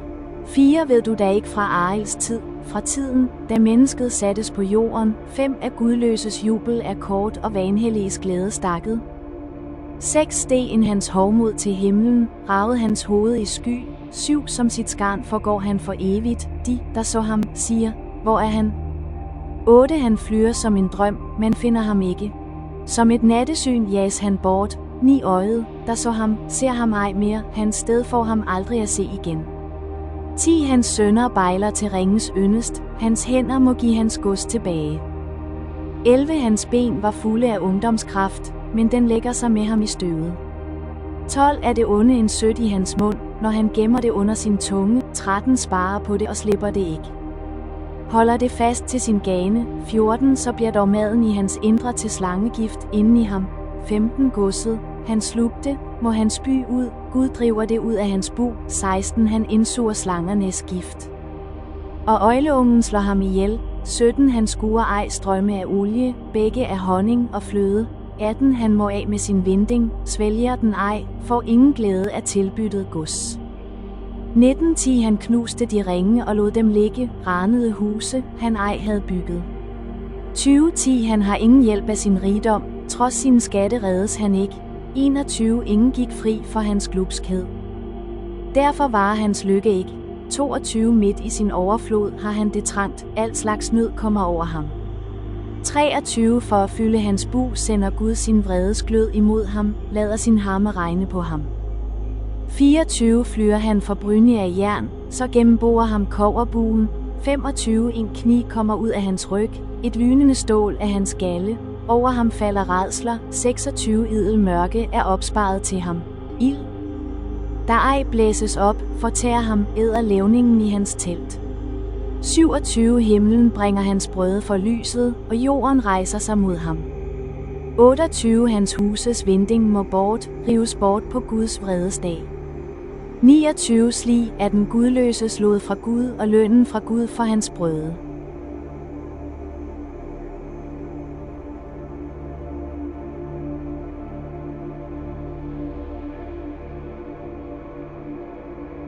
Job 20 Commentary. Zophar speaks, 20-1-29, on hearing Job's bold forecast of punishment on his accusers. See 19:28-29. Zophar can hardly control his temper.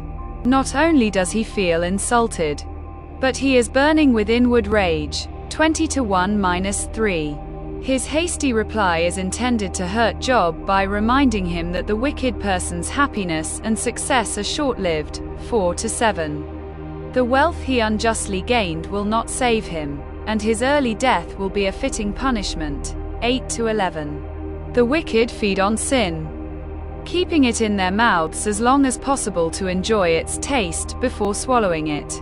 But it will be like poison in their stomachs and will kill them. 12-16. Their lives of luxury will end, and the money they gained through oppression will be lost. 17-19. Because of their greed, God will punish them with poverty and misery. 20-23.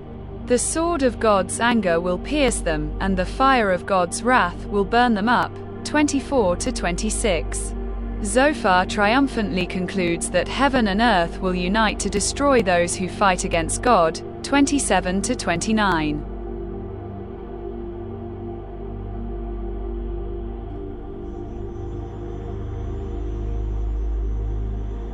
Job 20 King James Version 20 Then answered Zophar the Naamathite, and said, Therefore do my thoughts cause me to answer, and for this I make haste. 3 I have heard the check of my reproach, and the spirit of my understanding causeth me to answer. 4 Knowest thou not this of old, since man was placed upon earth? 5 That the triumphing of the wicked is short, and the joy of the hypocrite but for a moment? 6 Though his excellency mount up to the heavens, and his head reach unto the clouds, 7 Yet he shall perish forever like his own dung. They which have seen him shall say, Where is he? 8 He shall fly away as a dream, and shall not be found. Yea, he shall be chased away as a vision of the night. 9 The eye also which saw him shall see him no more, neither shall his place any more behold him. 10 His children shall seek to please the poor, and his hands shall restore their goods. 11 His bones are full of the sin of his youth, which shall lie down with him in the dust. 12 Though wickedness be sweet in his mouth, though he hide it under his tongue. 13 Though he spare it, and forsake it not, but keep it still within his mouth. 14 Yet his meat in his bowels is turned, it is the gall of asps within him. 15 He hath swallowed down riches, and he shall vomit them up again. God shall cast them out of his belly. 16 He shall suck the poison of asps, the viper's tongue shall slay him. 17 He shall not see the rivers, the floods, the brooks of honey and butter. 18 That which he labored for shall he restore, and shall not swallow it down. According to his substance shall the restitution be, and he shall not rejoice therein. 19 Because he hath oppressed and hath forsaken the poor, because he hath violently taken away an house which he builded not. 20 Surely he shall not feel quietness in his belly, he shall not save of that which he desired. 21 There shall none of his meat be left, therefore shall no man look for his goods. 22 In the fullness of his sufficiency he shall be in straits, every hand of the wicked shall come upon him. 23 When he is about to fill his belly, God shall cast the fury of his wrath upon him, and shall rain it upon him while he is eating. 24 He shall flee from the iron weapon, and the bow of steel shall strike him through. 25 It is drawn, and cometh out of the body, yea, the glittering sword cometh out of his gall. Terrors are upon him. 26 All darkness shall be hid in his secret places. A fire not blown shall consume him. It shall go ill with him that is left in his tabernacle.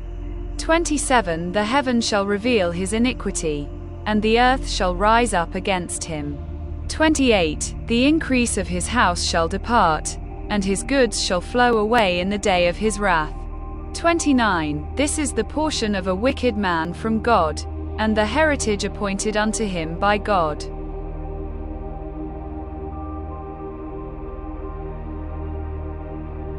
Job 21, dette er Bibelen på dansk 21, så tog Job til orde og svarede, 2, hør mine ord, lad det være trøsten, I giver.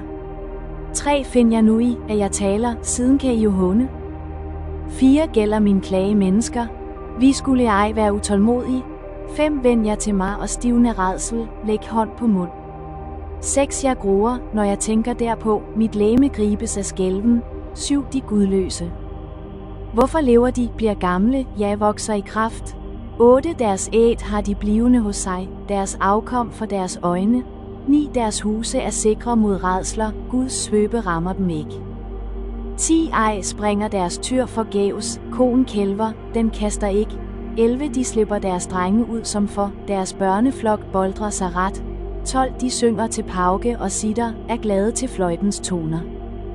13. De lever deres dage i lykke og synker med fred i dødsriget. 14. Skønt de siger til Gud, gå fra os, at kende dine veje er ikke vor lyst.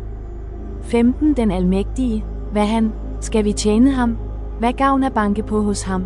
16. Er ej deres lykke i deres hånd, og gudløses råd ham fjernt. 17. Når går de gudløses lampe ud, og når kommer ulykken over dem. Når deler han loddet ud i sin vrede. 18. Så de bliver som strå for vinden, som avner, storm fører bort. 19. Gemmer Gud hans ulykkeslod til hans børn. Ham selv gengælder han, så han mærker det. 20. Lad ham selv få sit vandhæld at se.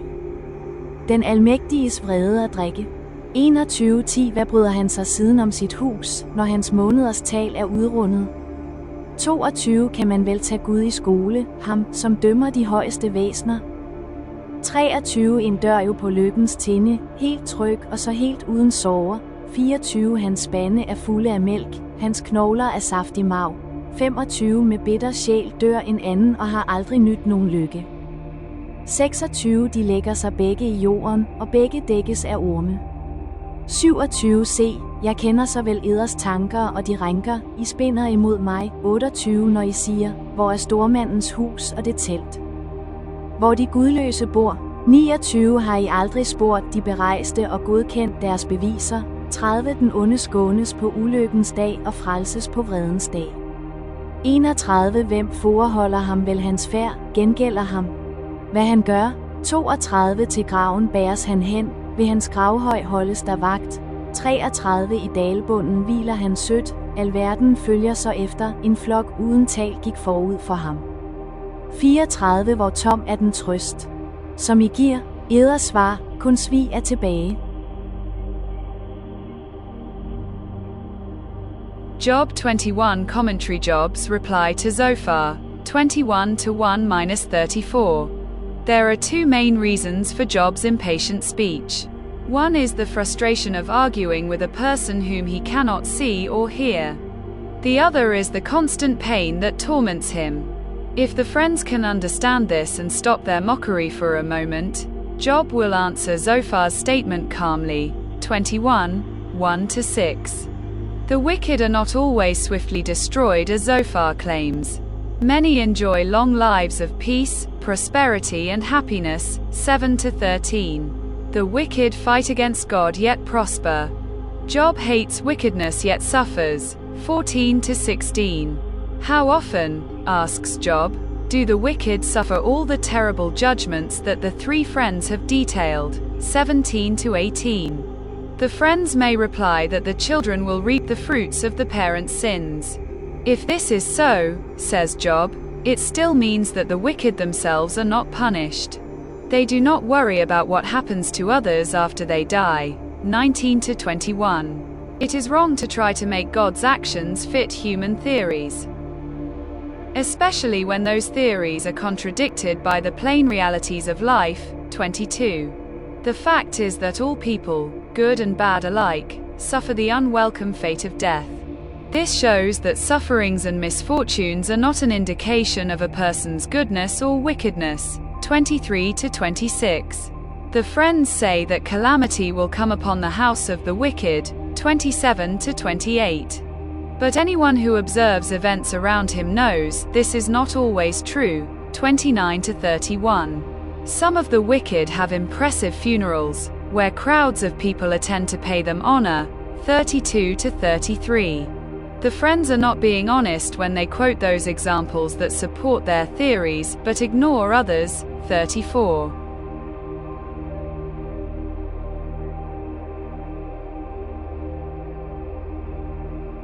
Job 21 King James Version 21. But Job answered and said, 2. Hear diligently my speech, and let this be your consolations.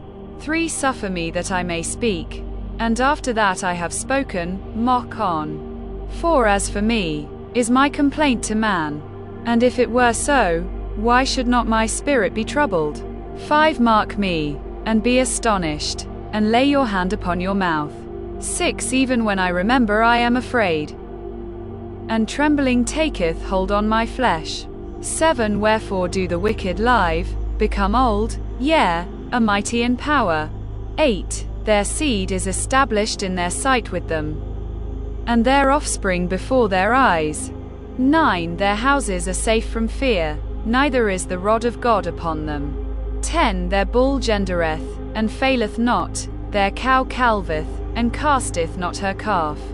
11. They send forth their little ones like a flock, and their children dance. 12. They take the timbrel and harp, and rejoice at the sound of the organ. 13. They spend their days in wealth, and in a moment go down to the grave. 14. Therefore they say unto God, Depart from us, for we desire not the knowledge of thy ways. 15. What is the Almighty, that we should serve him? And what profit should we have, if we pray unto him? 16. Lo, their good is not in their hand, the counsel of the wicked is far from me. 17. How oft is the candle of the wicked put out? And how oft cometh their destruction upon them? God distributeth sorrows in his anger. 18. They are as stubble before the wind, and as chaff that the storm carrieth away.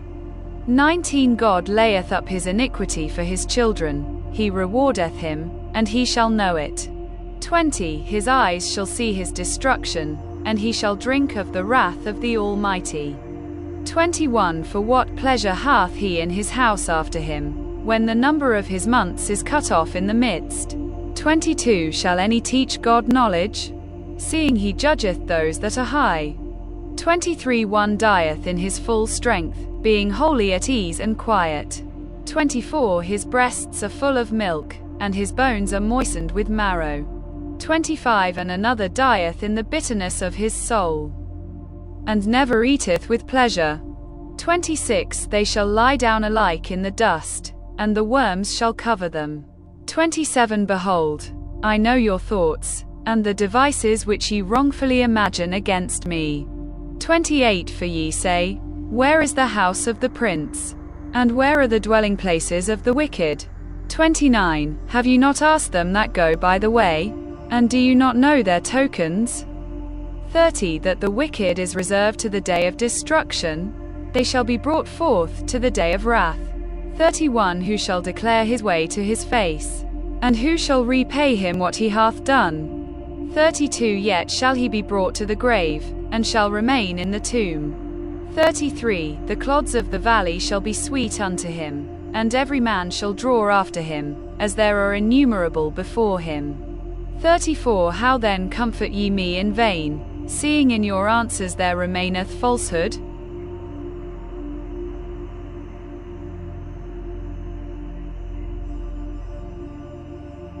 Job 22. Dette er Bibelen på dansk 22. Så tog Temaniten Elifas til orde og sagde, 2. Gavner et menneske Gud?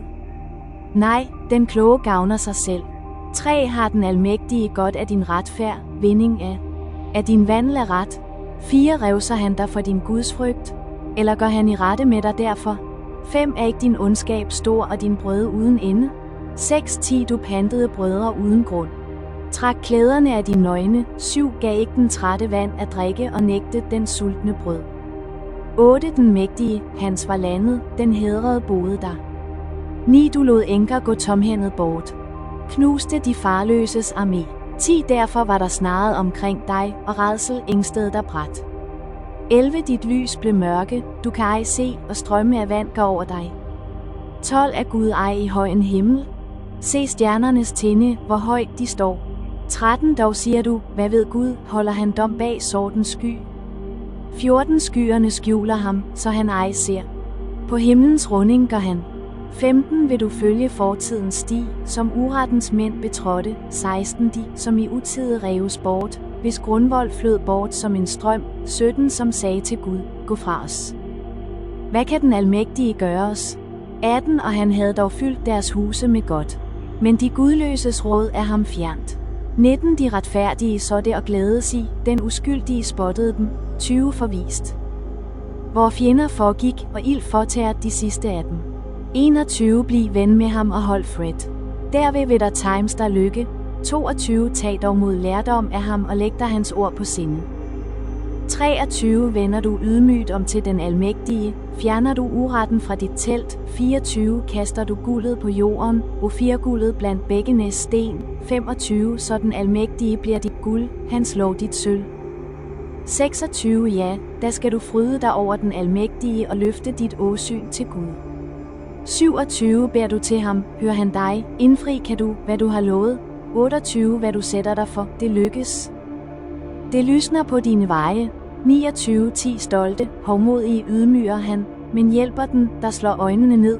30. Han frelser uskyldig mand, det sker ved hans hænders renhed.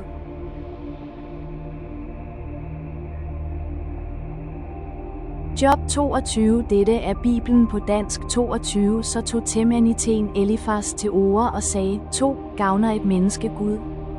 Nej, den kloge gavner sig selv. 3. Har den almægtige godt af din retfærd, vinding af din vandel er ret. 4. Revser han dig for din gudsfrygt? Eller går han i rette med dig derfor? 5. Er ikke din ondskab stor og din brøde uden ende? 6. 10. Du pantede brødre uden grund. Træk klæderne af dine nøgne. 7. Gav ikke den trætte vand at drikke og nægte den sultne brød. 8. Den mægtige, hans var landet, den hædrede boede der. 9. Du lod enker gå tomhændet bort. Knuste de farløses armé. 10. Derfor var der snaret omkring dig, og rædsel ængstede dig bræt. 11. Dit lys blev mørke, du kan ej se, og strømme af vand går over dig.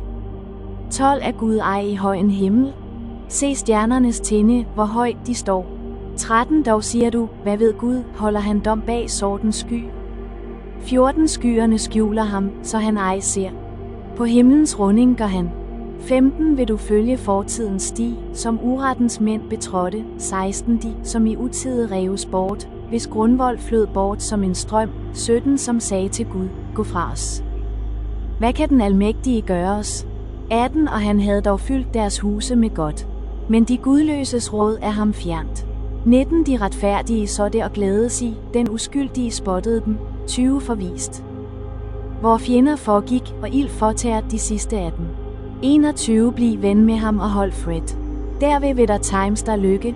22. Tag dog mod lærdom af ham og læg dig hans ord på sinde. 23. Vender du ydmygt om til den almægtige, fjerner du uretten fra dit telt. 24. Kaster du guldet på jorden, ofirguldet blandt bækkenes sten. 25. Så den almægtige bliver dit guld, hans lov dit sølv. 26. Ja, da skal du fryde dig over den almægtige og løfte dit åsyn til Gud. 27. Bær du til ham, hør han dig, indfri kan du, hvad du har lovet. 28. Hvad du sætter dig for, det lykkes. Det lysner på dine veje.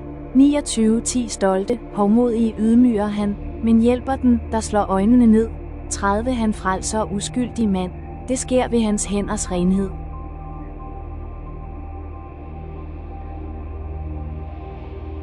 Job 22 Commentary 22-1-26-14 Third round of argument. Eliphaz speaks, 22-1-30. In the first 2 rounds Eliphaz had not been as severe on Job as the others. Now, however, he attacks Job with specific accusations. He argues that since a person can add nothing to God, God would not make Job suffer in the hope of gaining some benefit for himself. The reason for Job's suffering must lie with Job, not with God. 22-1-3. Note how once again Eliphaz refers back to the main part of his dream, cf. 4:17-19. And since God would not punish Job for his reverence, he must be punishing him for his sin. 4-5.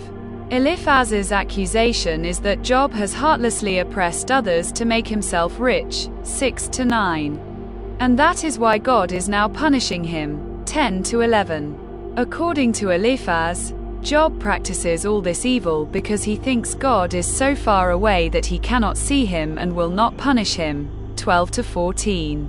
This was the way wicked people in former ages thought and behaved. They ignored God in spite of the benefits they received from His gracious blessings. 15-18. The godly rightly rejoice when they see such people consumed in fiery judgment. 19-20. In view of the certain punishment of the wicked, Eliphaz urges Job to submit humbly to God and repent. 21-23. Job must learn to look for his satisfaction in God, not in wealth. 24-26. Then God will answer his prayers and give him all that he desires. 27-30.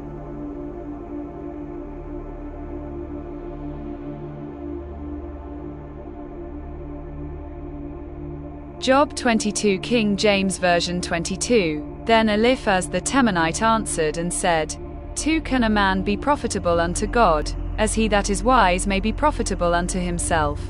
3 Is it any pleasure to the Almighty that thou art righteous? Or is it gain to him that thou makest thy ways perfect? 4 Will he reprove thee for fear of thee? Will he enter with thee into judgment? 5 Is not thy wickedness great, and thine iniquities infinite? 6 For thou hast taken a pledge from thy brother for naught, and stripped the naked of their clothing. 7 Thou hast not given water to the weary to drink, and thou hast withholden bread from the hungry. 8 But as for the mighty man, he had the earth, and the honorable man dwelt in it. 9 Thou hast sent widows away empty, and the arms of the fatherless have been broken. 10 Therefore snares are round about thee, and sudden fear troubleth thee. 11 Or darkness, that thou canst not see, and abundance of waters cover thee. 12 Is not God in the height of heaven? And behold the height of the stars, how high they are. 13 And thou sayest, How doth God know? Can he judge through the dark cloud? 14 Thick clouds are a covering to him, that he seeth not, and he walketh in the circuit of heaven. 15 Hast thou marked the old way which wicked men have trodden? 16 Which were cut down out of time, whose foundation was overflown with a flood?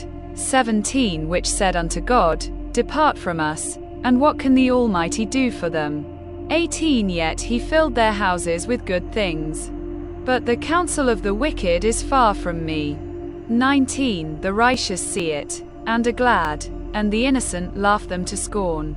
20 Whereas our substance is not cut down, but the remnant of them the fire consumeth. 21 Acquaint now thyself with him, and be at peace, thereby good shall come unto thee. 22 Receive, I pray thee, the law from his mouth, and lay up his words in thine heart.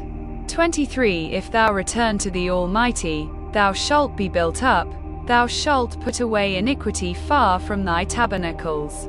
24 Then shalt thou lay up gold as dust, and the gold of Ophir as the stones of the brooks. 25 Yea, the Almighty shall be thy defense, and thou shalt have plenty of silver. 26 For then shalt thou have thy delight in the Almighty, and shalt lift up thy face unto God. 27 Thou shalt make thy prayer unto him, and he shall hear thee, and thou shalt pay thy vows. 28 Thou shalt also decree a thing, and it shall be established unto thee, and the light shall shine upon thy ways. 29 When men are cast down, then thou shalt say, There is lifting up, and he shall save the humble person. 30 He shall deliver the island of the innocent, and it is delivered by the pureness of thine hands.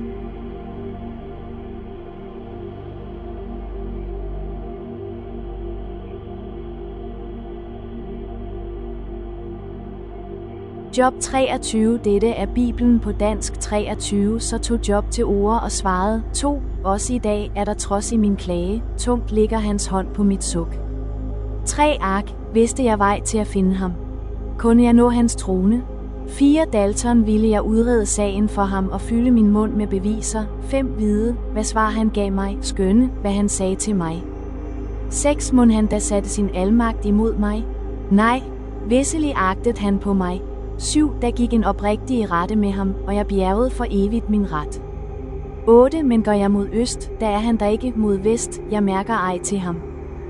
9. Jeg søger i nord og ser ham ikke, drejer mod syd og øjner ham ej. 10. Han kender min vej og min vandel, som guld går jeg frem af hans prøve. 11. Min fod har holdt fast ved hans spor. Hans vej har jeg fulgt, ved ikke derfra. 12. Fra hans læbesbud er jeg ikke ved, hans ord har jeg gemt i mit bryst. 13. Men han gjorde sit valg, hvem hindrer ham han udfører, hvad hans sjæl er tro. 14. Han fuldbyrder, hvad han bestemte, og af slidt har han meget for. 15. Derfor forfærdes jeg for ham og gruer ved tanken om ham. 16. Ja, Gud har nedbrudt mit mod, forfærdet mig har den almægtige. 17. Jeg går til i mørket, mit åsyn dækkes af muld.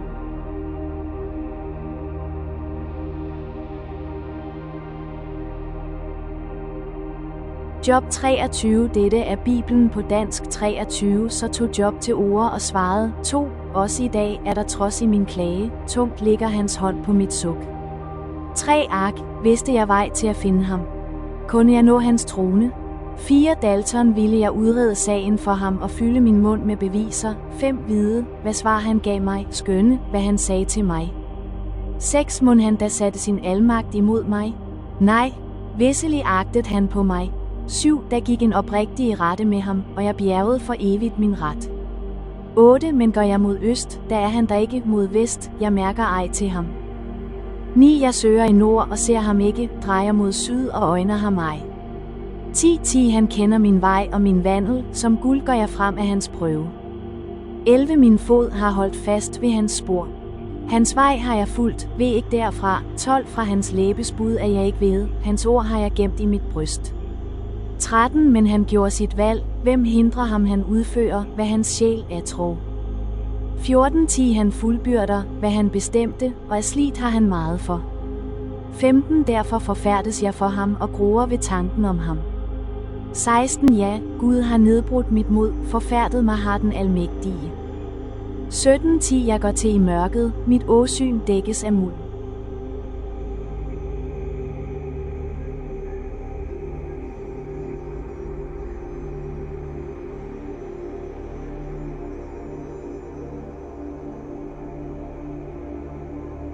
Job 23 commentary Job's reply to Eliphaz, 23:1-24-25. Again Job says that he is not rebelling against God or running away from him as his friends claim. On the contrary, he wants to meet God, so that he can present his case to him and listen to God's answer, 23:1-5. He is confident that God will declare him innocent of the charges people have made against him, 6-7. No matter where Job has searched for God, he has not found him. He cannot see God, but God can see him. God knows he is upright, and one day, when this time of testing has proved him true, God will announce his righteousness to others, 8-12. But until that day arrives, Job must bear his suffering. Nothing will change God's mind. And Job is terrified as he thinks of what God may yet require him to go through, 13-17. Job wishes there were set times when God the judge was available for the downtrodden to bring their complaints to him and obtain justice, 24-1. The poor and helpless are oppressed by the rich and powerful. Driven from their homes, they are forced to wander like animals in the wilderness, eating whatever food they can find and sleeping under trees and rocks, 2-8. If caught, they are forced to sell their children as slaves or become slaves themselves. Yet God ignores their cries for help, 9-12. Meanwhile, murderers, sex perverts and thieves, who rely on the cover of darkness to carry out their evil deeds, seem to escape unpunished, 13-17. The friends say that these wicked people will quickly be swept away in judgment, 18-20. But from Job's observations, God allows them to go on living in comfort and security. When they die, their deaths are no different from the deaths of others, 21-24. Job challenges his friends to prove him wrong in what he says, 25.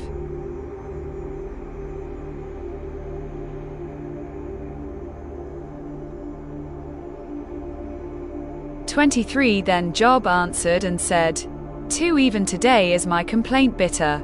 My stroke is heavier than my groaning. 3 Oh, that I knew where I might find him, that I might come even to his seat. 4 I would order my cause before him, and fill my mouth with arguments. 5 I would know the words which he would answer me, and understand what he would say unto me. 6 Will he plead against me with his great power? No, but he would put strength in me. 7 There the righteous might dispute with him, so should I be delivered forever from my judge. 8 Behold, I go forward, but he is not there, and backward, but I cannot perceive him. 9 On the left hand, where he doth work, but I cannot behold him. He hideth himself on the right hand, that I cannot see him. 10 But he knoweth the way that I take. When he hath tried me, I shall come forth as gold. 11 My foot hath held his steps. His way have I kept, and not declined. 12 Neither have I gone back from the commandment of his lips. I have esteemed the words of his mouth more than my necessary food. 13 But he is in one mind, and who can turn him? And what his soul desireth, even that he doeth. 14 For he performeth the thing that is appointed for me, and many such things are with him. 15 Therefore am I troubled at his presence, when I consider. I am afraid of him. 16 For God maketh my heart soft, and the Almighty troubleth me. 17 Because I was not cut off before the darkness, neither hath he covered the darkness from my face.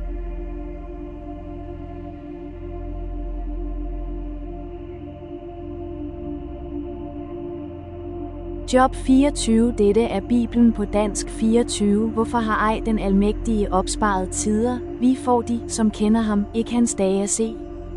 2 De onde flytter markskæld, ranede hjorte har de på græs. 3 Farløses æsel fører de bort, tager enkens okse som borgen. 4 De trænger de fattige af vejen. Landets arme må alle skjule sig. 5 Som vilde æsler i ørkenen går de ud til deres gerning søgende efter næring. Stephen er brød for børnene. 6 De høster på marken om natten, i rigmandens vingård sandkær de efter. 7 Om natten ligger de nøgne, uden klæder, uden tæppe i hulden. 8 De vædes af bjergenes regnskyld, klamrer sig af mangel på ly til klippen. 9 Man river den faderløse fra brystet. Tager den armes barn som borgen. 10 Nøgne vandrer de, uden klæder, sultne bærer de ned. 11 Mellem murene presser de olie, de træder persen og tørster. 12 De drives fra by og hus, og børnenes hunger skriger. Men Gud, han enser ej brændt. 13 Andre hører til lysets fjender, de kender ikke hans veje og holder sig ej på hans stier. 14 Før det lysner, står morderen op. Han myrder arm og fattig, om natten sniger tyven sig om.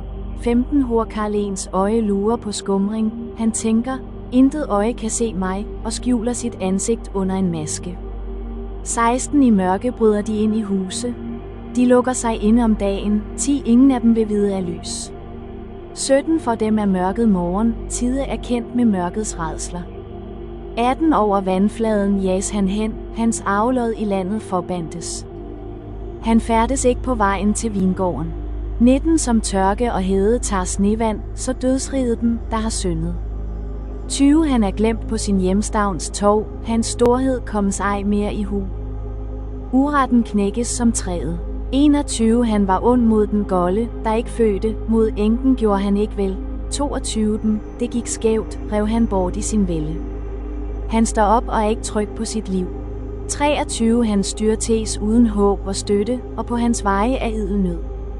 24 Hans storhed er stakket, så er han ej mere, han bøjes og skrumper ind som mælde og skæres af som aksenes top. 25 Og hvis ikke, hvor gør mig til løgner, hvor gør mine ord til intet?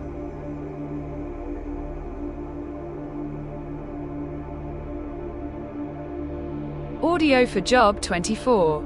Job 22-24, I shall come forth as gold. A Job explains the conduct of the wicked. 1. 1-8. The conduct of the wicked. Since times are not hidden from the Almighty. Why do those who know him see not his days? Some remove landmarks. They seize flocks violently and feed on them. They drive away the donkey of the fatherless. They take the widow's ox as a pledge. They push the needy off the road. All the poor of the land are forced to hide. Indeed, like wild donkeys in the desert, they go out to their work, searching for food. The wilderness yields food for them and for their children. They gather their fodder in the field and glean in the vineyard of the wicked. They spend the night naked, without clothing, and have no covering in the cold. They are wet with the showers of the mountains, and huddle around the rock for want of shelter. Since times are not hidden from the Almighty. Why do those who know him see not his days? The sense of this difficult verse seems to be, since God knows and will judge everything. Why are the godly kept in the dark about his ways? This had special application to the question of why God allows the seeming prosperity of the wicked, discussed in the following verses. The NIV translates this verse, "Why does the Almighty not set times for judgment? Why must those who know him look in vain for such days?" The New Living Translation has, "Why doesn't the Almighty open the court and bring judgment? Why must the godly wait for him in vain?" The first verse of this chapter is not the only difficult portion. In chapter 24 we run into all kinds of problems. First, there are textual difficulties, which render many lines almost unintelligible. Secondly, the speech as a whole seems incoherent to many readers. Thirdly, chapter 24 is said to express sentiments that Job could never have uttered. They would sound better on the lips of his friends. Anderson. B. Some remove landmarks. They take the widow's ox as a pledge. All the poor of the land are forced to hide. Here, Job described the mostly financial sins of the wicked, rooted in greed and cruelty. In Job chapter 22, 5-11, Eliphaz said that Job's calamity came upon him because he acted this way towards others, and his riches were therefore gained by greed and wickedness. Job agreed with Eliphaz that this is how wicked people act, without agreeing with him that he himself acted this way. The law of Moses denounces curses on those who remove their neighbor's landmarks. See Deuteronomy chapter 19, 14, 27-17. Clark, E. Here you see the rich landowner removing his neighbor's landmark. Curtailing by fraud, in a hedgeless unfenced land, the narrow possessions of his poorer countrymen. Cursed, you remember the solemn words, "Cursed be he that removeth his neighbor's landmark." And all the people shall say, Amen. But Job sees no curse fall. Bradley, 2, 9-12.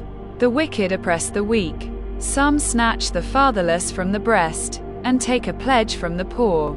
They cause the poor to go naked, without clothing, and they take away the sheaves from the hungry. They press out oil within their walls, and tread winepresses, yet suffer thirst. The dying groan in the city, and the souls of the wounded cry out, yet God does not charge them with wrong.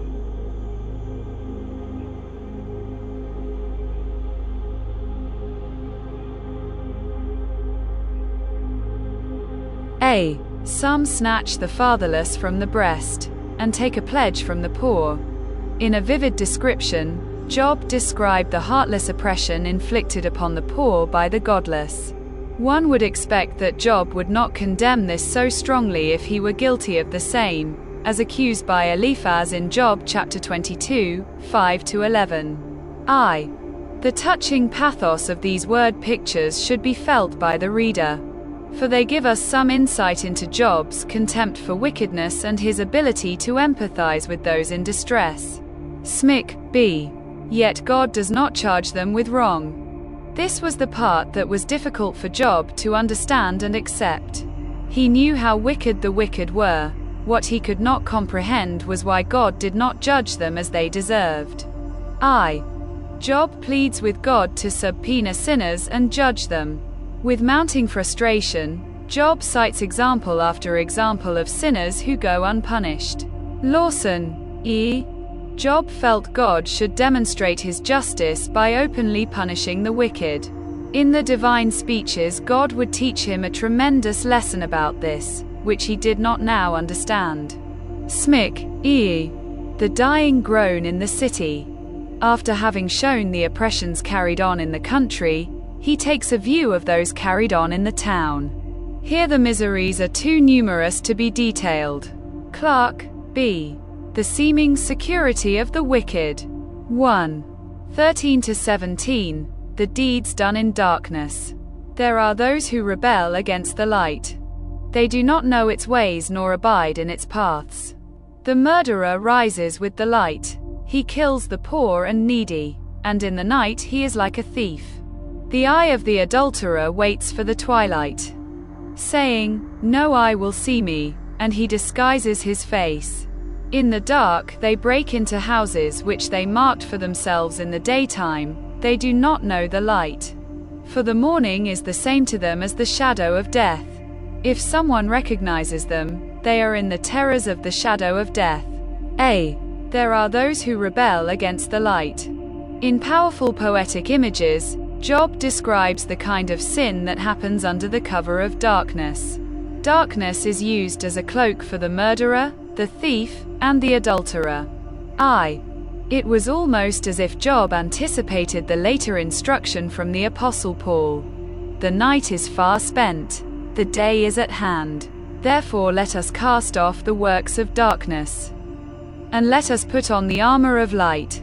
Let us walk properly, as in the day, not in revelry and drunkenness, not in lewdness and lust, not in strife and envy, but put on the Lord Jesus Christ, and make no provision for the flesh, to fulfill its lusts. Romans chapter 13, 12-14. B. For the morning is the same to them as the shadow of death.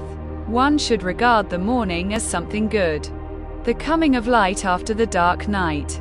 Yet for these wicked people, morning is the same to them as the shadow of death. It is a bad thing to them, not a good thing. Clark made special application of this to the adulterer. The morning dawns, but it is to him as the shadow of death, lest he should be detected before he can reach his own home. And if one know him, if he happen to be recognized in coming out of the forbidden house, the terrors of death seize upon him, being afraid that the thing shall be brought to light, or that he shall be called to account, a sanguinary account, by the injured husband. 2. 18-21. What should happen to the wicked? They should be swift on the face of the waters. Their portion should be cursed in the earth, so that no one would turn into the way of their vineyards. As drought and heat consume the snow waters, so the grave consumes those who have sinned.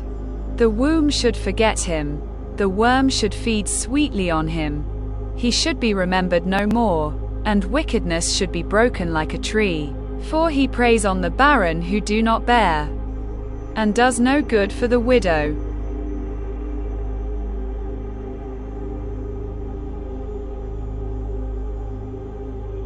A. Their portion should be cursed in the earth. Job wondered why God did not judge the wicked as he should. Job chapter 24, 1. Here, it is as if Job gave God advice on how he should judge the wicked, mainly. He should do it in this life and not wait until the life beyond, cursed in the earth. B. The worm should feed sweetly on him, he should be remembered no more. Job wasn't against the idea of the wicked being punished after death. He simply didn't want the punishment to begin there. He thought it should begin in this life and be continued afterwards. He preys on the barren who do not bear. The barren wife was considered more helpless than the widow, as the latter might have sons to help her. Bullinger, 3. 22-25. The seeming security of the wicked. But God draws the mighty away with his power. He rises up, but no man is sure of life. He gives them security, and they rely on it. Yet his eyes are on their ways. They are exalted for a little while, then they are gone. They are brought low. They are taken out of the way like all others. They dry out like the heads of grain. Now if it is not so, who will prove me a liar, and make my speech worth nothing? But God draws the mighty away with his power. Job here considered that perhaps the fate of the wicked in the world beyond was retribution enough for the scales of divine justice. Yes, the wicked seem to prosper in this life, he rises up. Yet at the same time no man is sure of life. In these verses Job sounds almost like Asaph in Psalm chapter 73, who was troubled at the prosperity of the wicked until he went into the house of God and understood their end. Job does not counter the friends by a one-sided exaggeration of his own, claiming that God is hostile to the upright and an accomplice of the crooked. His position is more balanced, but more baffled. He simply cannot see how God's justice works out in his own case. Anderson. B. He gives them security, and they rely on it. Yet his eyes are on their ways. Job reminded himself that God was not blind to the sins of the wicked, and even if they did seem to prosper well enough in this life, soon enough then they are gone and they are brought low. The sense from Job is that God allows such prosperity to some of the wicked to increase their ultimate judgment. He does indeed give them security and they do rely on it, but they end up as dry heads of grain. In the East, they generally reap their harvest by just taking off the tops of the ears of corn and leaving the straw.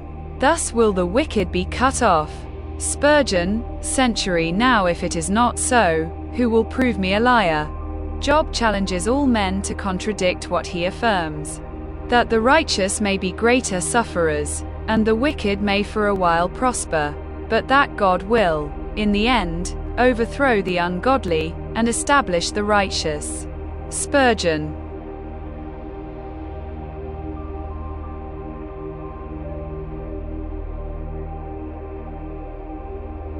Job 24 King James Version 24 Why, seeing times are not hidden from the Almighty? Do they that know him not see his days? 2 Some remove the landmarks, they violently take away flocks, and feed thereof. 3 They drive away the ass of the fatherless, they take the widow's ox for a pledge. 4 They turn the needy out of the way, the poor of the earth hide themselves together. 5 Behold, as wild asses in the desert, go they forth to their work, rising betimes for a prey. The wilderness yieldeth food for them and for their children. 6 They reap everyone his corn in the field, and they gather the vintage of the wicked. 7 They cause the naked to lodge without clothing, that they have no covering in the cold. 8 They are wet with the showers of the mountains, and embrace the rock for want of a shelter. 9 They pluck the fatherless from the breast, and take a pledge of the poor. 10 They cause him to go naked without clothing, and they take away the sheaf from the hungry. 11 Which make oil within their walls, and tread their winepresses, and suffer thirst. 12 Men groan from out of the city, and the soul of the wounded crieth out, yet God layeth not folly to them. 13 They are of those that rebel against the light. They know not the ways thereof, nor abide in the paths thereof. 14 The murderer rising with the light killeth the poor and needy, and in the night is as a thief. 15 The eye also of the adulterer waiteth for the twilight, saying, No eye shall see me, and disguiseth his face. 16 In the dark they dig through houses, which they had marked for themselves in the daytime, they know not the light. 17 For the morning is to them even as the shadow of death. If one know them, they are in the terrors of the shadow of death. 18 He is swift as the waters, their portion is cursed in the earth. He beholdeth not the way of the vineyards. 19 Drought and heat consume the snow waters, so doth the grave those which have sinned. 20 The womb shall forget him, the worm shall feed sweetly on him. He shall be no more remembered, and wickedness shall be broken as a tree. 21 He evil entreateth the barren that beareth not, and doeth not good to the widow. 22 He draweth also the mighty with his power, he riseth up, and no man is sure of life. 23 Though it be given him to be in safety, whereon he resteth, yet his eyes are upon their ways. 24 They are exalted for a little while, but are gone and brought low, they are taken out of the way as all other, and cut off as the tops of the ears of corn. 25 And if it be not so now, who will make me a liar, and make my speech nothing worth? Job 25. Dette er Bibelen på dansk 25. Så tog Shuaiden Bildad til orde og sagde, 2. Hos ham er der vælde og rædsel, han skaber fred i sin høje bolig. 3. Er der montal på hans skare? Mod hvem står ikke hans baghold op? 4. Hvor kan en mand have ret imod Gud, hvor kan en kvinde født være ren? 5. Selv månen er ikke klar i hans øjne, og stjernerne ikke rene. 6. End sige en mand, det kryb. Et menneskebarn, den orm.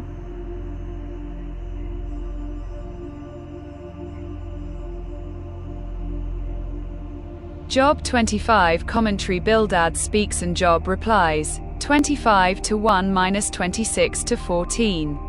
It seems either that Job's friends have no answer to what he says or that they are tired of arguing with him and see no point in continuing the debate. Bildad has only a brief speech, to which Job replies, and Zophar does not speak at all, in an effort to bring Job to repentance. Bildad impresses upon him the greatness of the God with whom Job argues. His kingdom is all-powerful, his armies of angelic beings more than can be counted, 25-1-3. In addition, God is pure beyond human understanding, so that even the mighty universe is unclean in his sight. How then can one tiny human being claim to be signless? 4-6. Bildad's statement shows that he still does not understand Job's complaint. Job has never claimed to be sinless, only that he is not the terrible sinner that they, on the basis of his sufferings, accuse him of being. Tired of their words, Job, with biting sarcasm, thanks Bildad for his sympathetic understanding and congratulates him for his outstanding knowledge. 26-1-4. Job then shows that he knows as much about the power of God in the universe as Bildad does. No region is outside God's sovereignty, not even the mysterious gloomy world of the dead. 5-6. The heavens also are in his power. He controls the stars, the moon and the clouds. He turns darkness into light when the sun rises above the horizon each morning. 7-10. On the one hand he sends earthquakes and storms, on the other he calms the raging sea and gives fair weather. 11-13. If these are but the whispers of God's power, how great must be his thunder. 14.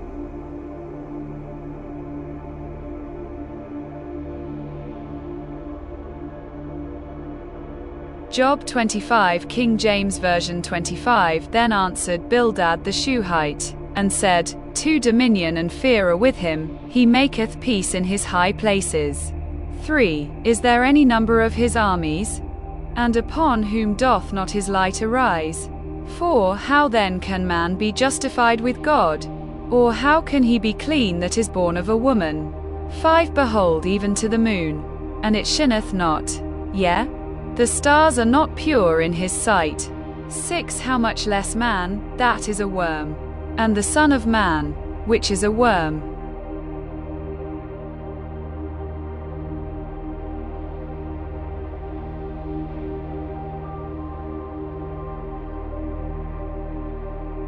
Job 26. Dette er Bibelen på dansk 26. Så tog Job til orde og svarede, 2. Hvor har du dog hjulpet ham, den afmægtige, støttet den kraftløse arm? 3. Hvor har du dog rådet ham, den uvise? Kun gjort en fylde af visdom. 4. Hvem hjalp dig med at få ordene frem, hvis ånd munter talte af dig? 5. Skyggerne skælver af angst, de, som bor under vandene. 6. Blottet af dødsriget for ham. Afgrunden uden dække. 7. Han udspænter Norden over det tomme, ophænger jorden på intet. 8. Vandet binder han i sine skyer, og skylaget brister ikke derunder. 9. Han fæstner sin tronæs hjørner og breder sit skylag derover. 10. Han drog en kreds over vandene, der hvor lys og mørke skilles. 11. Himlens støtter vakler, de gribes af angst ved hans trussel. 12. Med vælde bragte han havet til ro og knuste Rahab med kløgt. 13. Ved hans ånde klarede himlen op, hans hånd gennembort den flygtende slange. 14. Se, det er kun omridset af hans vej. Hvad hører vi andet end hvisken? Hans vældes torden, hvor fatter vælten?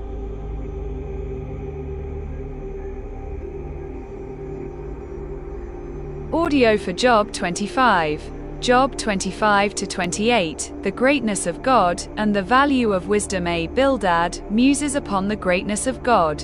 1. Bildad's final speech. Then Bildad the Shuhite answered and said, Then Bildad the Shuhite answered.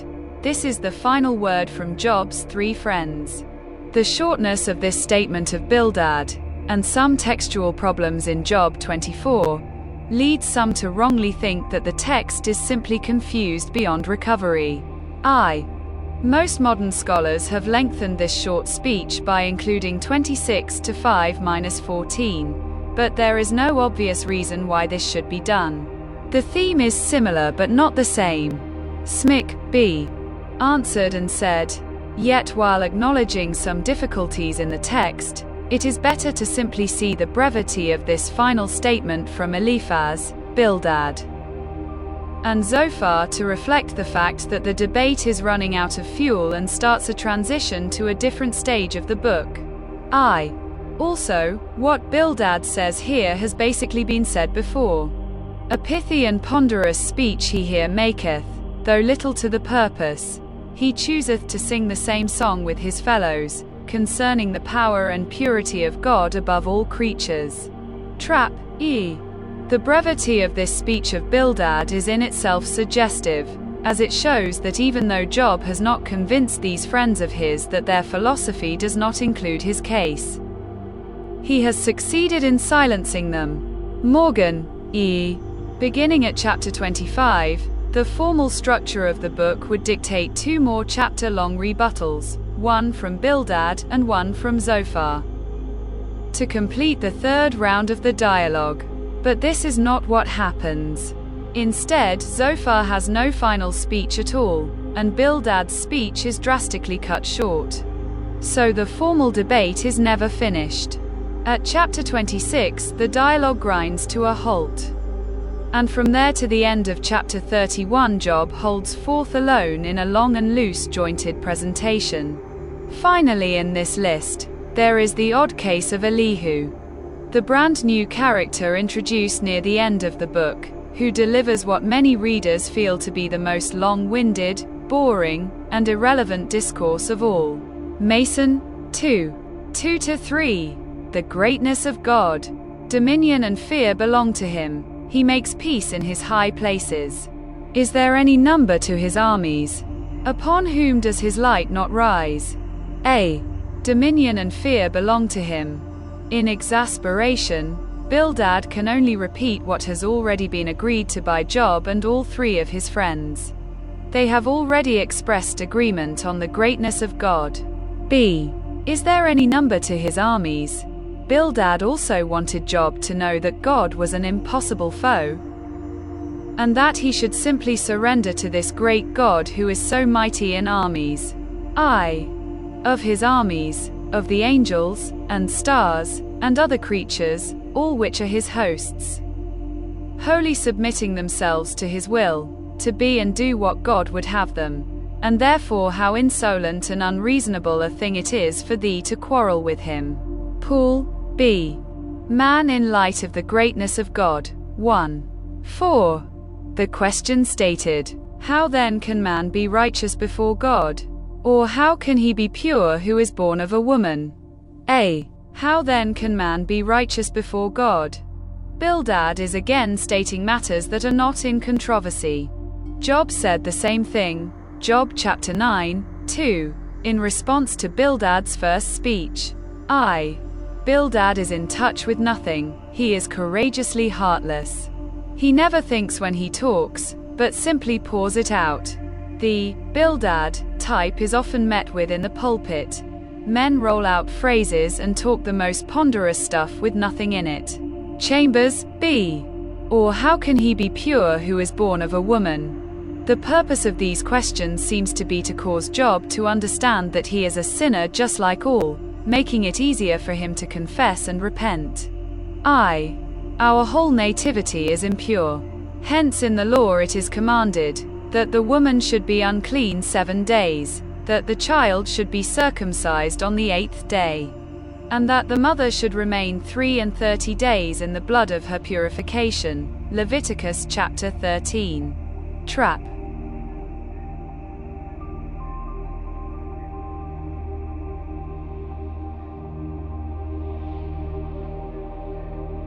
Two. 5-6, man's relative greatness compared to creation. If even the moon does not shine, and the stars are not pure in his sight, how much less man, who is a maggot, and a son of man? Who is a worm? A. If even the moon does not shine, and the stars are not pure in his sight. Bildad considered that even some of the glorious aspects of creation still fall short of the glory of the Creator. Some think that by stars are meant those angels who kept not their first estate. This may be so, but I cannot see it in the text. It may, however, mean the heavenly host, as it is supposed to do, Job chapter 28:7. But I still must hesitate on the propriety of such applications. Clark, B. How much less man, who is a maggot? If the moon and the stars cannot reflect the glory of God as they should, then it stands to reason that man cannot either. A worm, to wit, mean and vile, and impotent, proceeding from corruption, and returning to it, and withal filthy and loathsome. And so every way a very unfit person to appear before the high and holy God, and much more to contend with him. Paul, E. Bildad's final argument was based upon a misunderstanding of Job's previous words. He seemed to think that Job wanted to convince God that he was wrong. And therefore Bildad wanted to emphasize the proper relation between the glory of God and the humility of man. Without argument, Bildad made it perfectly clear that, in his mind, the guilt of Job was established. Morgan, E. We may observe the irony that being maggots themselves has not in the least discouraged Bildad and his colleagues from presuming to pass judgment on their fellow maggot Job. But who are mere maggots to exercise judgment? Mason, IV. Unlike the Apostle Paul, who developed the doctrine of total depravity in Romans 1-3 to prepare the way for grace, we know from the rest of Bildad's remarks that he left no room for mercy or forgiveness.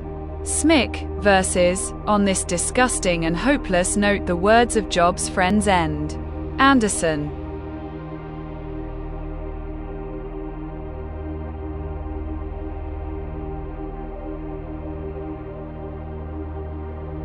Job 26, King James Version 26. But Job answered and said, 2. How hast thou helped him that is without power?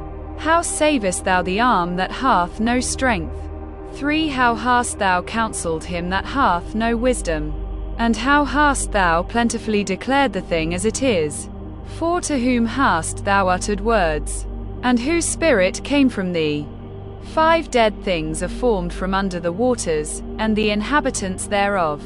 6. Hell is naked before him, and destruction hath no covering. 7. He stretcheth out the north over the empty place, and hangeth the earth upon nothing. 8. He bindeth up the waters in his thick clouds, and the cloud is not rent under them. 9. He holdeth back the face of his throne, and spreadeth his cloud upon it. 10. He hath compassed the waters with bounds, until the day and night come to an end. 11. The pillars of heaven tremble and are astonished at his reproof. 12. He divideth the sea with his power, and by his understanding he smiteth through the proud. 13. By his spirit he hath garnished the heavens. his hand hath formed the crooked serpent. 14 Lo, these are parts of his ways. But how little a portion is heard of him. But the thunder of his power who can understand?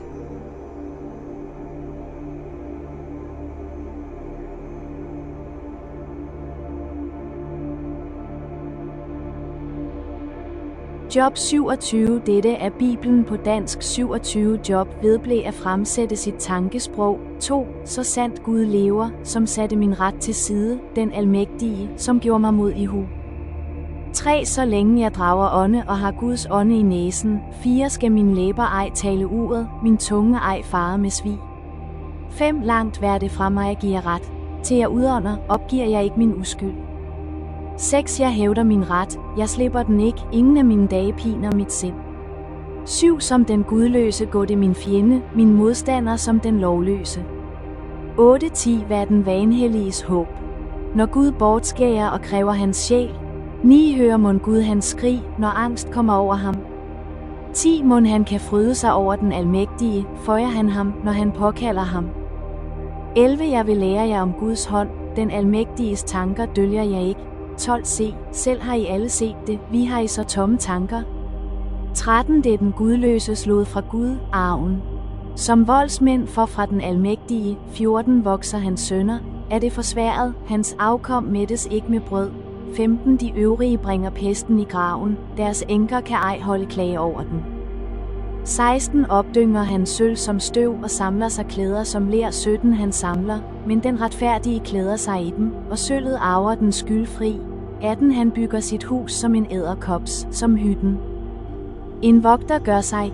19. Han lægger sig rig, men for sidste ang, han slår øjnene op, og er det ej mere. 20. Rædsler når ham som vande, ved nat river stormen ham bort.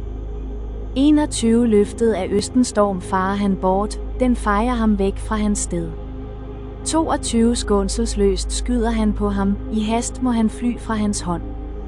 23. Man klapper i hænderne mod ham og piber ham bort fra hans sted.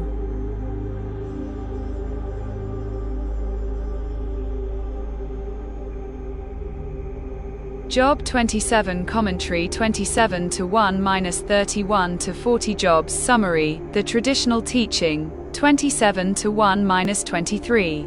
According to the established pattern of the debate, Zophar should speak next, but when he does not, Job proceeds to summarize his own position. He restates that, in spite of his suffering and bitterness, he is innocent of the great wrongdoing of which they accuse him. And he assures them that he intends to remain innocent. 27-1-6. Job knows as well as his friends do that the ungodly will, in the end, be punished and no final cry for mercy will save them. Moreover, the friends' false accusations against Job put them in the class of the ungodly. 7-10. They have been foolishly wasting their time in trying to teach Job the traditional doctrine concerning the punishment of the wicked. He knows all this so well that he could just as easily teach them. 11-12. To prove his knowledge, Job quotes some of the traditional teaching for them to hear. The families of the wicked are wiped out. 13-15. Their wealth is plundered. 16-17. Their houses are destroyed. 18-19, and their lives end in horror. 20-23.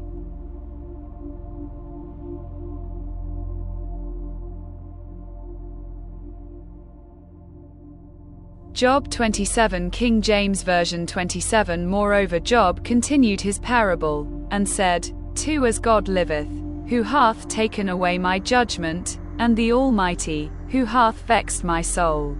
3 All the while my breath is in me, and the Spirit of God is in my nostrils. 4 My lips shall not speak wickedness, nor my tongue utter deceit. 5 God forbid that I should justify you. Till I die, I will not remove mine integrity from me. 6 My righteousness I hold fast, and will not let it go. My heart shall not reproach me so long as I live. 7 Let mine enemy be as the wicked, and he that riseth up against me as the unrighteous. 8 For what is the hope of the hypocrite, though he hath gained, when God taketh away his soul? 9. Will God hear his cry when trouble cometh upon him? 10. Will he delight himself in the Almighty? Will he always call upon God? 11. I will teach you by the hand of God. That which is with the Almighty will I not conceal. 12. Behold, all ye yourselves have seen it. Why then are ye thus altogether vain? 13. This is the portion of a wicked man with God, and the heritage of oppressors, which they shall receive of the Almighty. 14. If his children be multiplied, it is for the sword, and his offspring shall not be satisfied with bread. 15. Those that remain of him shall be buried in death, and his widows shall not weep. 16. Though he heap up silver as the dust, and prepare raiment as the clay, 17. He may prepare it, but the just shall put it on, and the innocent shall divide the silver. 18. He buildeth his house as a moth, and as a booth that the keeper maketh. 19. The rich man shall lie down, but he shall not be gathered. He openeth his eyes, and he is not. 20. Terrors take hold on him as waters, a tempest stealeth him away in the night. 21. The east wind carrieth him away, and he departeth, and as a storm hurleth him out of his place. 22. For God shall cast upon him, and not spare, he would fain flee out of his hand. 23. Men shall clap their hands at him, and shall hiss him out of his place.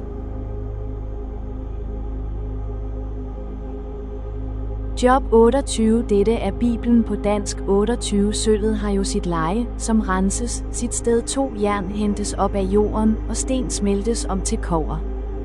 3. På mørket gør man en ende og rensager ind til de dybeste kroge mørkets og mulmet sten. 4. Man bryder en skakt under foden, og glemte, for uden fodfæste, hænger de svævende fjernt fra mennesker. 5. Af jorden fremvokser brød, imens dens indre omvæltes som af ild. 6. I stenen der sidder safiren, og der er guldstøv i den. 7. Stien derhen er rovfuglen ukendt, falkens øje udspejder den ikke.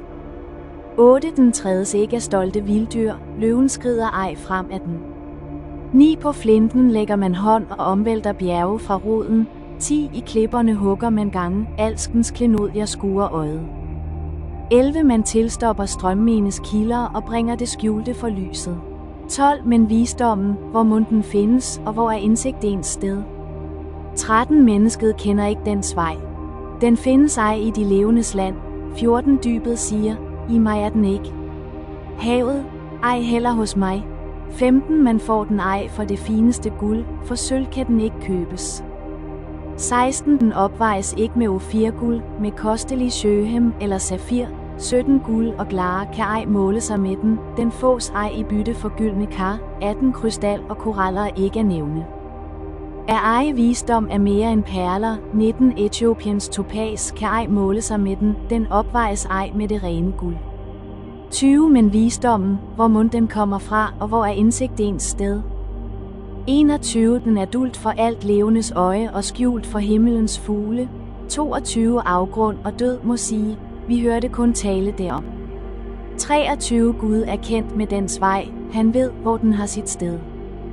24. 10. Han skuer til jordens ender, alt under himlen ser han. 25. Dengang han fastsatte vindens vægt og målte vandet med mål. 26. Da han satte en lov for regnen, afmærket tordenskyen dens vej.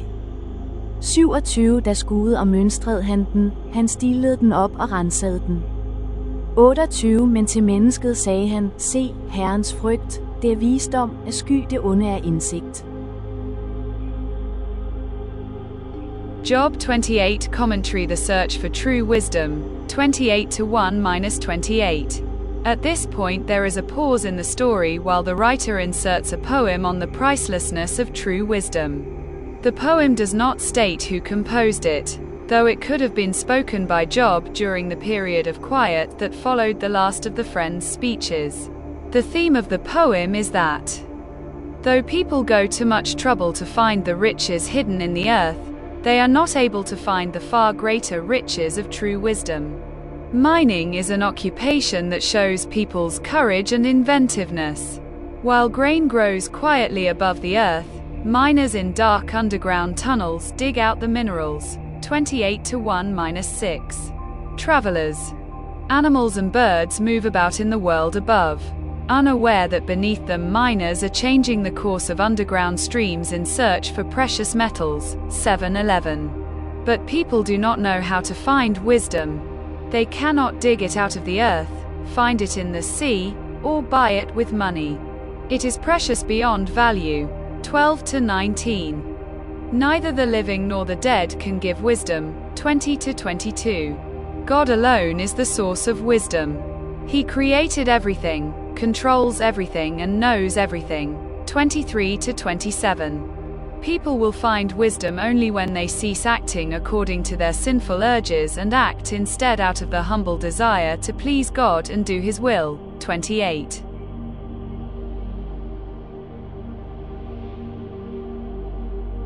Job 28, King James Version 28. Surely there is a vein for the silver, and a place for gold where they fine it. 2 Iron is taken out of the earth, and brass is molten out of the stone. 3 He setteth an end to darkness, and searcheth out all perfection, the stones of darkness, and the shadow of death. 4 The flood breaketh out from the inhabitant, even the waters forgotten of the foot. They are dried up, they are gone away from men. 5 As for the earth, out of it cometh bread, and under it is turned up as it were fire. 6 The stones of it are the place of sapphires, and it hath dust of gold. 7 There is a path which no fowl knoweth, and which the vulture's eye hath not seen. 8 The lion's whelps have not trodden it, nor the fierce lion passed by it. 9 He putteth forth his hand upon the rock, he overturneth the mountains by the roots. 10 He cutteth out rivers among the rocks, and his eye seeth every precious thing. 11 He bindeth the floods from overflowing, and the thing that is hid bringeth he forth to light. 12 But where shall wisdom be found? And where is the place of understanding? 13 Man knoweth not the price thereof, neither is it found in the land of the living. 14 The depth saith, it is not in me, and the sea saith, it is not with me. 15 It cannot be gotten for gold, neither shall silver be weighed for the price thereof. 16 It cannot be valued with the gold of Ophir, with the precious onyx, or the sapphire. 17 The gold and the crystal cannot equal it, and the exchange of it shall not be for jewels of fine gold. 18 No mention shall be made of coral, or of pearls, for the price of wisdom is above rubies. 19 The topaz of Ethiopia shall not equal it, neither shall it be valued with pure gold. 20 Whence then cometh wisdom? And where is the place of understanding? 21 Seeing it is hid from the eyes of all living, and kept close from the fowls of the air. 22 Destruction and death say, we have heard the fame thereof with our ears. 23 God understandeth the way thereof, and he knoweth the place thereof. 24 For he looketh to the ends of the earth, and seeth under the whole heaven. 25 To make the weight for the winds, and he weigheth the waters by measure. 26 When he made a decree for the rain, and a way for the lightning of the thunder. 27 Then did he see it, and declare it, he prepared it, yea, and searched it out. 28 And unto man he said, behold, the fear of the Lord, that is wisdom, and to depart from evil is understanding.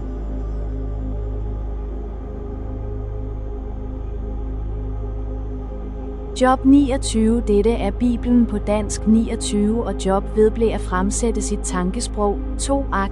Havde jeg det som telefon, som dengang Gud tog sig af mig. 3 Da hans lampe lyste over mit hoved, og jeg ved hans lys vandt frem i mørke. 4 Som i mine modne år, da Guds fortrolighed var over mit telt. 5 Da den almægtige ind var hos mig, og mine drenge var om mig. 6 Da mine fødder vadede i fløde, og olie strømmede, hvor jeg stod. 7 Da jeg gik ud til byens port og rejste mit sæde på torvet. 8 Når ungdommen så mig, gemte Deo sig, oldinge rejste sig op og stod. 9 høvdinger standsæt i talen og lagde hånd på mund, 10 store mænds røst forstum med, deres tunge klæbet til ganen, 11 øret hørte og priste mig lykkelig, øjet så og tilkendte mig ære. 12:10 jeg reddede den arme, der skreg om hjælp, den faderløse, der savnede en hjælper.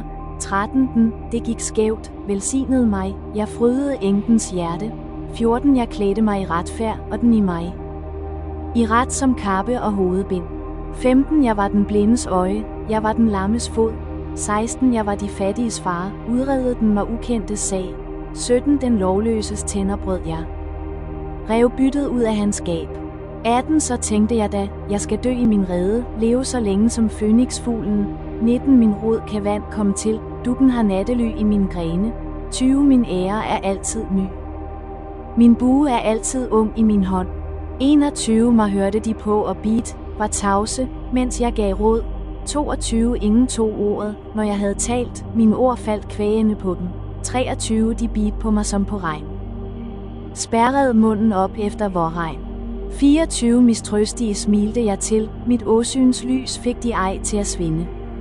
25 vejen valgte jeg for dem og sad som høvding, tronede som konge blandt hermænd som den, der gav sørgende trøst. Job 29 Commentary Past Glory, Present Humiliation, 29:1-30-31. Since the three friends have nothing more to say. Job proceeds to show that in the past he had indeed tried to fear God and avoid wrongdoing. So close was his fellowship with God in those days that he could call it friendship. 29:1-4. He was blessed with family happiness and prosperity. 5-6. He was one of the city elders and was highly respected by the whole community. 7-10. Most rulers were corrupt, favoring the rich and oppressing the poor, but Job's impartiality and honesty were well known everywhere. 11-14. He helped those who were exploited and never feared to give a judgment against the oppressors, no matter how rich or powerful they were. 15-17. Job felt that in view of such uprightness he could look forward to a bright future of continued contentment and success. 18-20. He would have the same freshness as in former days, when he guided people with his wise advice and cheered them with his warm understanding. 21-25. But instead of the honor and happiness he expected, Job has shame and misery. The lowest of society mock him cruelly. 30-1. These worthless people had been driven into the barren wastelands in punishment for their misdeeds. But now they return to make fun of him as he sits in pain and disgrace at the garbage dump. 2-8. God allows them to humiliate him without restraint, and he cannot defend himself. 9-11. He feels like a city that was once glorious but is now smashed and overrun by the enemy. 12-15. In addition to suffering cruel humiliation, Job has agonizing physical pain. He gets no relief, day or night. As he rolls in agony, his clothes twist around him and become covered in the filth of burnt garbage. 16-19. He cries to God, but God only sends him more pain, as if torturing him to death. 20-23. With the desperation of a person sinking into certain ruin, Job cries out for help. But no one gives him the sympathetic assistance that he once gave others. 24-26. Depressed in spirit and loathsome in appearance, tortured by pain and rejected by his fellows, he can do nothing but groan. 27-31.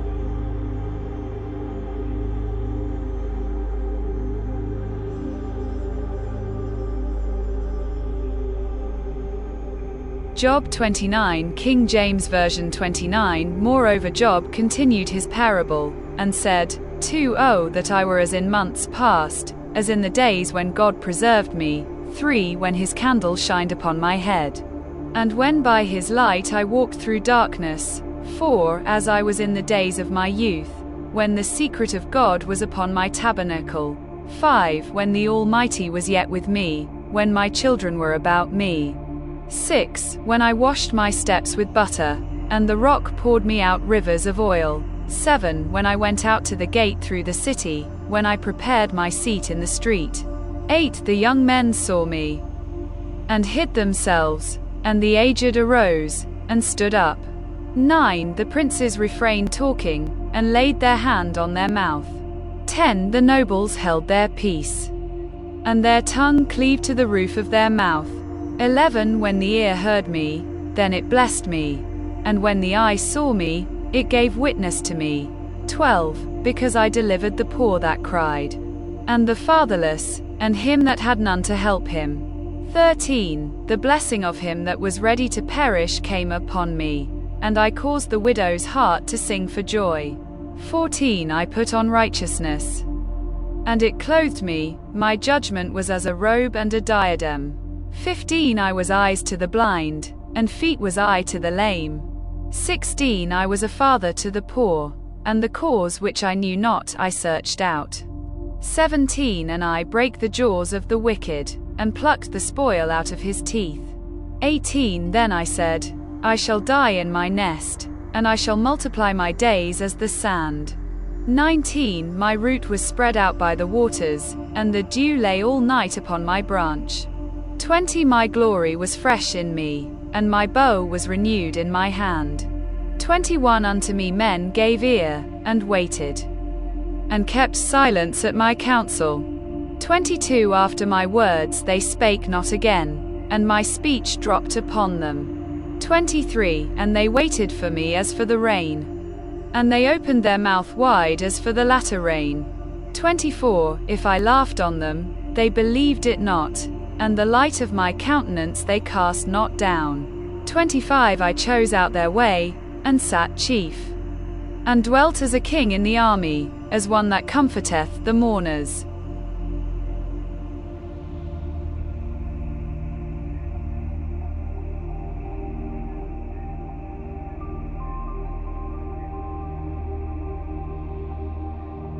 Job 30. Dette er Bibelen på dansk 30. Nu derimod lærer de af mig, folk, der er yngre end jer, hvis fædre jeg fandt for ringe at sætte iblandt mine hyrdehunde. 2. Og hvad skulle jeg med deres hænders kraft? Deres ungdomskraft har de mistet, 3. Tørret hen af trang og sult. De afgnaver ørk og ødemark, 4. Og plukker mælde ved krattet, gyvelrødder er deres brød. 5. Fra samfundet drives de bort. Som af 20 råbes der efter dem. 6. De bor i kløfter, fulde af rædsler, i jordens og klippernes huler. 7. De brøler imellem buske, i tornekrat kommer de sammen. 8. En dum og navnløs æt. De joges med hug af lande. 9. Men nu er jeg håndsang for dem, jeg er dem et samtaleemne. 10. De afskyr mig, holder sig fra mig, nægter sig ikke at spytte af mig. 11. 10. Han løste min buestring, ydmygede mig, og foran mig kastede de tøjlerne af. 12. Til højre rejser sig ynglen, fødderne slår de fra mig, bygger sig ulykkesveje imod mig. 13. Min sti har de opbrudt, de hjælper med til mit fald, og ingen hindrer dem i det. 14. De kommer som gennem et gabende murbrud, vælter sig frem under ruiner. 15. Rædsler har vendt sig imod mig, min værdighed joges bort som af storm, min lykke svandt som en sky. 16. Min sjæl opløser sig i mig, elendighedsdage har ramt mig. 17. Natten borer i mine knogler, aldrig blunder de nagende smerter. 18. Med vældig kraft vanskabes mit kød, det hænger om mig, som var det min kjortel. 19. Han kastede mig ud i døn, jeg er blevet som støv og aske. 20. Jeg skriger til dig, du svarer mig ikke, du står der og enser mig ikke. 21. Grum er du blevet imod mig, forfølger mig med din vældige hånd. 22. Du løfter og vejer mig hen i stormen, og dens brusen gennemryster mig. 23. 10. Jeg ved, du fører mig hjem til døden, til det hus, hvor alt levende samles. 24. Dog, mon den druknende ej rækker hånden ud og råber om hjælp, når han går under. 25. Mon ikke jeg græder over den, som havde det hårdt. Sørgede ikke min sjæl for den fattige skyld. 26. Jeg bidede på lykke, men ulykke kom. Jeg håbede på lys, men mørke kom. 27. Ustandsligt koger det i mig, elendighedsdage traf mig. 28. Trøstesløs gør jeg i sorg, i forsamlingen rejser jeg mig og råber. 29. Sjakalernes broder blev jeg, strudsenes fælde. 30. Min hud er sort, falder af, mine knogler brænder af hede.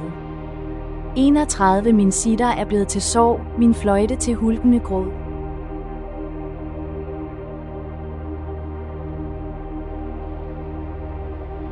Audio for Job 30.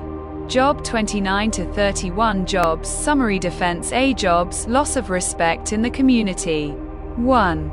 1-8. The low character of the men who now mock Job.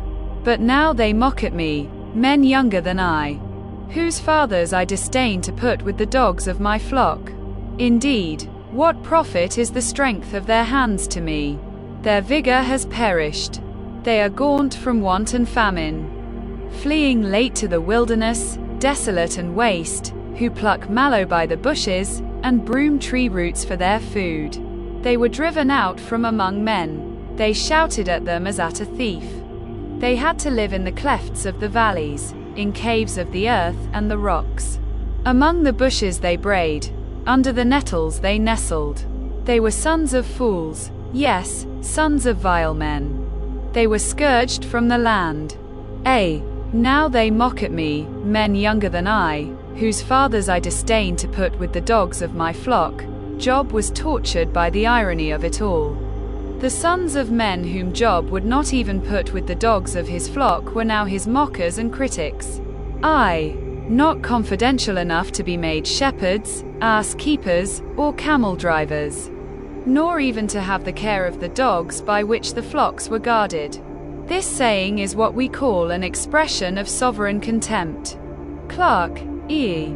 Dogs are everywhere mentioned with contempt, as filthy, unprofitable, and accursed creatures, as 2 Samuel chapter 16, 9, 2 Kings chapter 8, 13, Philippians chapter 3, 2, Revelation chapter 22, 15. Paul, B.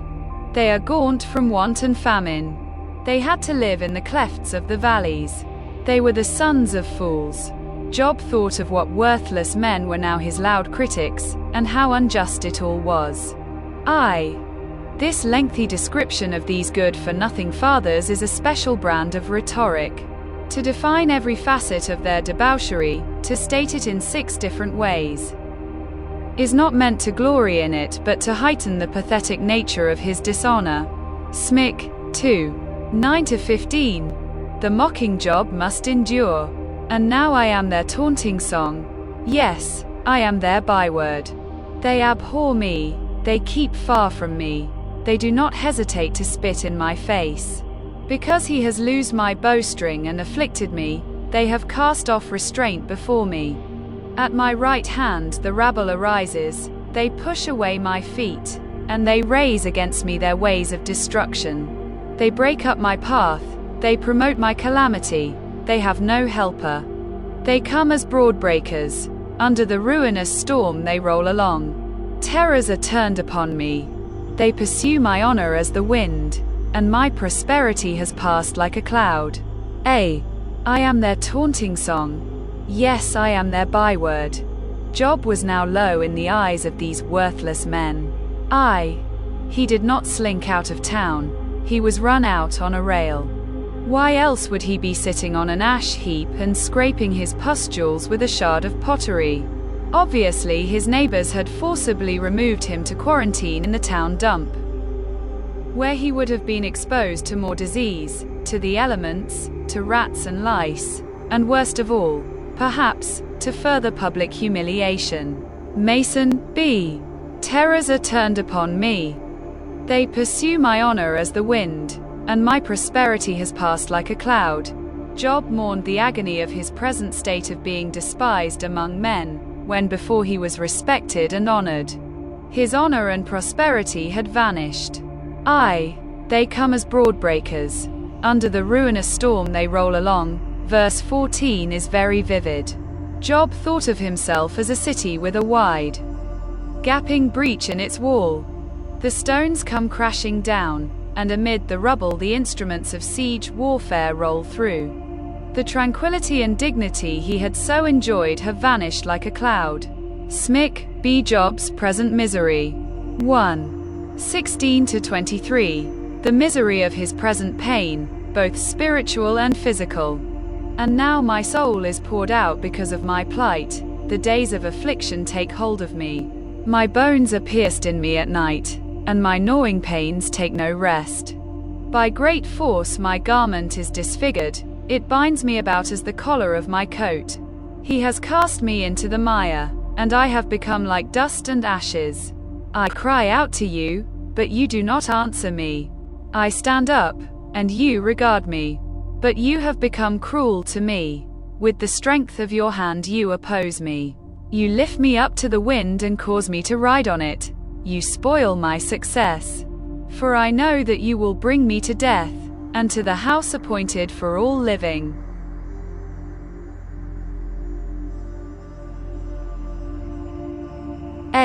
And now my soul is poured out because of my plight. Job again described his present crisis. He described the persistent, gnawing pains that were ever with him. But for him it was first a crisis of the soul. My bones are pierced. My gnawing pains take no rest. My garment is disfigured, with poetic power and eloquence. Job described the physical agony of his suffering. The New Living Translation has a helpful rendering of Job chapter 30, 18-19. In his great power God clutches at my clothing. He grabs me by the collar of my coat. He throws me into the mud. In a final burst of grief, Job wrestles with the sheer pain of his disease as if it were objectively a terrifying monster, chewing at his flesh day and night. Anderson E. Mason commented on the long and intense struggle Job had with God, and on the ultimate outcome for Job. Classically, there are two ways of soliciting the favor of God. One way is by trying very hard to be very, very good and hoping that God will take notice. The other way is to beg God for his blessing and to refuse to let him off the hook until he comes through. It is those who refuse to give up on God who end up with his blessing. I cry out to you, but you do not answer me. This was the worst aspect of Job's suffering, the sense that God had forsaken him. He undeniably felt that God was against him. With the strength of your hand you oppose me. You spoil my success. Indeed, Job felt that God wanted to and would destroy him. I know that you will bring me to death. God's constant attack. His ruthless might, Job chapter 30, 21, was so completely the opposite of Job's intimate friendship with God in those bygone days when he had still perceived that God was on his side. Job chapter 29, 4-5. Smic.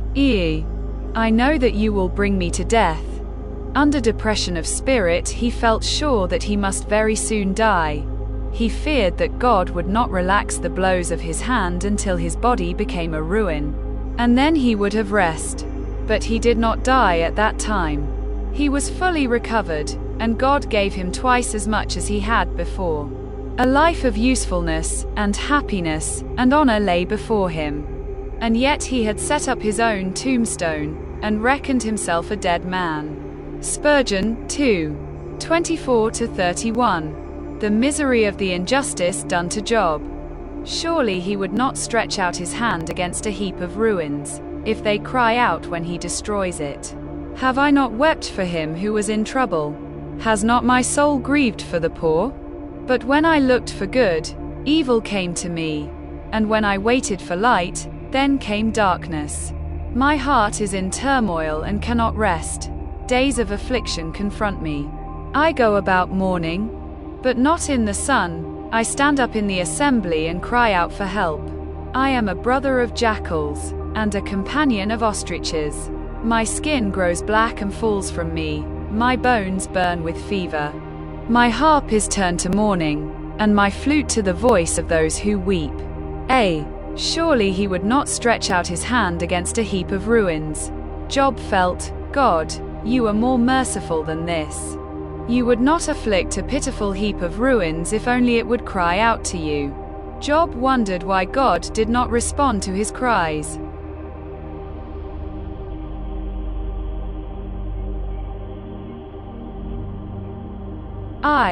The supreme sorrow was that when he cried to God, there was no answer.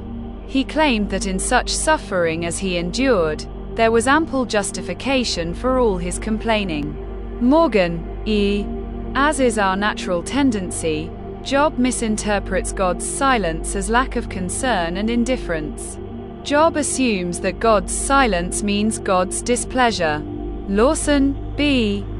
Have I not wept for him who was in trouble? Has not my soul grieved for the poor? Job wondered why God did not treat him with the same kindness he had often shown to others. It is impossible to read this section without feeling that protest was approaching revolt in the soul of this man. He did definitely charge God with cruelty, see verse 21, and his questions. Did I not weep for him that was in trouble? Was not my soul grieved for the needy? Verse 25. He was contrasting God's attitude toward him with his own attitude toward suffering men in the days of his prosperity and strength. Morgan, The sensitive soul of Job was another demonstration of his godliness, and appropriate for any servant of God. I know that a man in the ministry who cannot feel had much better resign his office. We have heard some hold forth the doctrines of grace, as if they were a nauseous medicine, and men were to be forced to drink thereof by hard words and violent abuse. We have always thought that such men did more hurt than good, for while seeking to vindicate the letter, they evidently missed the spirit of the faith once delivered unto the saints. Cold and impassive are some of our divines. They utter truth as though it were no concern of theirs whether men received it or not. To such men heaven and hell, death and eternity, are mere themes for oratory, but not subjects for emotion. Spurgeon, Century, my heart is in turmoil and cannot rest. Perhaps Job tried to just take it easy and not get so troubled over his problems. But for him it was impossible. His physical and spiritual agony was more than it seemed he could bear, or his friends could relate to. By my mournful and continual cry, I resemble the jackals or hyenas. To the daughters of howling, generally understood to be the ostrich. For both the jackal and the female ostrich are remarkable for their mournful cry, and for their attachment to desolate places. Dodd, Clark.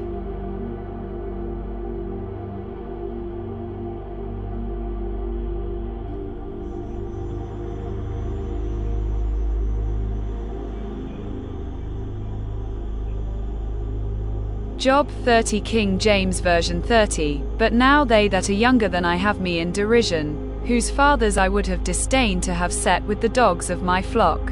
2 Yea, whereto might the strength of their hands profit me, in whom old age was perished.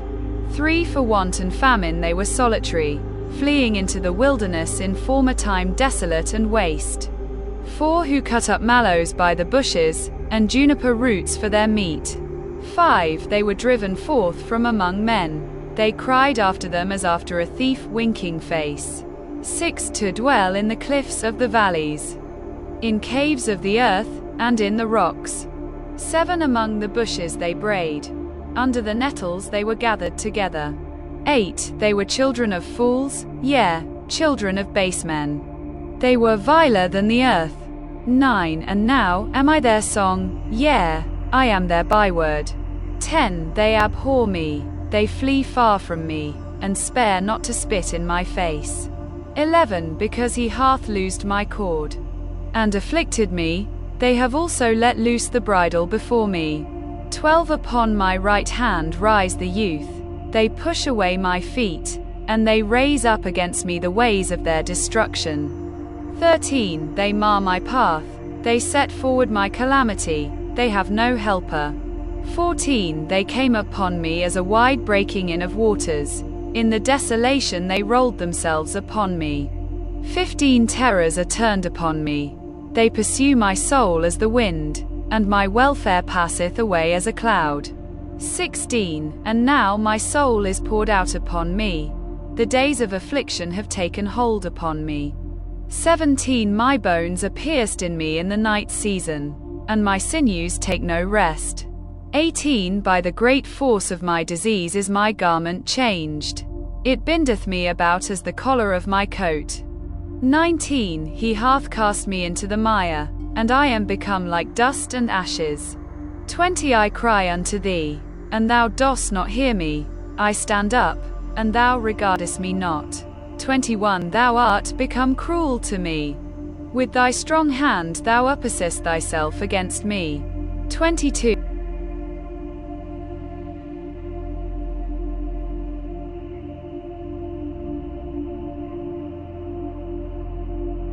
22 Thou liftest me up to the wind, thou causest me to ride upon it, and dissolvest my substance. 23 For I know that thou wilt bring me to death, and to the house appointed for all living. 24 Howbeit he will not stretch out his hand to the grave, though they cry in his destruction. 25 Did not I weep for him that was in trouble? Was not my soul grieved for the poor? 26 When I looked for good, then evil came unto me, and when I waited for light, there came darkness. 27 My bowels boiled, and rested not, the days of affliction prevented me. 28 I went mourning without the sun, I stood up, and I cried in the congregation. 29 I am a brother to dragons, and a companion to owls. 30 My skin is black upon me, and my bones are burned with heat. 31 My harp also is turned to mourning, and my organ into the voice of them that weep.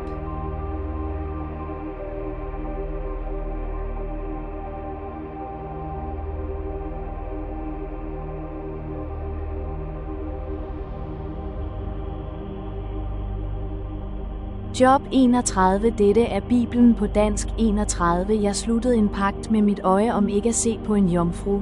2. Hvad var ellers min lod fra Gud hist oppe, den arv, den almægtige gav fra det høje? 3. Har ikke den lovløse vanheld i vente, udådsmændene modgang?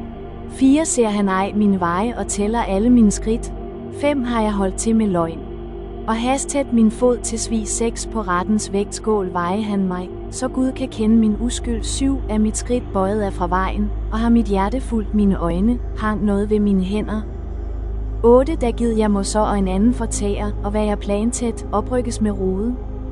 9. Blev jeg en dårer på grund af en kvinde, og har jeg luret ved næstens dør. 10. Så dreje min hustru kværn for en anden, og andre bøj sig over hende. 11. 10. Slidt var skændselsdåd, brøde, der drages for retten. 12. Ja, ild, der æder til afgrunden og sætter hele min høst i brand. 13. Har jeg ringeagtet min træls og min trælkvindes ret, når de trættede med mig. 14. Hvad skulle jeg da gøre, når Gud stod op? Hvad skulle jeg svare, når han så efter? 15. Har ikke min skaber skabt ham i mors skød? Har en og samme ej dannet os begge i mors liv? 16. Har jeg afslået ringens ønske, ladet enkens øjne vansmægte. 17. Var jeg ene om at spise mit brød. Har den faderløse ej spist deraf 18. Nej, fra barns ben fostrede jeg ham som en far, jeg ledede hende fra min mors skød. 19. Har jeg set en stakkel blottet for klæder. En fattig savne et tæppe. 20. Visselig nej, hans hofter vælser ned mig, når han varmede sig i uld af mine lam. 21. Har jeg løftet min bånd mod en faderløs, fordi jeg var vis på medhold i retten. 22. Så faldt min skulder fra nakken, så rykkes min arm af led. 23. 10. Guds rædsel var kommet over mig, og når han rejste sig, mattede jeg intet. 24. Har jeg slået min lid til guld, kaldt det rene guld min fortrøstning. 25. Var det min glæde, at rigdommen vokset, og at min hånd fik sanket så meget. 26. Så jeg, hvorledes sollyset strålede, eller den herligt skridende måne. 27. Og lod mit hjerte sig dåre i løn, så jeg hyldte dem med kys på min hånd. 28. Også det var brøde, der drages for retten. 10. Da fornægtede jeg Gud hist oppe. 29. Var min avindsmands fald min glæd jubelt jeg, når han ramtes af vanheld. 30. Nej, jeg tillod ikke min gane at synde, så jeg bandende krævede hans sjæl. 31. Har min husfælle ej måttet sige, hvem mættedes ej af kød fra hans bord. 32. Nej, den fremmede lå ej ude om natten, jeg åbnede min dør for vandringsmænd. 33. Har jeg skjult mine synder, som mennesker gør, så jeg dulte min brød i brystet. 34. Af frygt for den store håb, af angst for stamfrænders ringeagt, så jeg blev indendøre i stilhed. 35. Ark, var der dog en, der hørte på mig. Her er mit bogmærke, lad den almægtige svare, Havde jeg blot min modparts indlæg. 36 Sandelig tog jeg det på min skulder, kransæt mit hoved dermed som en krone. 37 Svarede ham for hvert eneste skridt og mødte ham som en fyrste. 38 Har min mark måttet skrige over mig, og alle fugerne græde. 39 Har jeg tæret dens kraft uden vederlag, udslugt dens ejers liv. 40 Så gror der tjørn for hvede og ukrudt i stedet for byg. Her ender Jobs ord. Job 31 commentary. Job reaffirms his innocence. 31:1-40. Once again Job examines his past life to see if, in fact, he has committed some great sin for which God is now punishing him. He readily acknowledges that God sees everything and that his punishment of sin is just. God knows that he has not been guilty even of unlawful sexual lust. 31:1-4. He has not cheated others to enrich himself. If someone can prove that he has, he will gladly surrender all the produce of his fields. 5-8. If he has committed adultery, he will gladly accept the lawful punishment due to him and will submit to the humiliation of having to surrender his wife to slavery. 9-12.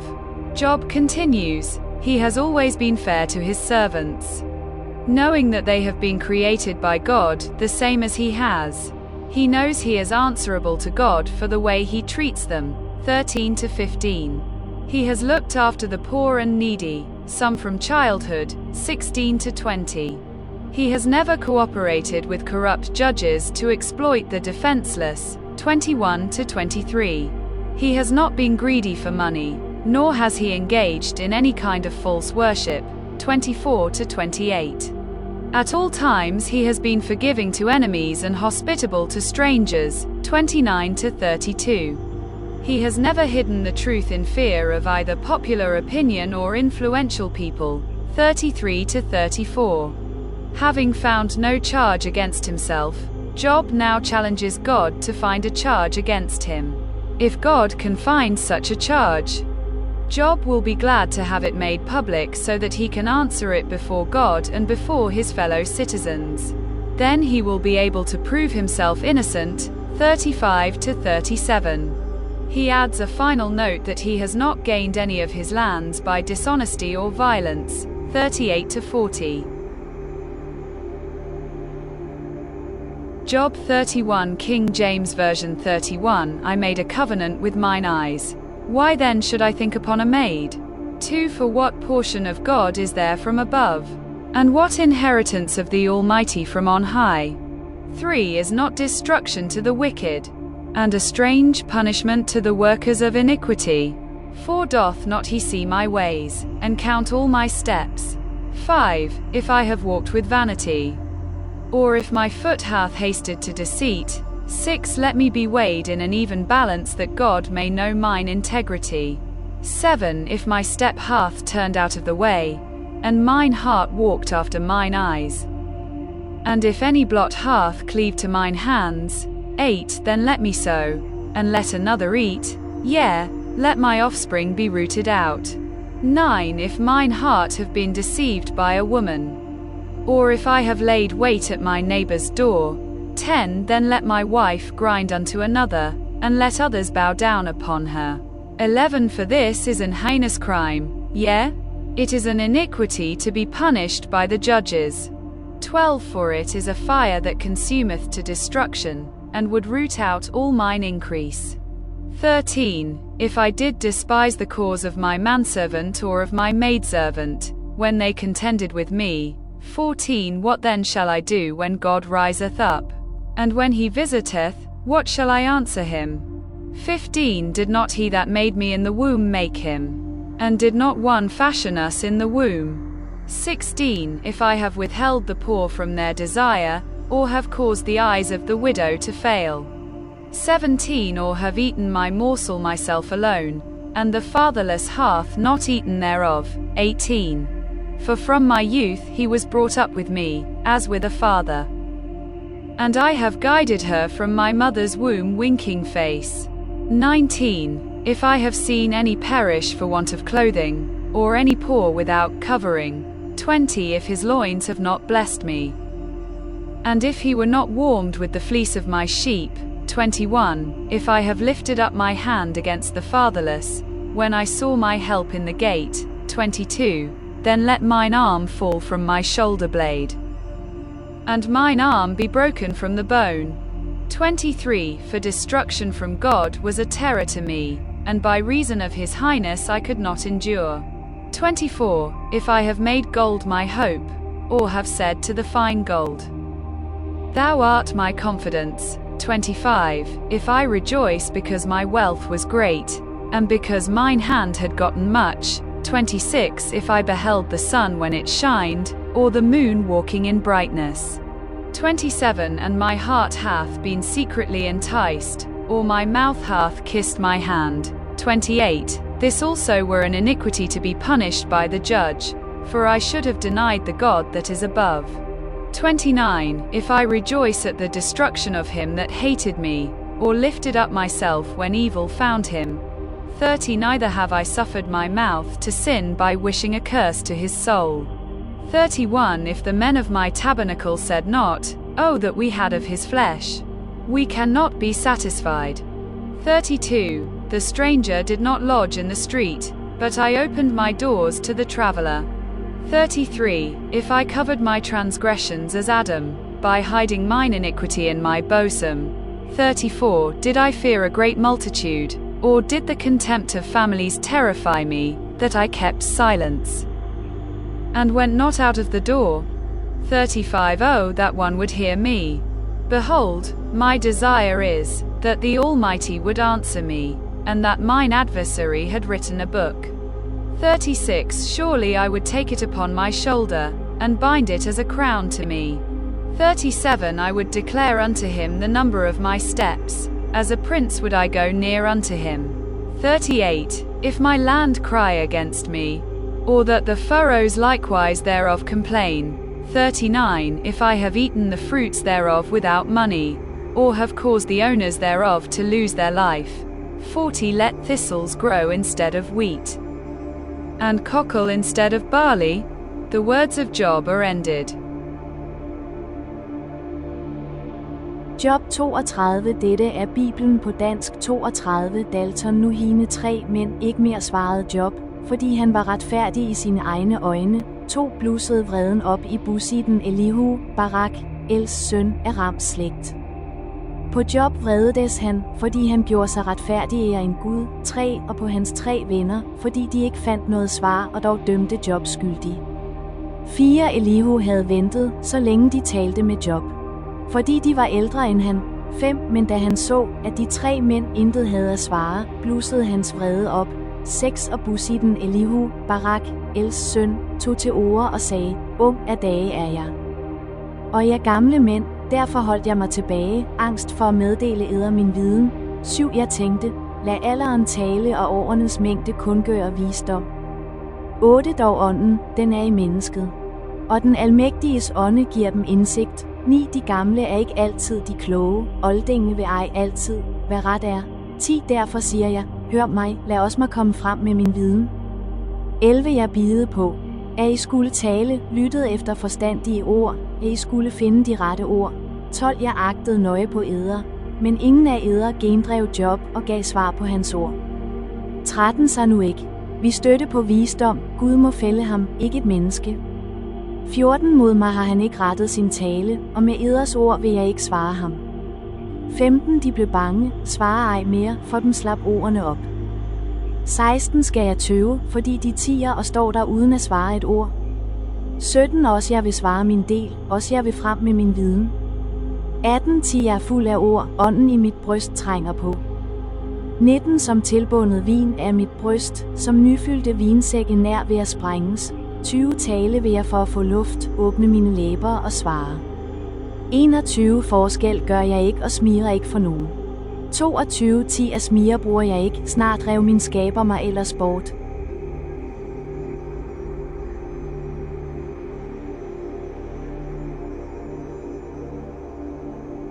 Job 32 Commentary 32-1-37-24 Elihu's arguments reasons why Elihu must speak.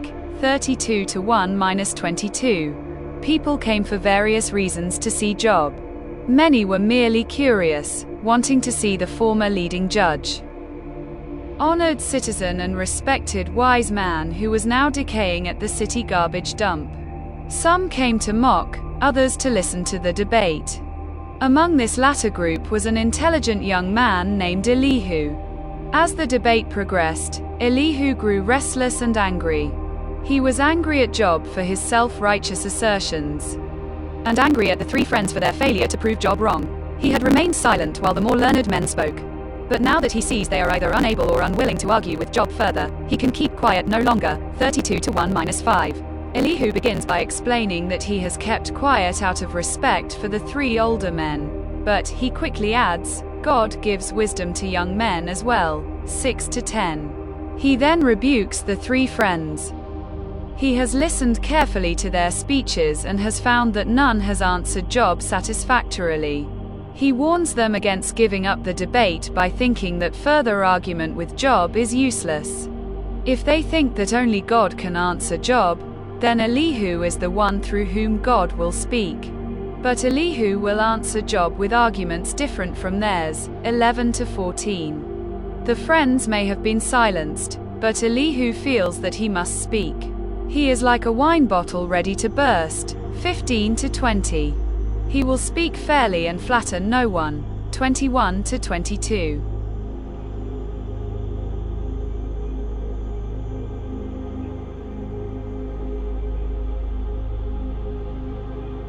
Job 32 King James Version 32. So these three men ceased to answer Job, because he was righteous in his own eyes. 2 Then was kindled the wrath of Elihu the son of Barachel the Bizite, of the kindred of Ram, against Job was his wrath kindled, because he justified himself rather than God. 3 Also against his three friends was his wrath kindled, because they had found no answer, and yet had condemned Job. 4 Now Elihu had waited till Job had spoken, because they were elder than he. 5 When Elihu saw that there was no answer in the mouth of these three men, then his wrath was kindled.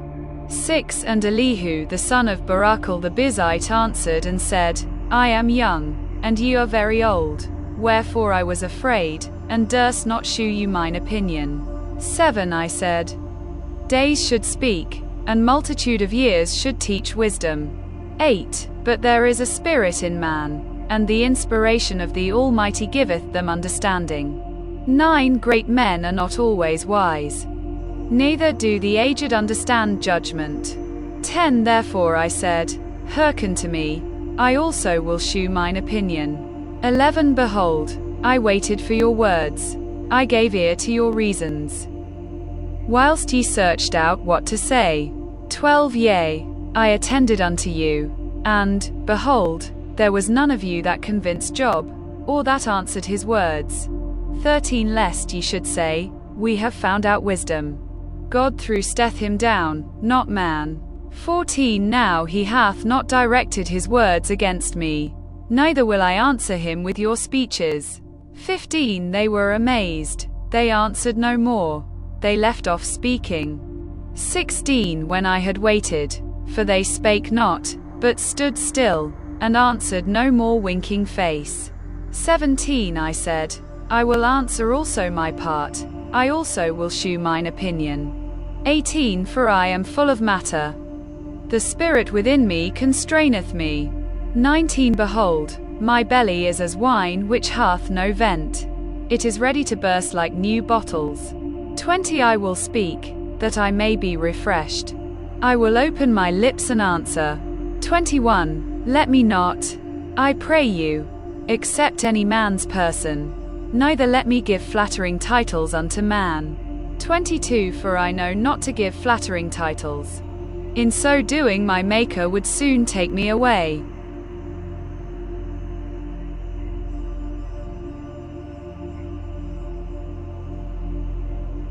Job 33. Dette er Bibelen på dansk 33, men hør nu Job, på min tale og lyt til alle mine ord. 2 Se, jeg har åbnet min mund, min tunge taler i ganen. 3 Mine ord er talt af oprigtigt hjerte. Mine læber fører lutret tale. 4 Guds ånd har skabt mig, den almægtiges ånde har givet mig liv. 5 Svar mig, i fald du kan, rust dig imod mig, mød frem. 6 Se, jeg er din lige for Gud. Også jeg er taget af ler. 7 Rædsel for mig skal ikke skræmme dig, min hånd skal ej ligge tyngende på dig. 8 Dog, det har du sagt i mit påhør, jeg hørte så lydende ord. 9 Jeg er ren og uden brød. Lydeløs, uden skyld. 10 Men han søger påskud imod mig, regner mig for sin fjende. 11 Han lægger mine fødder i blokken, vogter på alle mine veje. 12 Se, der har du uret, det er mit svar. 10 Gud er større end mennesket. 13 Hvorfor tvistes du med ham, fordi han ej svarer på dine ord? 14 10 På en måde taler Gud, ja på 2, men man ændrer det ikke. 15 I drømme, i natligt syn. Når dvale falder på mennesker, når de slumrende hviler på lejet. 16 Da åbner han menneskers ører, gør dem angst med skræmmebilleder. 17 For at få mennesket bort fra uret og udrydde hovmod af manden. 18 Holde hans sjæl fra graven, hans liv fra vågendød. 19 Eller han rev ses med smerter på lejet, uafbrudt får der ham i hans ben. 20 Livet i ham væmmes ved brød, og hans sjæl ved lækker mad. 21 Hans kød svinder hen, så det ikke ses, hans knogler, som før ikke sås, bliver blottet. 22 Hans sjæl kommer graven nær. Hans liv de dræbende magter. 23 Hvis der en engel er på hans side, en blandt de 1000 talsmænd, som varsler mennesket tugt. 24 Og den viser ham noget og siger, fri ham fra at synke i graven. Løsepenge har jeg fået. 25 Da svulmer hans legeme af friskhed, han oplever atter sin ungdom. 26 Han beder til Gud, og han er ham nådig, han skuer med jubel hans åsyn. Fortæller mennesker om sin frelse. 27 Han synger det ud for folk, jeg syndet og krænkede retten og fik dog ej løn som forskyldt. 28 Han har friet min sjæl fra at fare i grav. Mit liv ser lyset med lyst. 29 Se, alle disse ting gør Gud 2 gange, ja 3 med mennesket. 30 For at redde hans sjæl fra graven, så han skuer livets lys. 31 Lyt til og hør mig, Job, 10 Stille, så jeg kan tale. 32 Har du noget at sige, så svar mig, tal. 10 Gerne gav jeg dig ret. 33 Hvis ikke, så hører du på mig. 10 Stille, at jeg kan lære dig visdom. Job 33 Commentary Elihu accuses Job, 33:1-33. Turning now to Job, Elihu gives the assurance that he speaks with sincerity and with respect for the God who created him, 33:1-4. He also speaks as one who is on a level of equality with Job, 5-7. To begin with, Elihu recalls Job's claim to be innocent and Job's accusation that God has treated him as if he were guilty, 8-11. Elihu is shocked that a person could make such an accusation against God, and boldly rebukes Job, 12-13. He suggests that if Job were quiet for a while, he might hear God speaking to him, possibly through a dream or vision. God will then show him his pride so that he might repent of it and be saved from destruction, 14-18. Elihu then repeats, and in some ways expands, what the other three have already said. He starts by asserting that God punishes the sinner with disease and suffering, 19-21. Then, when the person is almost dead, God sends a messenger to show him his sin and lead him to repentance, 22-23. Perhaps Elihu sees himself as this messenger. The person is then saved from death. His body is healed and good health returns, 24-25. He rejoices in fellowship with God again, and confesses to all that though he was justly punished for his sin, God has mercifully saved him, 26-28. After giving an added warning not to ignore God's patience and mercy, Elihu challenges Job to deny the truth of his argument. If Job has nothing to say, let him listen to Elihu further, 29-33.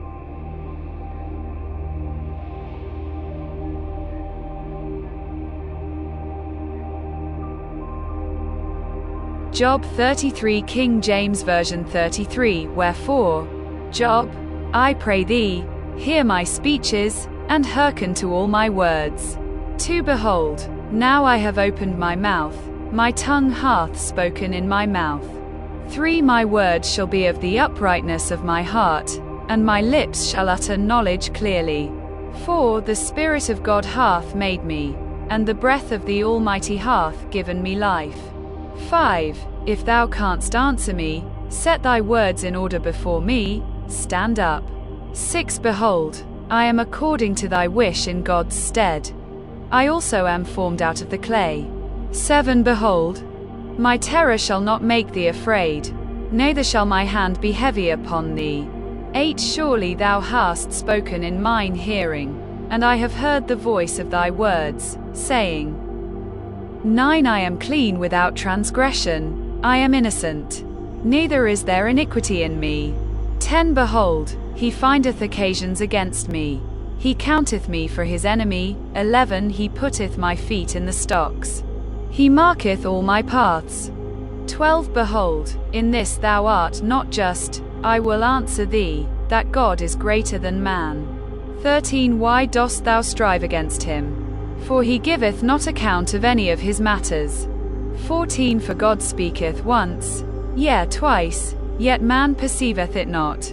15 In a dream, in a vision of the night, when deep sleep falleth upon men, in slumberings upon the bed. 16 Then he openeth the ears of men, and sealeth their instruction. 17 That he may withdraw man from his purpose, and hide pride from man. 18 He keepeth back his soul from the pit, and his life from perishing by the sword.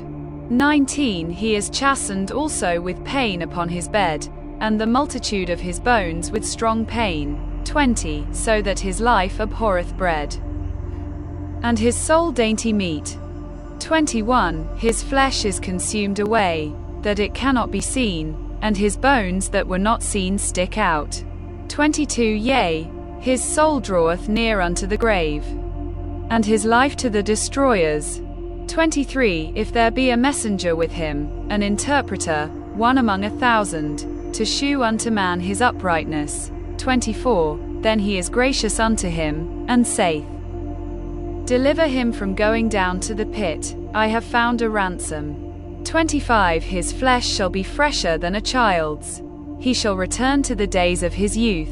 26 He shall pray unto God, and he will be favorable unto him, and he shall see his face with joy, for he will render unto man his righteousness. 27 He looketh upon men, and if any say, I have sinned, and perverted that which was right, and it profited me not. 28 He will deliver his soul from going into the pit, and his life shall see the light. 29 Lo, all these things worketh God oftentimes with man. 30 To bring back his soul from the pit, to be enlightened with the light of the living. 31 Mark well, O Job, hearken unto me, hold thy peace, and I will speak. 32 If thou hast anything to say, answer me, speak, for I desire to justify thee. 33 If not, hearken unto me, hold thy peace, and I shall teach thee wisdom.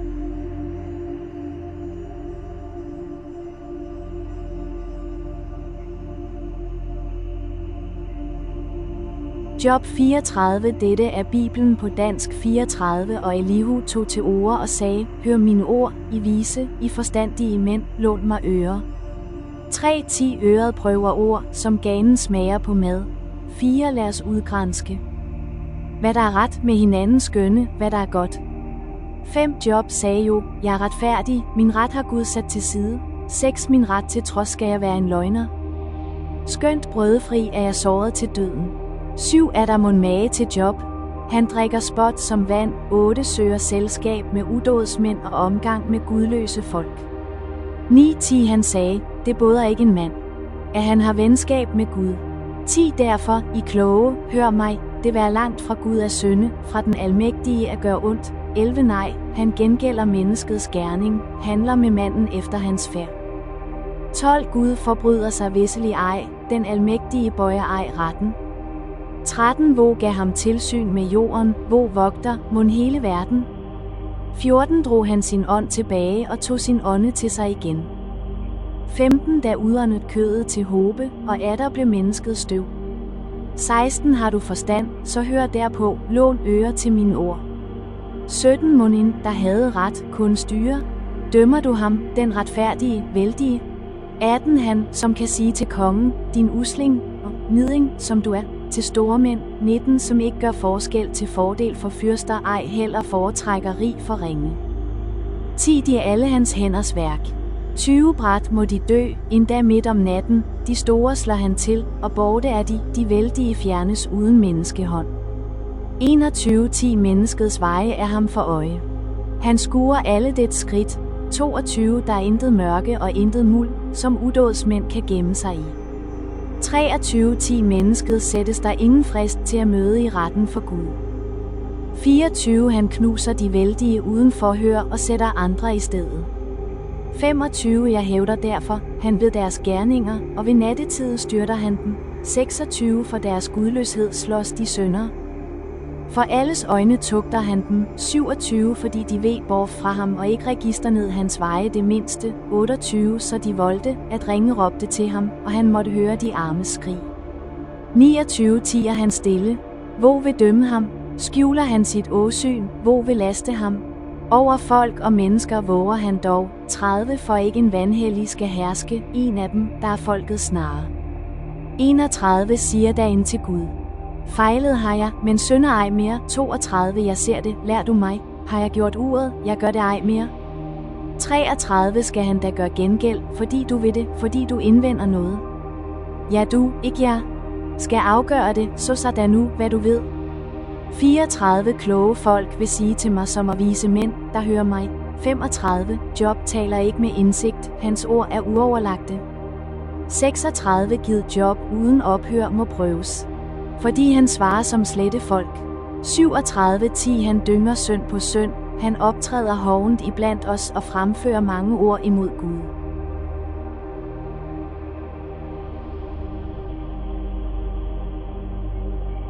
Job 34 Commentary The Justice of God, 34:1-35-16. When Job does not reply to Elihu's challenge. Elihu turns to the onlookers and repeats some of Job's rash statements about the injustice of God, 34:1-6. Let them judge for themselves. Surely such words prove Job's wickedness, 7-9. God is not unjust, says Elihu, and no one can tell him what to do. He is the governor of the universe, 10-13. He is the source of all life and, if he wished, he could bring all life to an end, 14-15. God governs perfectly and shows no special favor to the rich and powerful, 16-20. Unlike earthly judges, God does not have certain set times to hear evidence, nor does he carry out investigations. He sees and knows everything, and punishes the guilty according to his perfect knowledge, 21-28. No one can compel God to explain why he acts or why he keeps quiet. Whether the issues concern individuals or nations, people must simply accept God's justice, 29-30. Elihu asks Job to think about this question. If a person acknowledges his wrongdoing and promises to repent, but then demands that God reward him with favor, is that really repentance? 31-33. Not only is Job unrepentant, but he adds to his former sins by his rebellious words against God. Elihu concludes that Job deserves no relief from his sufferings, 34-37. Believing that Job has said the godly are no better off than sinners, Elihu sets out to give his reply, 35-1-4. He argues that since God is infinitely higher than his human creatures, people's sin cannot harm him nor their goodness benefit him. Therefore, Job's suffering cannot be because of any unnatural action on God's part. It must be solely because of Job's wickedness, 5-8. Many cry to God for help when they are in trouble, but other times they ignore him, in spite of all he does for them. Consequently, God does not answer their prayers, 9-13.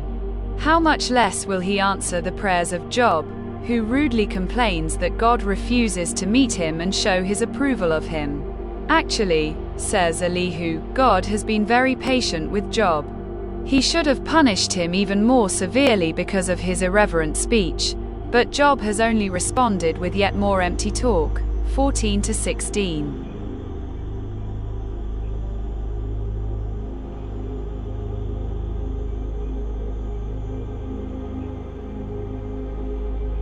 Job 34 King James Version 34 Furthermore Elihu answered and said, To hear my words, O ye wise men, and give ear unto me, ye that have knowledge. 3 For the ear trieth words, as the mouth tasteth meat. 4 Let us choose to us judgment. Let us know among ourselves what is good. 5 For Job hath said, I am righteous, and God hath taken away my judgment. 6 Should I lie against my right? My wound is incurable without transgression. 7 What man is like Job, who drinketh up scorning like water? 8 Which goeth in company with the workers of iniquity, and walketh with wicked men. 9 For he hath said, It profiteth a man nothing that he should delight himself with God. 10 Therefore hearken unto me, ye men of understanding. Far be it from God, that he should do wickedness, and from the Almighty, that he should commit iniquity. 11 For the work of a man shall he render unto him, and cause every man to find according to his ways. 12 Yea, surely God will not do wickedly, neither will the Almighty pervert judgment. 13 Who hath given him a charge over the earth, or who hath disposed the whole world? 14 If he set his heart upon man, if he gather unto himself his spirit and his breath. 15 All flesh shall perish together, and man shall turn again unto dust. 16 If now thou hast understanding, hear this. Hearken to the voice of my words. 17 Shall even he that hateth right govern? And wilt thou condemn him that is most just? 18 Is it fit to say to a king, Thou art wicked? And to princes, You are ungodly? 19 How much less to him that accepteth not the persons of princes, nor regardeth the rich more than the poor? For they all are the work of his hands. 20 In a moment shall they die, and the people shall be troubled at midnight, and pass away, and the mighty shall be taken away without hand. 21 For his eyes are upon the ways of man, and he seeth all his goings. 22 There is no darkness, nor shadow of death, where the workers of iniquity may hide themselves. 23 For he will not lay upon man more than right, that he should enter into judgment with God. 24 He shall break in pieces mighty men without number, and set others in their stead.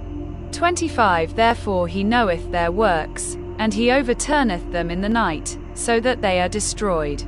26 He striketh them as wicked men in the open sight of others. 27 Because they turn back from him, and would not consider any of his ways. 28 So that they cause the cry of the poor to come unto him, and he heareth the cry of the afflicted.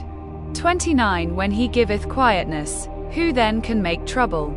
And when he hideth his face, who then can behold him? Whether it be done against a nation, or against a man only.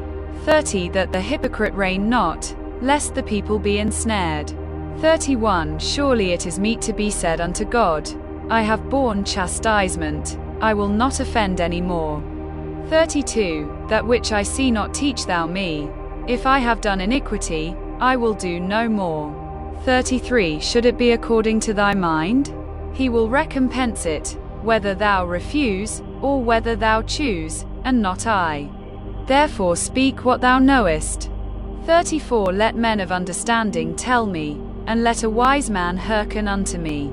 35 Job hath spoken without knowledge, and his words were without wisdom. 36 My desire is that Job may be tried unto the end, because of his answers for wicked men. 37 For he addeth rebellion unto his sin, he clappeth his hands among us, and multiplieth his words against God.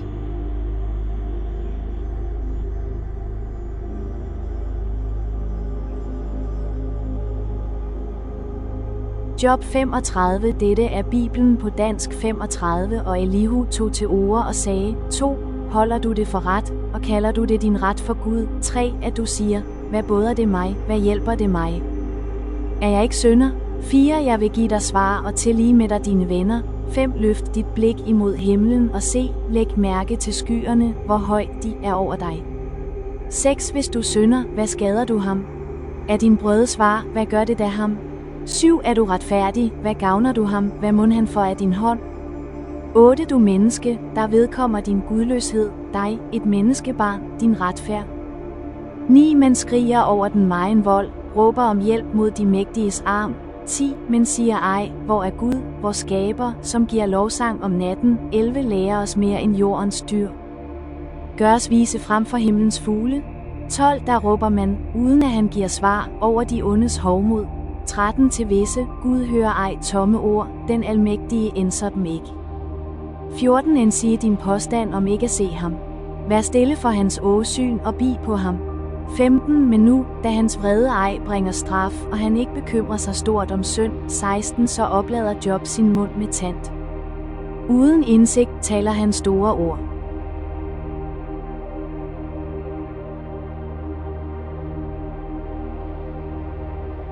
Audio for Job 35. Job 32-37. Elihu, young, brash, and almost right. Elihu confronts what he believes to be Job's self-righteousness. 1. 1-3. Elihu to Job. Are you more righteous than God? Moreover, Elihu answered and said, do you think this is right? Do you say, my righteousness is more than God's? For you say, what advantage will it be to you? What profit shall I have, more than if I had sinned? A. Do you think this is right? Elihu had just badgered Job severely at the end of his previous discourse. He accused him of adding rebellion to his sin, of ignoring the wise counsel of his friends. He claps his hands among us, and of speaking wrongly against God, multiplies his words against God. So to emphasize the point, he jabbed a finger at Job and said, do you think this is right? B. For you say, what profit shall I have, more than if I had sinned? Elihu accused Job of a cold calculation, of saying that he denied God's moral order and said that there was no point to sinning or not sinning. Once again Elihu puts words into Job's mouth, and in the process not only misquotes him but grossly misrepresents his position. Mason, E. Elihu had missed Job's point, that he wanted to be vindicated because he did believe God was just. Of course Job, in his struggle to understand what God was doing, had sent out two signals, one of which Elihu, like the others, had not been able to hear. Smic, 2. 4-8. Elihu to Job. God is farther above you than you can imagine. I will answer you, and your companions with you. Look to the heavens and see, and behold the clouds. They are higher than you. If you sin, what do you accomplish against him? Or, if your transgressions are multiplied, what do you do to him? If you are righteous, what do you give him? Or what does he receive from your hand? Your wickedness affects a man such as you, and your righteousness a son of man. I will answer you, and your companions with you. Elihu's arguments and ideas were substantially the same as those of Job's friends. Yet he thought of himself as different, and thought that he could correct both Job and Eliphaz, Bildad, and Zophar. B. Look to the heavens and see, and behold the clouds, they are higher than you. Elihu wanted Job, and his friends, to understand an idea that they had already discussed and agreed upon. The idea that God is greater than man and beyond man. The Lord showed Abraham the stars, but Elihu shows Job the clouds. Elihu sees the clouds as a wall between heaven and earth. To him they are a picture of God's distance from man, of his unreachability and his impassiveness. Mason, E. The further we can look unto heaven, or into it, the better shall we conceive of that infinite distance that is betwixt God in heaven and men on earth. Trap, century if you are righteous. What do you give him? The idea was that God was so far beyond man that there was nothing man could do to God's benefit. Elihu felt that Job had lost his fear and godly appreciation of God. Elihu had, in one sense, trapped himself in his own argument. If God is so beyond man, then what use is it for Job to repent at all? According to the terms and requirements of infinite righteousness, God is independent of man. According to the nature of his heart of love, which these men did not perfectly understand, he cannot be independent. Morgan, God is indeed God, but Elihu missed how close God comes to man. The whole of biblical revelation, centered and consummated in Christ, shows that human sin inflicts wounds upon God, and causes sorrow to the Holy One, and that man, living in righteousness, does give glory to God, and causes joy to his heart. Morgan, if it is true that because God is so great and so high, the innocence or guilt of a petty human being is a matter of profound indifference to his Maker, on the ground that it can bring him neither gain nor loss, we are landed, we see at once, on a very gloomy shore. We reach a conclusion fatal to all religion. Bradley, B. Self-righteous Job should expect no answer from God. 1:9-12. God does not answer the proud, even if they are oppressed. Because of the multitude of oppressions they cry out. They cry out for help because of the arm of the mighty. But no one says, "Where is God my Maker, who gives songs in the night, who teaches us more than the beasts of the earth, and makes us wiser than the birds of heaven?" There they cry out, but he does not answer, because of the pride of evil men. Because of the multitude of oppressions they cry out. Elihu understood that men cried out to God when they were oppressed or felt afflicted by the arm of the mighty. Elihu wanted to explain why God did not answer the afflicted. Job initially raised the issue.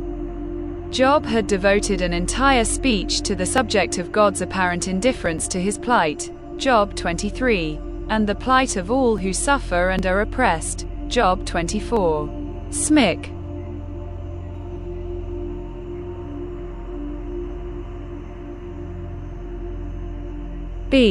But no one says, "Where is God my Maker?" Elihu noted that men seek God in their time of need, but their seeking often isn't sincere. They don't recognize God as their Maker. They don't recognize his comforts, who gives songs in the night, and the wisdom he gives, makes us wiser than the birds of heaven. Who gives us songs in the night? A holy soul has continual communion with God. Night and day its happiness is great, and God, from whom it comes, is the continual subject of its songs of praise. Clark, E. Elihu's reason is right in the majority of cases. The great cause of a Christian's distress, the reason of the depths of sorrow into which many believers are plunged, is simply this, that while they are looking about, on the right hand and on the left, to see how they may escape their troubles, they forget to look to the hills whence all real help cometh. They do not say, "Where is God my Maker, who giveth songs in the night?" Spurgeon, E. Who teaches us more than the beasts of the earth? God hath given to men those gifts which he hath denied to beasts, reason and religion, wisdom to know God and themselves, and their obligations to God, and their dependence upon him. And therefore it ill becometh them to lie like brute creatures, roaring and crying out in their miseries, without taking any notice of God in way of prayer or praise, and if they do so, it is no wonder if God takes no notice of them. Poole, IV. Beasts, birds, fowls, and in many cases pond fishes, know and seem thankful to the hand that feeds them, while man, made much more noble than they, gifted with the greatest powers, privileged with the most important benefits, considers not the Lord, nor discerns the operation of his hand. Quadrupeds, reptiles, and fowls have more gratitude to their masters than man has to his God. Clark, Century they cry out, but he does not answer, because of the pride of evil men. When men cry out to God in such insincerity, Elihu said that God does not answer them, and he does not answer because of the pride of evil men. Elihu said this with full knowledge that Job had complained that God would not answer him. Therefore, Elihu freely associated Job with the insincere, proud, and evil men. 2:13-16. Elihu to Job. God does not want to hear your empty talk. Surely God will not listen to empty talk, nor will the Almighty regard it. Although you say you do not see him, yet justice is before him. And you must wait for him. And now, because he has not punished in his anger, nor taken much notice of folly, therefore Job opens his mouth in vain, he multiplies words without knowledge. Surely God will not listen to empty talk. Elihu resumed his harsh approach towards Job. His idea was that God did not hear Job because he was a false, empty seeker. The Elihus of this world do not care about the cruelty of their perfectionist advice and its unreality. Their theory is saved. That is what matters. Anderson. B. Although you say you do not see him, yet justice is before him.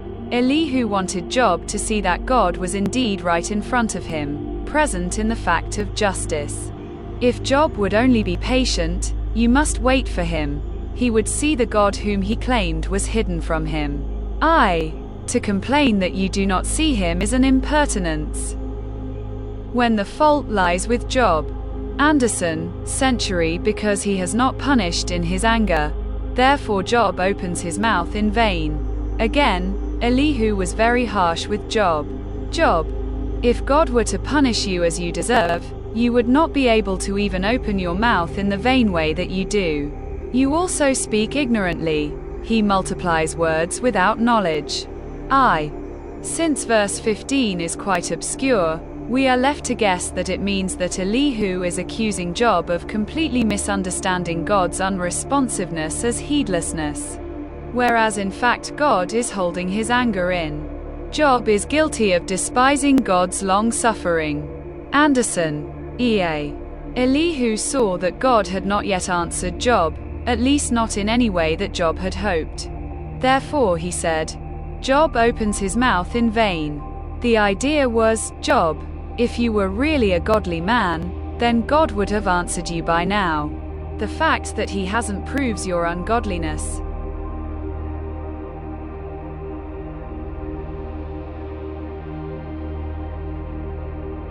Job 35, King James Version 35. Elihu spake moreover, and said, 2 Thinkest thou this to be right, that thou saidst, My righteousness is more than God's? 3 For thou saidst, What advantage will it be unto thee? And, what profit shall I have, if I be cleansed from my sin? 4 I will answer thee, and thy companions with thee. 5 Look unto the heavens, and see, and behold the clouds which are higher than thou. 6 If thou sinnest, what dost thou against him? Or if thy transgressions be multiplied, what dost thou unto him? 7 If thou be righteous, what givest thou him? Or what receiveth he of thine hand? 8 Thy wickedness may hurt a man as thou art, and thy righteousness may profit the Son of Man. 9 By reason of the multitude of oppressions they make the oppressed to cry. They cry out by reason of the arm of the mighty.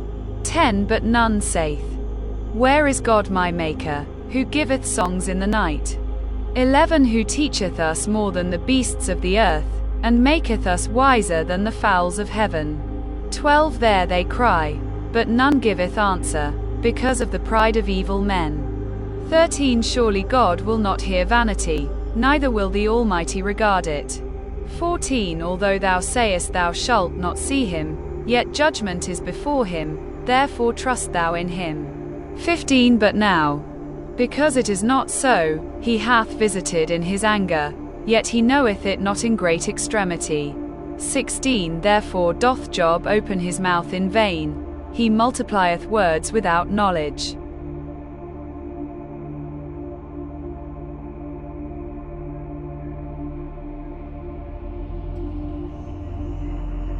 Job 36. Dette er Bibelen på dansk 36, og videre sagde Elihu, 2 Bi nu lidt, jeg har noget at sige dig, 10 har jeg ord til forsvar for Gud. 3 Jeg vil hente min viden langvejs fra og skaffe min skaber ret. 4 10 Forvist, mine ord er ikke opspind, en mand med fuldkommen indsigt har du for dig. 5 Se, Gud forkaster det stive sind. 6 Den gudløse holder han ikke i live. De arme lader han få deres ret. 7 Fra retfærdige vender han ikke sit blik, men giver dem plads for stedse hos konger på tronen i højhed. 8 Og hvis de bindes i lænker, fanges i nødens bånd. 9 Så viser han dem deres gerning, deres synder, at de hovmodede sig. 10 Åbner deres ører for tugt og byder dem vende sig bort fra det onde. 11 Hvis de så hører og bøjer sig, der ender de deres dage i lykke, i livlig fryd deres år. 12 Men hører de ikke, falder de for svær og opgiver ånden i uforstand. 13 Men vanhellige hjerter forbi 60. Når han binder dem, råber de ikke om hjælp. 14 I ungdommen dør deres sjæl, deres liv får mandskør slud. 15 Den elendige frelser han ved hans elende og åbner hans ører ved trængsel. 16 Men der har medgangen lokket, du var i fred for ulykkens gab. Ingen trængsel indjoder skræk, fuldt var dit bord af fede retter. 17 Den gudløse, som kom til fulde over dig. Hans retfærdige dom greb dig fat. 18 Lad dig ikke lokke af vrede til spot, eller bødens storhed lede dig vild. 19 Kan vel dit skrig gøre ende på nøden, eller det at du opbyder al din kraft. 20 Ej må du længes efter natten, som opskræmmer folkeslag der, hvor de er. 21 Var der og vend dig ikke til uret, så du foretrækker ondt for at lide. 22 Se, ophøjet af Gud i sin vælde. Hvor er en lærer som han? 23 Hvor foreskrev ham hans vej, og hvor tur sige, du gjorde uret. 24 Se til at ophøje hans værk, som mennesker priser i sang. 25 Alle mennesker ser det med fryd. Skønt dødelige skuer det kun fra det fjerne. 26 Se, Gud er ophøjet, kan ikke ransages, tal på hans år kan ikke fides. 27 10 Dråber drager han ud af havet, i hans tåge siver de ned som regn. 28 Og skyerne lader den strømme og dryppe på mange folk. 29 Hvor fatter mon skyernes vidder eller hans boligs bulder. 30 Se, han breder sin tåge om sig og skjuler havets rødder. 31 10 Dermed nærer han folkene, giver dem brød i overflod. 32 Han hylder sine hænder i lys og sender det ud imod målet. 33 Hans torden melder hans komme, selv kvæget melder hans optræk.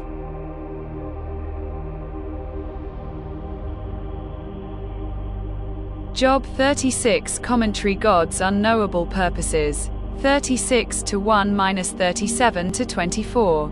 Elihu, believing he has all the answers to Job's questions, says he will now answer Job on God's behalf. 36 to 1-4. Certainly, God punishes the wicked, but he does not despise all who suffer. If the afflicted are truly righteous, they will soon be exalted. 5 to 7. The reason he afflicts them is to show them their sin. If they repent, they will enjoy renewed and unbroken contentment. If not, they will suffer horrible deaths. 8 to 12. Only the ungodly rebel against God because of their afflictions. The righteous submit. They listen to what God teaches them through suffering and so find new life and renewed prosperity. 13 to 16. Job's present suffering is a fitting punishment from God. No payment of money, no cry to God, no longing for death will bring him relief. 17 to 21. Instead of accusing God of injustice, Job should submit to his afflictions, realizing that by these God is teaching him. 22 to 23. Elihu then reminds Job of the mighty God before whom Job should bow. This God is great beyond a person's understanding. 24 to 26. God controls everything. He makes clouds, rain, lightning and thunder, and he uses these things to bring upon people either blessing or judgment. 27 to 33. Thunder is like the voice of God proclaiming his majesty.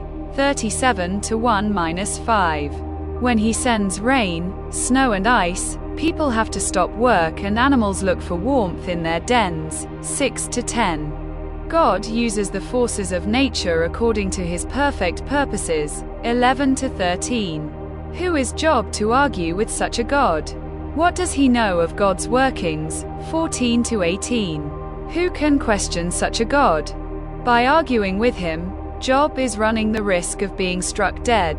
19-20. If even the sun is too bright for people to look at, how much more will the majesty of God blind them? People cannot fully understand God, but they know he always acts rightly. Job should not argue with God, but stand in awe of him. 21-24.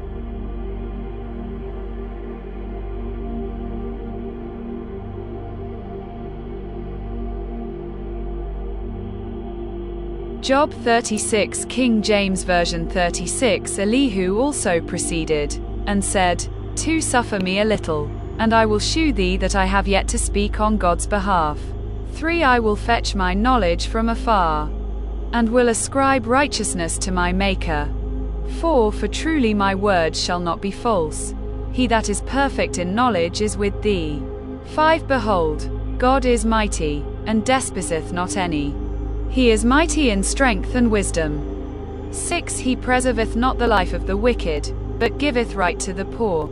7 He withdraweth not his eyes from the righteous, but with kings are they on the throne. Yea, he doth establish them forever, and they are exalted. 8 And if they be bound in fetters, and be holden in cords of affliction. 9 Then he sheweth them their work, and their transgressions that they have exceeded.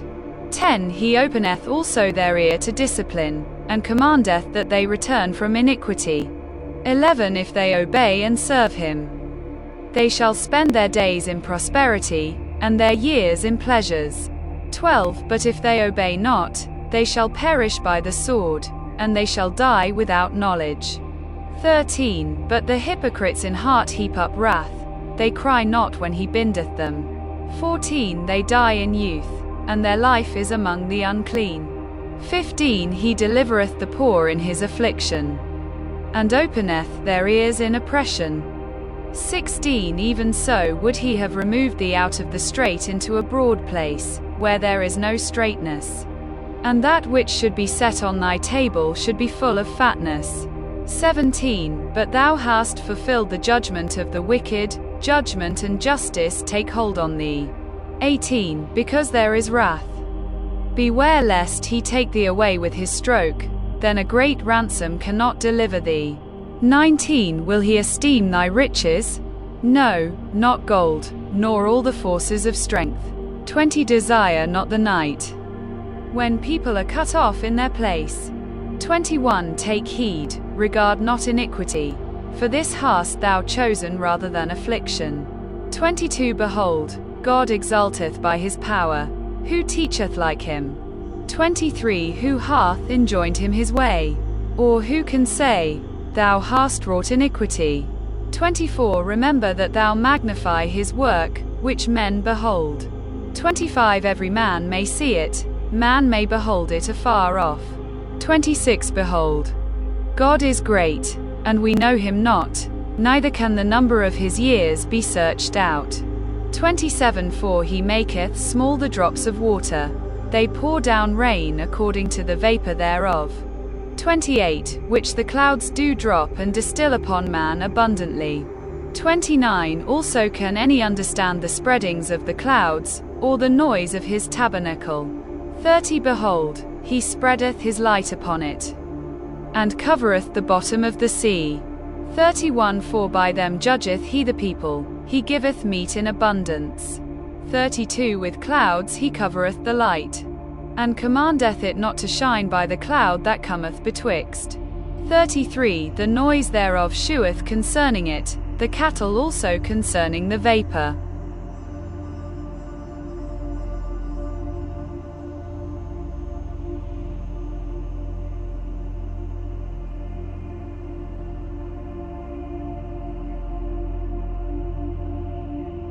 Job 37. Dette er Bibelen på dansk 37. Ja, derover skælver mit hjerte, bævende skifter det sted. 2 Lyt dog til hans bragende røst, til drønet, der går fra hans mund. 3. Han slipper det løs under hele himlen, sit lys til jordens ender. 4. Efter det brøler hans røst, med højhed brager hans torden. Han sparer ikke på lyn, imens hans stemme høres. 5. Underfuldt lyder Guds tordenrøst, han øver vælde, vi fatter det ej. 6.10 Han siger til sneen, fald ned på jorden, til byer og regnskyld, bliv stærke. For alle mennesker sætter han sejl. Af de dødelige alle må kende hans gerning. 8. De vilde dyr søger ly og holder sig i deres huler. 9. Fra kammeret kommer der storm, fra nordens stjerner kulde. 10. Ved Guds ånde bliver der is. Vandfladen lægges i fængsel. 11. Så fylder han skyen med væde, skylaget spreder hans lys. 12. Det farer hid og did og bugter sig efter hans tanke og udfører alt, hvad han byder på hele den hvide jord. 13. Hvad enten han slynger det ud som svøbe, eller han sender det for at velsigne. 14. Job, du må lytte hertil, træd frem og mærk dig Guds underværker. 15. Fatter du, hvorledes Gud kan magte dem og lade lys stråle frem fra sin sky. 16. Fatter du skyernes svæven, den alvises underværker. 17. Du, hvis klæder ophedes, når jorden døser ved søndenvind. 18. Vælver du himlen sammen med ham, fast som det støbte spejl. 19. Lær mig, hvad vi skal sige ham. Intet kan vi få frem for mørke. 20. Meldes det ham, at jeg taler, siger en mand, at han er fra samling.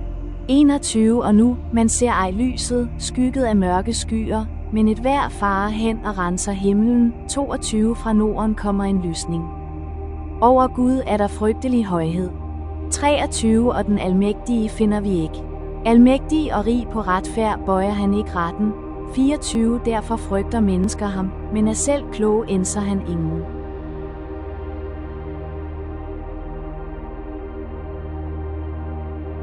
Audio for Job 37. Job 32-37. Elihu, young, brash, and almost right. A. The great voice of God. 1. 1-5. The thunder of his voice. At this also my heart trembles, and leaps from its place. Hear attentively the thunder of his voice, and the rumbling that comes from his mouth. He sends it forth under the whole heaven, his lightning to the ends of the earth. After it a voice roars. He thunders with his majestic voice, and he does not restrain them when his voice is heard. God thunders marvelously with his voice. He does great things which we cannot comprehend. A. Hear attentively the thunder of his voice. Elihu felt that Job needed a good dose of the greatness of God. It was good advice wrongly applied to Job's situation. Elihu did rightly understand that the mighty sound of thunder seems to man to be the voice of God. Nor is there a sound in nature more descriptive of, or more becoming, the majesty of God than that of thunder. We hear the breeze in its rustling, the rain in its pattering, the hail in its rattling, the wind in its hollow howlings, the cataract in its dash, the bull in his bellowing, the lion in his roar. But we hear God, the Almighty, the Omnipresent, in the continuous peal of thunder. This sound, and this sound only, becomes the majesty of Jehovah. Clark, E. The Bible contains some magnificent descriptions of the thunderstorm. Psalm chapter 29 is the best of these, but Elihu's poem comes a close second. Anderson, B. He does great things which we cannot comprehend. This is a repetition of Elihu's theme that Job had transgressed the line that separates God and man, and that Job presumed to know more than he could or should know from God. In this, Elihu was partially correct. 2. 6-13. What the voice of God can do. For he says to the snow, fall on the earth. Likewise to the gentle rain and the heavy rain of his strength. He seals the hand of every man, that all men may know his work. The beasts go into dens, and remain in their lairs. From the chamber of the south comes the whirlwind, and cold from the scattering winds of the north. By the breath of God ice is given, and the broad waters are frozen. Also with moisture he saturates the thick clouds, he scatters his bright clouds. And they swirl about, being turned by his guidance. that they may do whatever he commands them on the face of the whole earth. He causes it to come, whether for correction, or for his land, or for mercy. For he says to the snow. Elihu previously spoke of God's voice as being like mighty thunder. Now, he considered that the voice of God commanded the snow, the gentle rain, and the heavy rain. His breath makes ice and freezes the broad waters. He seals the hand of every man, that all men may know his work. The idea is that when God sends the cold and the snow, the farmer cannot do his work. His hand is sealed from further effort, and the time away from work makes him reflect on the work of God. When the Lord seals up a man's hand, he is unable to perform his labor. The Lord has an object in this, namely, that all men may know his work. When they cannot do their own work, they are intended to observe the works of God. Spurgeon, E.E. To Elihu, the weather in all its glory is the glory of God. And God stops people from their work so they can see it. Is not the whole book of Job about men who have been stopped from their work? It is about an enormous work stoppage. An enormous inconvenience that has fallen out of the sky and forced 5 busy people to drop everything they were doing and to turn for a while to a more important task. Mason, C. And they swirl about, being turned by his guidance, that they may do whatever he commands them. Elihu wanted Job to not only appreciate the greatness of God, but also the submission of creation. The implication was that unrepentant Job should submit to God the way his creation does. In many ways, a storm serves as an ideal metaphor for the spiritual problems in Job. For while a storm presents all the outward appearance of chaos, of nature run amok, still throughout it all we know that the Creator remains in absolute control of every detail. Mason.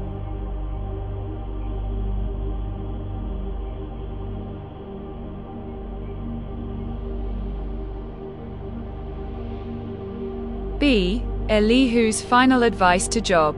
1:14-18. Elihu to Job, you don't know as much as you think you do. Listen to this, O Job, stand still and consider the wondrous works of God.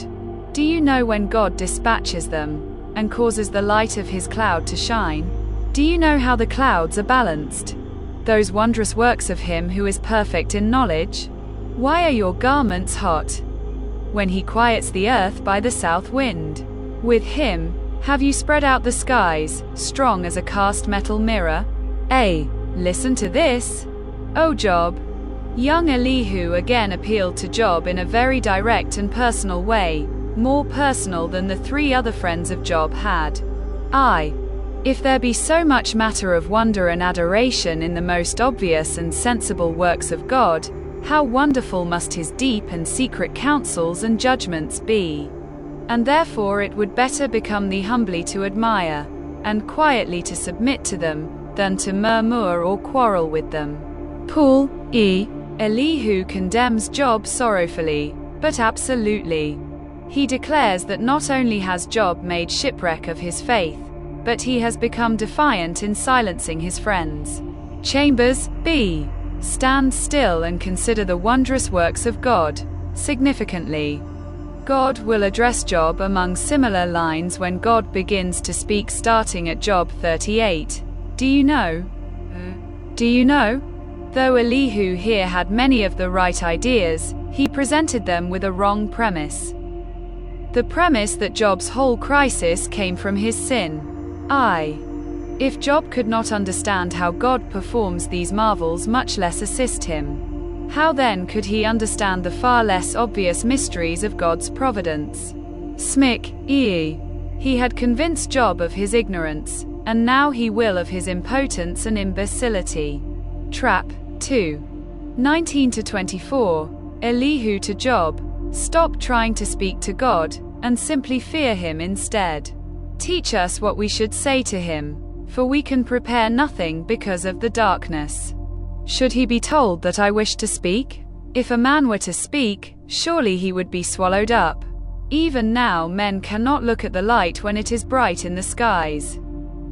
When the wind has passed and cleared them. He comes from the north as golden splendor. With God is awesome majesty.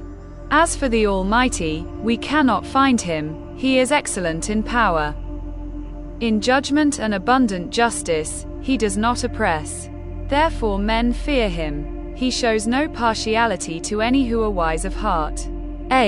Teach us what we should say to him. Here. Elihu confronted what he believed to be Job's arrogance in saying that man deserved an audience or a justification from God. Job, if you insist that God owes us an audience, then please teach us what we should say to him. He was endeavoring to bring him to realize the impossibility of knowing God perfectly, and the consequent folly of his complainings.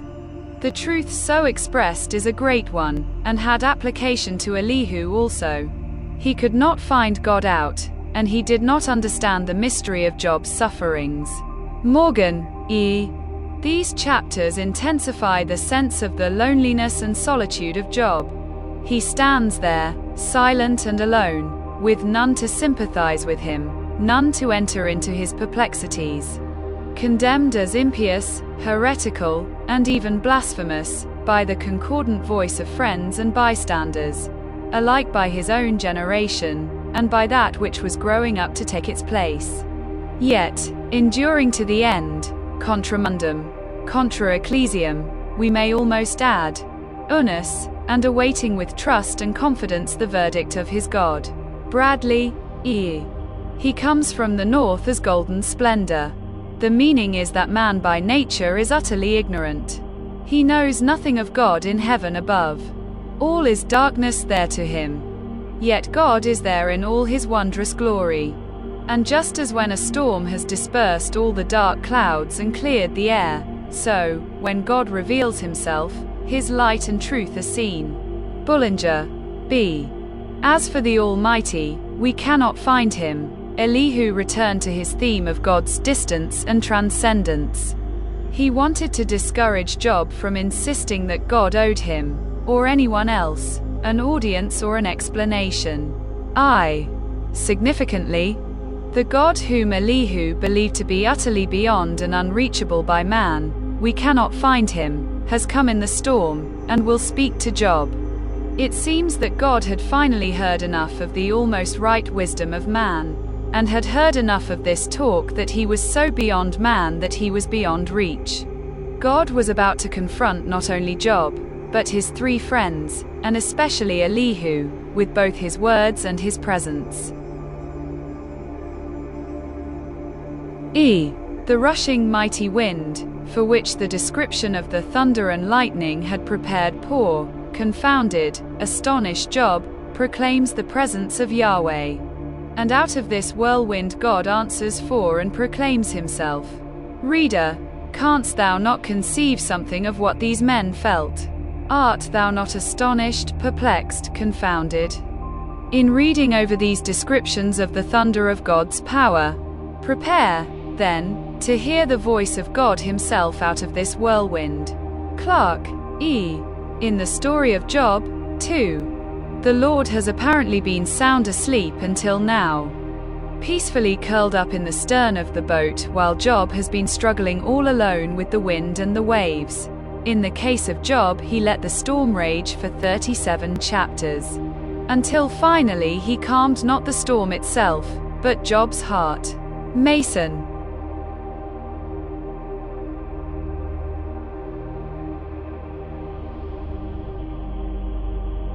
Job 37 King James Version 37 At this also my heart trembleth, and is moved out of his place.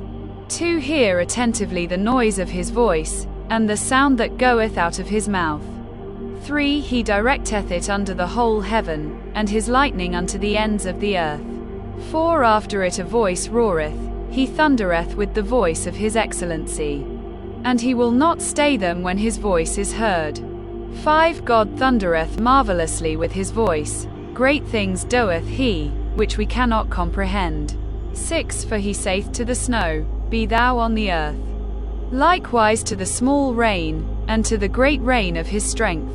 7. He sealeth up the hand of every man, that all men may know his work.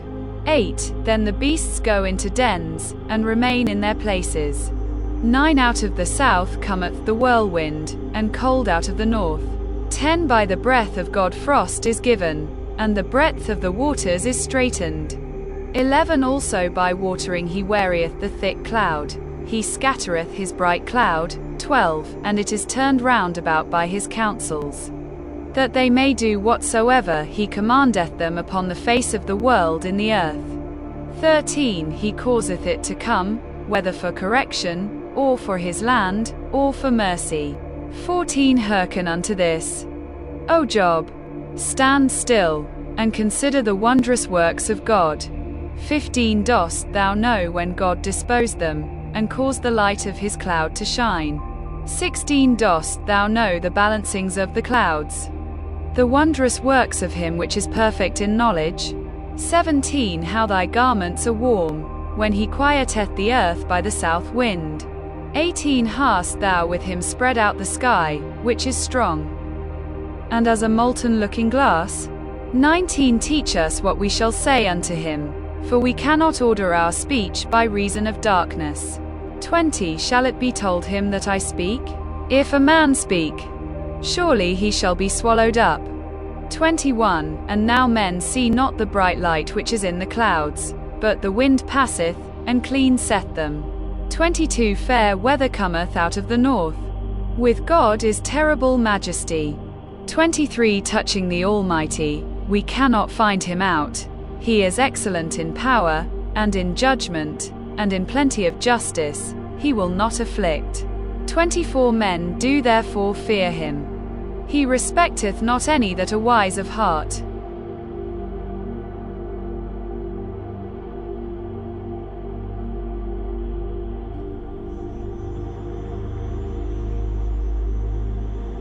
Job 38. Dette er Bibelen på dansk 38. Så svarede Herren Job ud fra stormvejret og sagde: 2. Hvem fordumpler mit råd med ord, som er uden mening? 3. Omgjorde som en mand dine lænder, jeg vil spørge, og du skal lære mig. 4. Hvor var du, da jeg grundede jorden? Sag frem, om du har nogen indsigt. Hvem bestemte dens mål? Du kender det jo. Hvem spændte målesnor ud derover? 6. Hvorpå blev dens støtter sænket? Hvem lagde dens hjørnesten? 7. Mens morgenstjernerne jublede til håbe, og alle Guds sønner råbte af glæde. 8. Hvem stængte for havet med porte? Dengang det brusende udgik af mors skød. 9. Dengang jeg gav det skyen til klædning og tågemulden til svøb. 10. Dengang jeg brød det en grænse og indsatte portslå og døre 11 og sagde: hertil og ikke længere. Her standse dine stolte våger. 12. Har du nogensinde kaldt morgenen frem, ladet morgenrøden vide sit sted? 13. Så den greb om jordens flige og gudløse ryste des bort. 14. Så den dannedes til som ler under sejl, fik farve, som var den en klædning. 15. De gudløses lys togs fra dem, den løftede arm blev knust. 16. Har du mon været ved havets kilder? Har du mon vandret på dybets bund? 17. Mon dødens porte har vist sig for dig, skudde du mulmets porte? 18. Så du ud over jordens vidder. Sag frem, om du ved, hvor stor den er. 19. Hvor er vejen til lysets bolig, og hvor har mørket mon hjemme? 20. Så du kunne hente det til dets rige og bringe det hen på vej til dets bolig. 21. Du ved det, du blev jo født dengang. Dine dages tal er jo stort. 22. Har du været, hvor sneen gemmes og skudet, hvor halen vogtes. 23. Den, jeg gemmer til trængsel ens tid, til kampens og krigens dag. 24. Hvor er vejen did? Hvor lyset deler sig, hvor østenvinden spreder sig ud over jorden. 25. Hvem åbnede regnen en rande og torden ens lyn en vej? 26. For at væde folketomt land, ørkenen, hvor ingen bor. 27. For at kvæge øde og ødemark og fremkalde urter i ørkenen. 28. Har regnen mon en far, hvem avlede du gens dråber? 29. Af hvilket skød kom isen vel frem, hvem fødte mon himlens rim? 30. Vandet størkner som sten, dybets flade trækker sig sammen. 31. Knytter du syvstjernens bånd, kan du løse Orions lænker? 32. Lader du aftenstjemmen gå op i tide, leder du bjørnen med unger? 33 Kender du himmelens love, fastsætter du dens magt over jorden. 34 Kan du løfte røsten til sky, så vandskyl adlyder dig. 35 Sender du lynene ud, så de går, og svarer de dig. Her er vi. 36 Hvem lagde visdom i sorte skyer, hvem gav luftsynet kløgt? 37 Hvem er så vis, at han tæller skyerne, hvem hælder himmelens vandsække om? 38 Når jorden ligger i elte, og leret klumper sig sammen.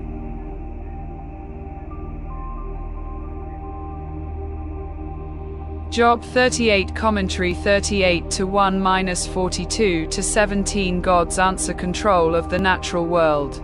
38-1-38. Possibly an approaching storm was what prompted Elihu's poetic praise of the God of nature. See 36-27-37-5. If so, that storm now broke, and through it the voice of God spoke to Job. Job had repeatedly challenged God to a contest. God now accepts 38-1-3. In his reply, God asks Job questions that he cannot answer, in order to show him how little he knows of the mind and activity of the Almighty. God begins his ironical questioning of Job with a poetic description of his work in creating the world, something that he did long before Job or any other human being was born. Only angels witnessed his work. 4-7. God separated the waters in the atmosphere from the waters on the earth and caused dry land to appear. 8-11. God asks Job if he is able to make the sun rise, so that those who rely on darkness to do evil are exposed. They are shaken out of their hiding places as insects are shaken out of clothing. 12-13. Can Job use the rays of the rising sun to create beautiful patterns and colors on the earth's surface? 14-15. Has Job been to the depths of the sea or the ends of the earth? Does he know where the sun dwells so that he can make it rise each morning and take it to its resting place each evening? He should, if he has such great knowledge as he claims. 16-21. Does Job know how God controls the weather? 22-24. Who is it that makes snow, hail, wind, rain and lightning? 25-30. Can Job control the stars? 31-33. Can he send floods or create drought as he wishes? 34-38. Control of the animal world. 38-39-39-30. The pressure on Job increases as God continues with his unanswerable questions. From the natural world in general, God moves to the animal world. He draws Job's attention to animals that sometimes appear to have no purpose so far as human life is concerned, but are still part of God's ordering of the world. God asks Job if he is able to order nature by providing wild animals with food. 39-41. While protecting timid animals when they give birth and care for their young. 39-1-4. God gives freedom to the wild ass, but at the same time controls the animal and its habitat according to his ordering of nature. Can Job do this? 5-8. Or can Job make a wild ox work like a domestic ox? When God has given the wild ox an instinct that makes it impossible to tame. 9-12. Some things in God's creation are puzzling to humans. For example, it appears as if the ostrich neglects her eggs and has no concern for her young, because when she is frightened, she runs away and leaves them. People may not understand why the ostrich behaves as it does, but God has given each animal its own particular instinct as he sees fit. 13-18. God made the horse with an instinct to be trained. This is impressed upon Job with a description of the spectacular yet fearsome sight of war horses in battle. 19-25. Hawks and eagles make their nests in higher places than other birds, but they are not disadvantaged in looking for food. This is because of their remarkable eyesight, which enables them to see the tiniest objects from a great distance. Can Job compete with a creator whose wisdom foresaw even the smallest detail? 26-30.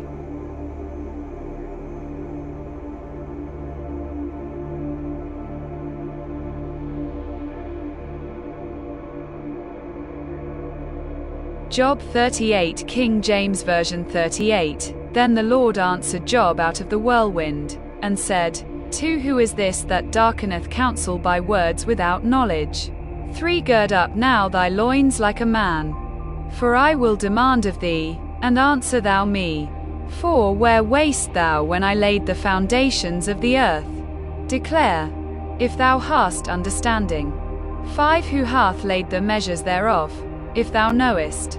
Or who hath stretched the line upon it? 6 Whereupon are the foundations thereof fastened? Or who laid the cornerstone thereof? 7 When the morning stars sang together, and all the sons of God shouted for joy. 8 Or who shut up the sea with doors, when it brake forth, as if it had issued out of the womb? 9 When I made the cloud the garment thereof, and thick darkness a swaddling band for it. 10 And brake up for it my decreed place, and set bars and doors. 11 And said, Hitherto shalt thou come, but no further, and here shall thy proud waves be stayed. 12 Hast thou commanded the morning since thy days, and caused the dayspring to know his place.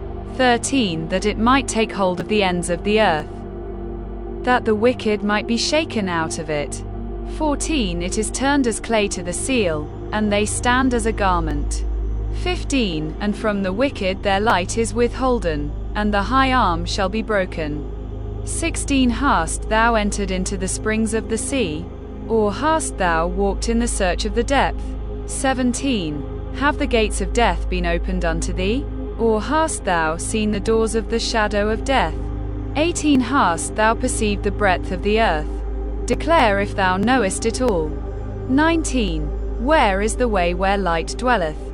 And as for darkness, where is the place thereof? 20 That thou shouldest take it to the bound thereof, and that thou shouldest know the paths to the house thereof. 21 Knowest thou it, because thou wast then born? Or because the number of thy days is great? 22 Hast thou entered into the treasures of the snow? Or hast thou seen the treasures of the hail? 23 Which I have reserved against the time of trouble, against the day of battle and war. 24 By what way is the light parted, which scattereth the east wind upon the earth? 25 Who hath divided a watercourse for the overflowing of waters? Or a way for the lightning of thunder?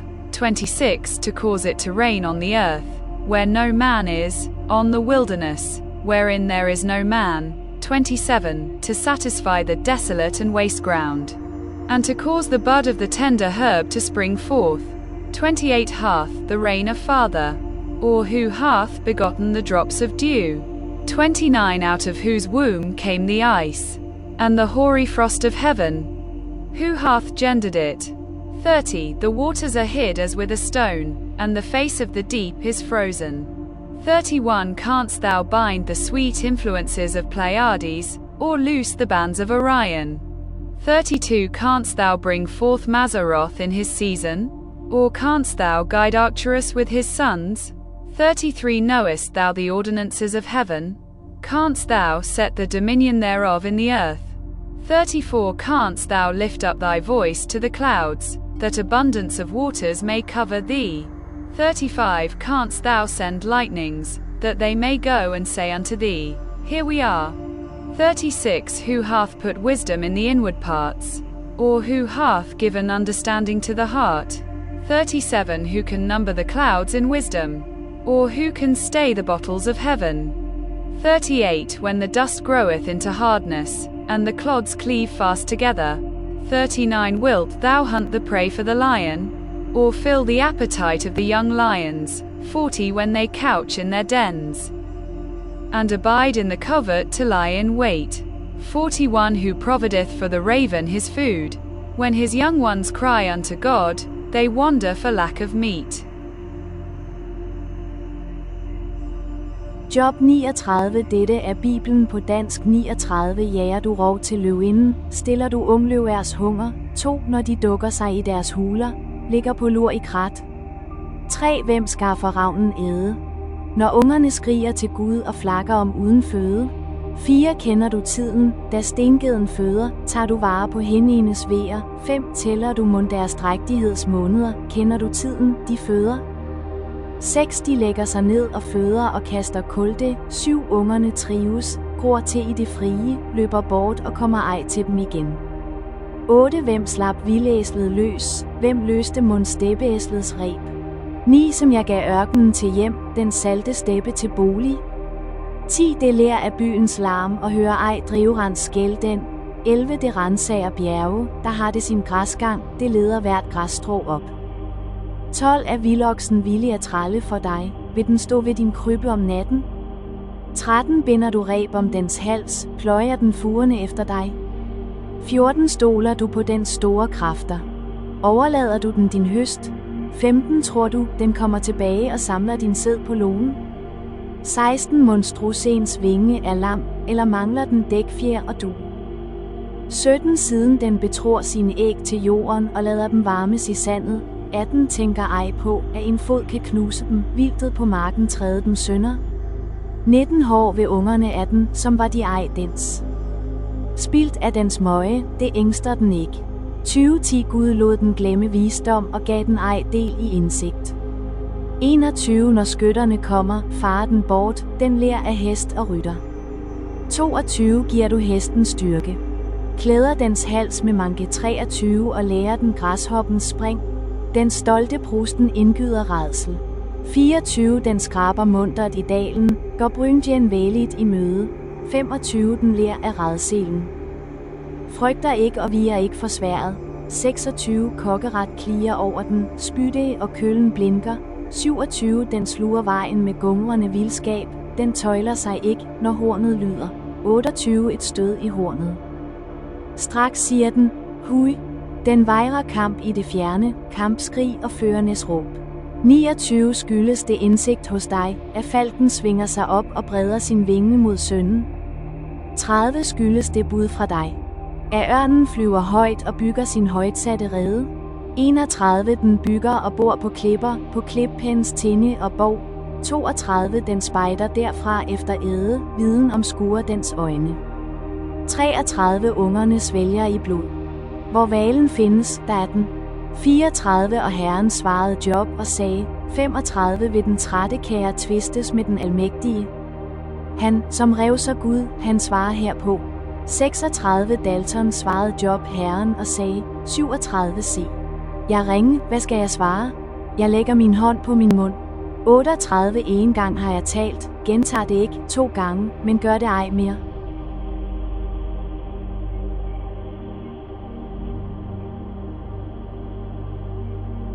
Audio for Job 39. Job 38-39. When God came in a whirlwind day regarding mountain goats, wild donkeys, and wild oxen. 1. 1-4. Do you know about or master the wild mountain goat? Do you know the time when the wild mountain goats bear young? Or can you mark when the deer gives birth? Can you number the months that they fulfill? Or do you know the time when they bear young? They bow down, they bring forth their young, they deliver their offspring. Their young ones are healthy, they grow strong with grain. They depart and do not return to them. A. Do you know the time when the wild mountain goats bear young? Here, God kept bringing the level of knowledge down for Job. He could, quite conceivably, know such facts of nature from simple observation. Yet even this relatively low level of knowledge was beyond Job. I.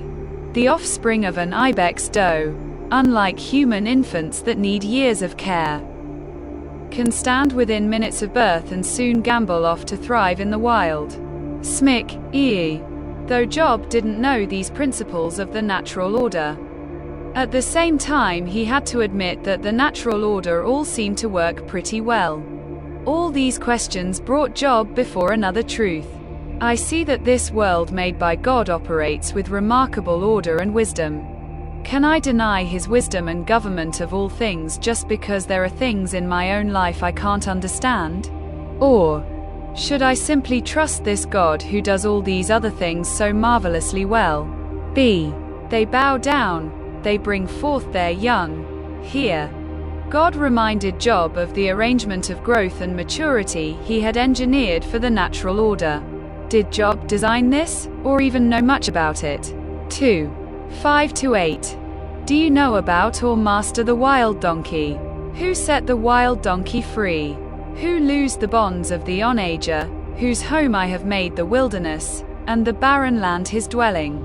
He scorns the tumult of the city, he does not heed the shouts of the driver. The range of the mountains is his pasture, and he searches after every green thing. A. Who set the wild donkey free? Job had no knowledge of these facts of nature, he had even less power over the animals. These things belonged to God and not to Job. I. The onager is another name for a wild donkey. One of the most admired animals of the Old Testament world was the wild donkey. It was a compliment and a promise of an enviable freedom when the angel declared that Ishmael, Genesis chapter 16:12, would become a wild donkey of a man. The creature was admired for both its freedom and its ability to survive under the harshest conditions. Smic. B. The range of the mountains is his pasture, and he searches after every green thing. God knew how the wild donkey lived and was provided for. Job obviously did not. I. Why so weak and harmless a creature as the wild ass should be untamable, when the most savage lions and tigers have been tamed? And how there comes to be so vast a difference between the tame and the wild ass, thou canst give no reason. Paul. 3. 9-12. Do you know about or master the wild ox? Will the wild ox be willing to serve you? Will he bed by your manger? Can you bind the wild ox in the furrow with ropes? Or will he plow the valleys behind you? Will you trust him because his strength is great? Or will you leave your labor to him? Will you trust him to bring home your grain, and gather it to your threshing floor? A. Will the wild ox be willing to serve you? No one would doubt that Job was smarter than a wild ox, yet the ox would not serve him. He lacked both in knowledge of and mastery over the natural world. I. Wild ox is not a very good translation, nor is the classic King James Version translation of unicorn here. This animal is actually a fearsome, mighty, extinct animal known as the aurochs. E. The beast in question is the aurochs, not the fabled unicorn of the Av. Extinct since 1627, this enormous animal was the most powerful of all hoofed beasts. Exceeded in size only by the hippopotamus and the elephant. It is the standard symbol of strength in the Old Testament, where it is mentioned 9 times. Anderson. B. Can you bind the wild ox in the furrow with ropes? Understanding the fearsome nature of this ancient wild ox, God here made a humorous picture for Job. One might just as easily picture Job using a rhino to plow his field or put into his barn. B. Regarding ostriches, horses, and hawks. 1. 13-18. Do you understand the ostrich? The wings of the ostrich wave proudly, but are her wings and pinions like the kindly stalks? For she leaves her eggs on the ground, and warms them in the dust. She forgets that a foot may crush them, or that a wild beast may break them. She treats her young harshly, as though they were not hers. Her labor is in vain, without concern.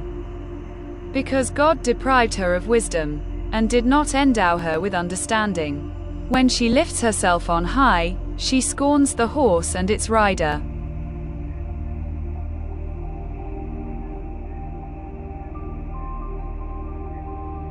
A. The wings of the ostrich wave proudly. God here spoke of the proudly waving wings of the flightless ostrich. Perhaps Job could explain why a flightless bird has wings. Or why a winged creature is flightless. It is what it is. A silly bird, because God made it so. Why? The comical account suggests that amid the profusion of creatures some were made to be useful to men, but some are there just for God's entertainment and ours. Anderson, E.A. This passage is remarkable in that it continues the first and only real humor in the book of Job. Leave it to God to pull a stunt like this, forcing a smile out of Job at a time when the poor fellow has been so intent on his misery. Mason B. God has deprived her of wisdom. Here, God reminded Job that God is the dispenser of wisdom. He gives or withholds as pleases him. The seeming cruelty to her young derives from the practice of driving off the yearlings when mating season arrives. Smick, E. It was through wonderful and strange examples like the ostrich that God both taught and entertained Job. Get used to my absurdity, and live by faith rather than by sight. Be like the ostrich. Though you cannot fly, you can still flap your wings joyfully. Mason 2. 19-25. Do you understand or master the horse? Have you given the horse strength? Have you clothed his neck with thunder? Can you frighten him like a locust? His majestic snorting strikes terror. He paws in the valley, and rejoices in his strength. He gallops into the clash of arms. He mocks at fear, and is not frightened, nor does he turn back from the sword. The quiver rattles against him, the glittering spear and javelin. He devours the distance with fierceness and rage. Nor does he come to a halt because the trumpet has sounded. At the blast of the trumpet he says, "Aha!" He smells the battle from afar, the thunder of captains and shouting. Have you given the horse strength? Like many, Job could be impressed with the majestic strength of the horse. Yet he had no strength to give the horse. It came from God and not from Job or any other man. Can you make such an animal? Can you control him? Even the well-broken and best-trained mount might break from the restraints for the most skilled rider. So that even the one domesticated animal included in the list is not completely under the control of man. Anderson B. He mocks at fear, and is not frightened, nor does he turn back from the sword. Job could give no explanation for the warrior nature of a horse, which operates against reason and the self-interest of the horse. In this creature therefore we have a clear instance of the wonderful power and wisdom of God. If the horse be so strong and warlike, what is the Almighty, that man of war? Trap 3. 26-30. Do you understand or master the hawk, or the eagle? Does the hawk fly by your wisdom, and spread its wings toward the south? Does the eagle mount up at your command, and make its nest on high? On the rocks it dwells and resides, on the crag of the rock and the stronghold. From there it spies out the prey, its eyes observe from afar. Its young ones suck up blood, and where the slain are, there it is.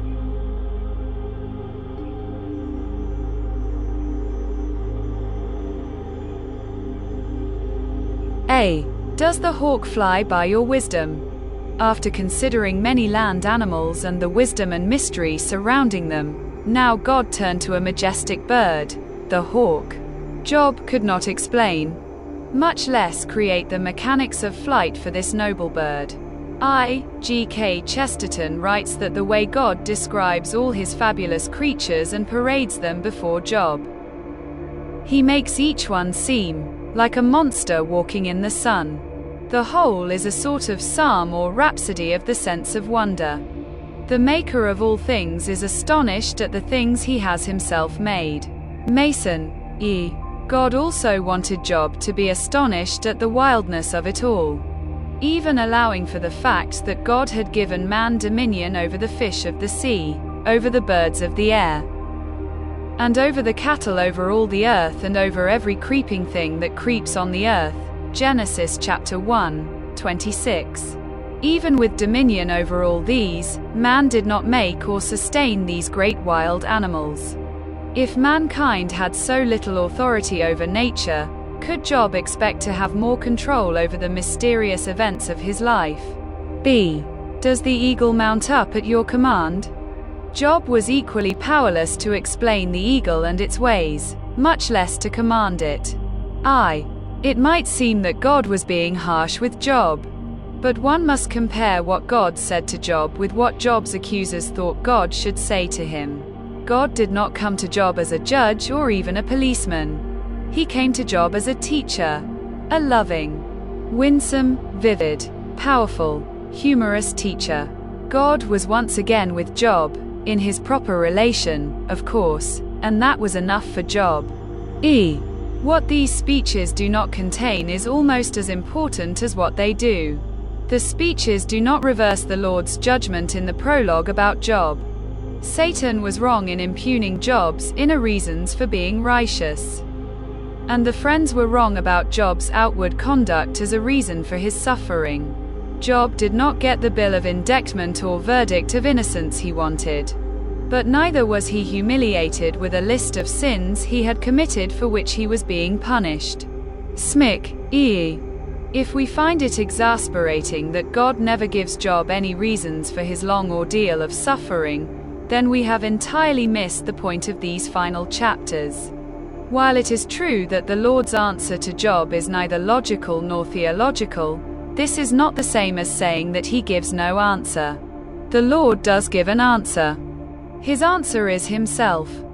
Mason, IV. One thought, and one only, is brought into the foreground.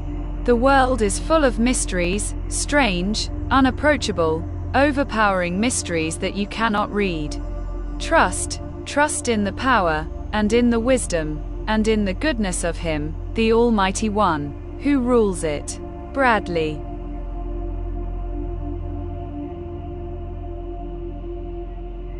Job 39 King James Version 39 Knowest thou the time when the wild goats of the rock bring forth? Or canst thou mark when the hinds decalve? 2 Canst thou number the months that they fulfill? Or knowest thou the time when they bring forth? 3 They bow themselves, they bring forth their young ones, they cast out their sorrows. 4 Their young ones are in good liking, they grow up with corn. They go forth, and return not unto them. 5 Who hath sent out the wild ass free? Or who hath loosed the bands of the wild ass? 6 Whose house I have made the wilderness, and the barren land his dwellings. 7 He scorneth the multitude of the city, neither regardeth he the crying of the driver. 8 The range of the mountains is his pasture, and he searcheth after every green thing. 9 Will the unicorn be willing to serve thee, or abide by thy crib? 10 Canst thou bind the unicorn with his band in the furrow? Or will he harrow the valleys after thee? 11 Wilt thou trust him, because his strength is great?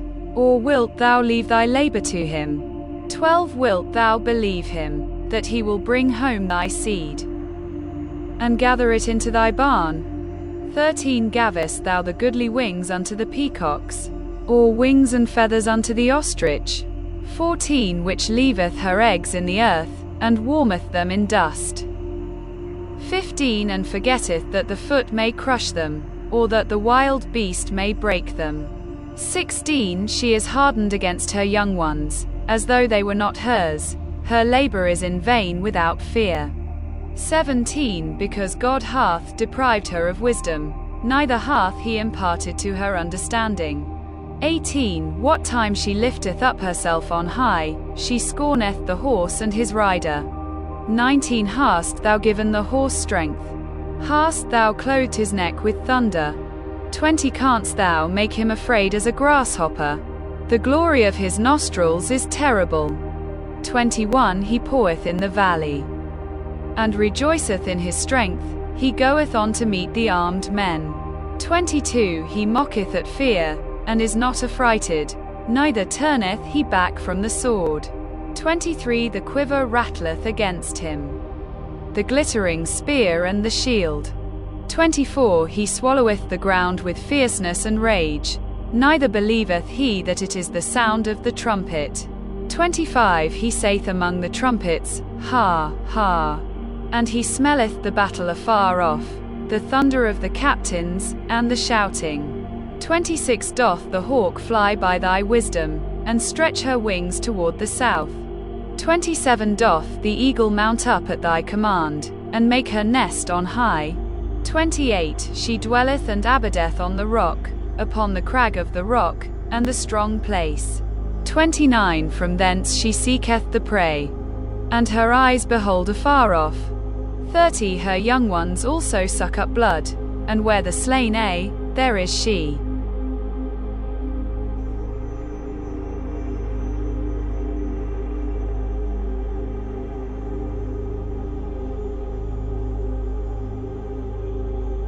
Job 40. Dette er Bibelen på dansk. 40 Dalton svarede Herren Job ud fra stormvejret og sagde: 2 Omgjord som en mand dine lænder, jeg vil spørge, og du skal lære mig. 3 Mon du vil gøre min ret til intet. Dømme mig, for at du selv kan få ret. 4 Har du en arm som Gud, kan du tordne med brag som han. 5 Smyk dig med højhed og storhed, klæd dig i glans og herlighed. 6 Udgyd din vrede strømme. Slå de stolte ned med et blik. 7 Bøj med et blik de stolte og knus på stedet de gudløse. 8 Skjul dem i støvet til håbe og lænk deres åsyn i skjulet. 9 Så vil jeg også love dig for sejren. Din højre har vundet. 10 Se nilhesten. Den har jeg skabt såvel som dig. Som oksen æder den græs. 11 Se hvilken kraft i lænderne og hvilken styrke i bogens muskler. 12 Halen holder den stiv som en sæder, bogens sener er flettet sammen. 13 Dens knogler er rør af kobber, benene i den som stænger af jern. 14 Den er Guds ypperste skabning, skabt til at herske over de andre. 15 10 Foder til den bærer bjergene, hvor markens vildt har legeplads. 16 Den lægger sig hen under lotusbuske, i skjul af siv og rør. 17 Lotusbuskene giver den tag og skygge, bækkens pile yder den hegn. 18 Den taber ej modet, når Jordan stiger, er rolig, om strømmen en svulmer mod dens skab. 19 Hvem kan gribe den i dens tænder og trække reb igennem dens snude? 20 Kan du trække krokodillen op med krog og binde dens tunge med snøre? 21 Kan du mundstikke et siv i dens snude? Bore en krog igennem dens kæber? 22 Munden vil trylle dig længe og give dig gode ord. 23 Munden vil indgå en pagt med dig, så du får den til træl for evigt. 24 Han du må lege med den som en fugl og tøjre den for dine pigebørn. 25 Faldbyder fisker lavgæt den og stykker den ud mellem sælgerne. 26 Mon du kan spække dens hud med kroge og med harpuner dens hoved. 27 Læg dog engang din hånd på den. Du vil huske den kamp og gør det ej mere. 28 Det håb ville blive til skamme. Alene ved synet lå du der.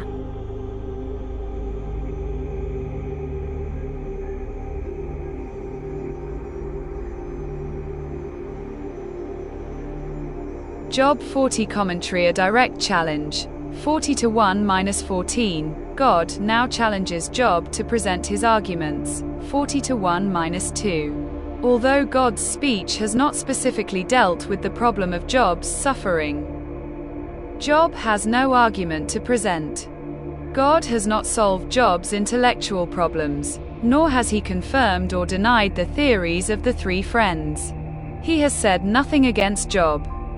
But he has shown Job that people cannot expect to understand everything about the activity of God in the complex world he has made. Job is sorry for his former rash words and has nothing more to say. 3-5. However, God is not yet finished with Job. He asks about Job's accusations of injustice in God. Does he still want to make God wrong merely to prove himself right? Does he want to be like God, to take God's place and govern the moral order of the universe? To decree what is right and what is wrong? 6-9. If so, let Job clothe himself with God's magnificent robes and sit in judgment on all who are proud and wicked. Then God will acknowledge Job's assessment of himself as correct. 10-14. 2 Beasts. 40-15-41-34. Before Job accepts the challenge to govern the moral order, God warns him that it is far more difficult than governing the natural and physical order. Therefore, Job must first consider what power he has over, for instance, the beasts. 2 examples are sufficient to impress upon Job that he faces an impossibility. The first of these is the monster behemoth, generally thought to be the hippopotamus. It is among the strongest creatures of God's creation. 15-18. All powerful on the land, untroubled in the water and very difficult to capture. 19-24. The second beast described to Job is Leviathan, the mythical sea monster, or, possibly, the crocodile. Can Job catch one with a hook as he catches a fish? Can he make it talk, or make it work for him, or make a pet of it? Can he sell it in the market? 41-1-6. Even if Job were able to catch one, he would be sorry. He would never do it again. 7-8. If, then, no person in his right mind would dare stir up Leviathan. How unthinkable to try to stand up against God. 9-11. God then describes some fearsome features of this dragon-like beast. Its armor of tough skin, its strong jaws, its terrible teeth. 12-17. When it blows air and water out of its nostrils, it appears to be blowing out fire and smoke. 18-21. The animal is so fearfully strong that just the sight of its movements fills even the strongest with terror. 22-25. No weapon can pierce its iron-like skin. 26-29. When it moves from the land into the water, its movements dig up the mud like a threshing sledge and whip up white foam on the water. 30-32. This fearsome creature is the king of beasts. Unconquerable by human power, yet it is part of the world God has created. 33-34.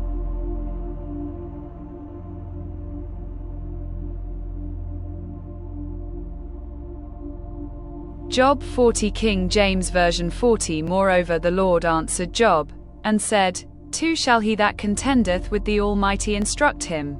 He that reproveth God, let him answer it. 3 Then Job answered the Lord, and said, For behold, I am vile, what shall I answer thee? I will lay mine hand upon my mouth. 5 Once have I spoken, but I will not answer, yea, twice, but I will proceed no further. 6 Then answered the Lord unto Job out of the whirlwind, and said, 7 Gird up thy loins now like a man, I will demand of thee, and declare thou unto me. 8 Wilt thou also disannul my judgment? Wilt thou condemn me, that thou mayest be righteous? 9 Hast thou an arm like God? Or canst thou thunder with a voice like him? 10 Deck thyself now with majesty and excellency, and array thyself with glory and beauty.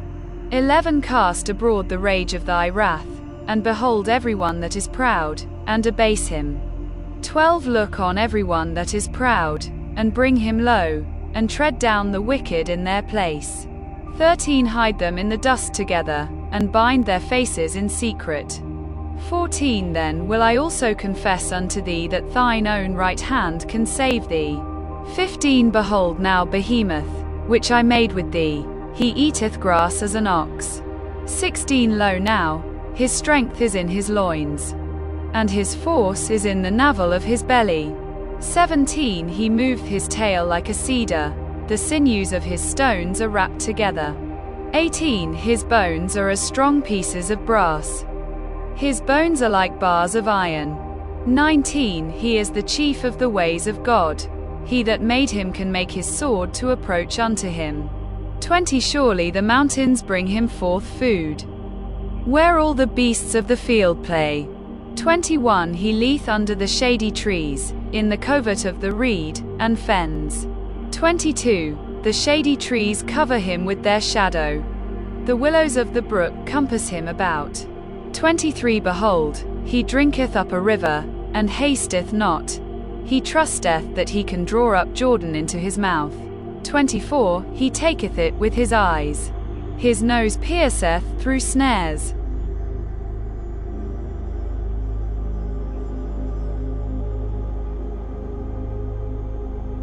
Job 41. Dette er Bibelen på dansk 41. Ingen drister sig til at tirre den. Hvem holder stand imod den? 2 Hvem møder den og slipper fra det? Hvem under hele himlen? 3 Jeg tier ej om dens lemmer. Hvor stærk den er, hvor smuk den er skabt. 4 Hvem har trukket dens klædning af, trængt ind i dens dobbelte panser? 5. Hvem har åbnet dens ansigts døre? Rundt om dens tænder er rædsel. 6. Dens ryg er reder af skjolde, dens bryst er et sejl af sten. 7. De sidder tæt ved hverandre, luft kommer ikke ind derimellem. 8. De hænger fast ved hverandre, uadskilleligt griber de ind i hverandre. 9. Dens nysen fremkalder strålende lys, som morgenrød ens øjenlåg af dens øjne. 10. Ud af dens gab farer fakler, ildgnister spruder derfrem. 11. Står ud af dens næsebor, som er en ophedet kogende kedel. 12. Dens ånde tænder som glødende kul, lurer står ud af dens skab. 13. Styrken bor på dens hals, og angsten hopper foran den. 14. Tæt sidder kødets knuder, som støbt til kroppen. De rokkes ikke. 15. Fast som sten er dens hjerte støbt, fast som den nederste møllesten. 16. Når den rejser sig, gyser helte, fra sans og samling gør de af skræk. 17. Angriberens sværd holder ikke stand. Ej kastevåben, spyd eller pil. 18. Jern regner den kun for halm og kobber for trøsket træ. 19. Buens søn slår den ikke på flugt, slyng en sten bliver strå for den. 20. Stridskøllen regnes for rør. Den ler af det svirrende spyd. 21. På buen er der skarpe rande, den spor i dyndet er som tærskeslædens. 22. Dybet får den i kog som en gryde, en salvekedel gør den af floden. 23. Bag den er der en lysende sti, dybet synes som sølverhår. 24. Dens lige findes ikke på jord, den er skabt til ikke at frygte. 25. Alt, hvad højt er, reddes for den er konge over alle stolte dyr. Audio for Job 41. Job 40-42 Revelation, Repentance, and Restoration. A. Contending with Leviathan. 1. 1-7. Mankind is helpless against Leviathan. Can you draw out Leviathan with a hook? Or snare his tongue with a line which you lower?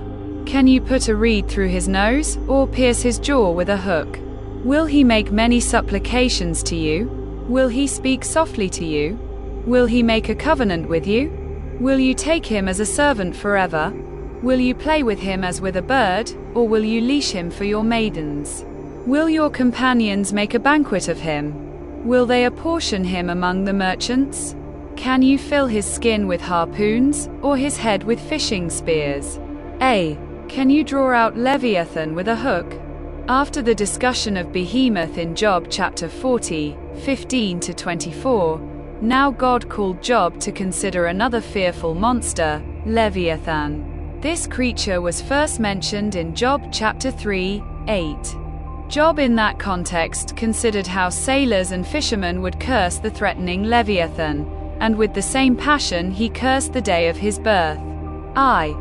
Usually Leviathan is considered to be a mythical sea monster or dragon that terrorized sailors and fishermen.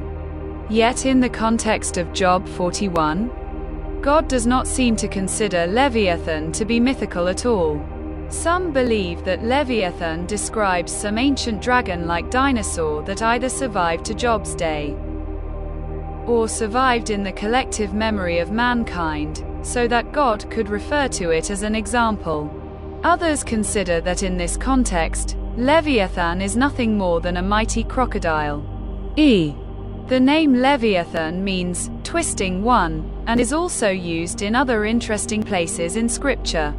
Psalm chapter 74, 12-14 refers to Leviathan as a sea serpent, and that God broke the head of the Leviathan long ago, perhaps at the creation. Psalm chapter 104, 26 also refers to Leviathan as a sea creature.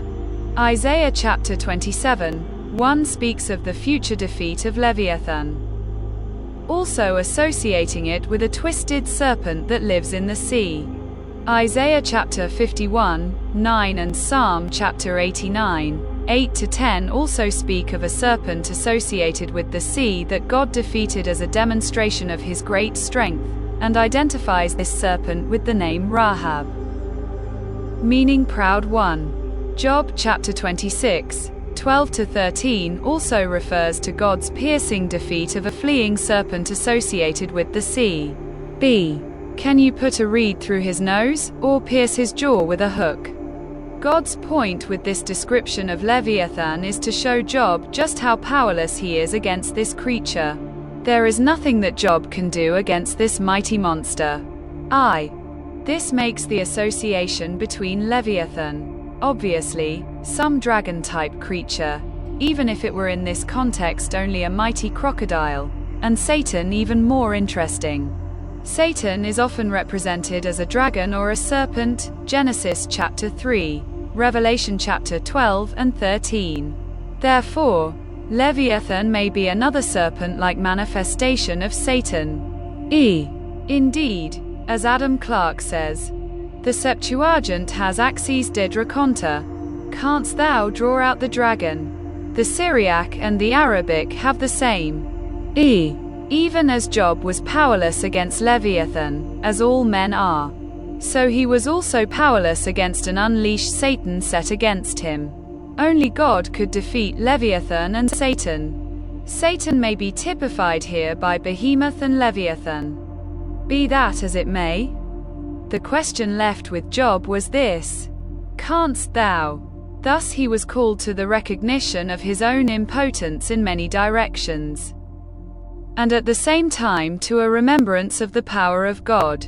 Morgan 2, 8-11. If mankind can't overpower Leviathan, it can't hope to overpower God. Lay your hand on him. Remember the battle. Never do it again. Indeed, any hope of overcoming him is false.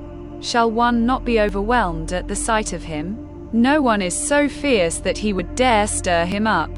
Who then is able to stand against me?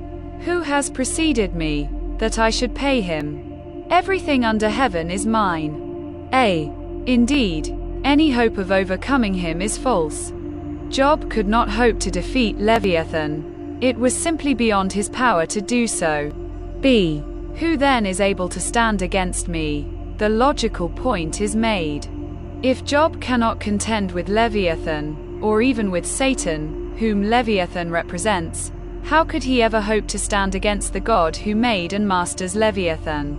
This was another effective way of setting Job in his proper place before God.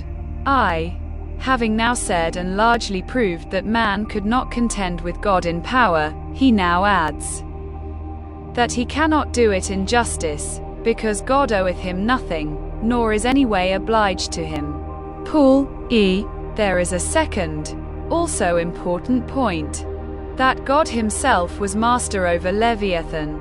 Everything under heaven is mine. By telling of his dominion over Behemoth and Leviathan, the Lord is illustrating what he has said in Job chapter 40, 8-14.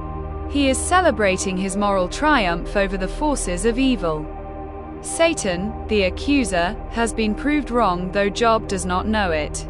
The author and the reader see the entire picture that Job and his friends never knew. Smic.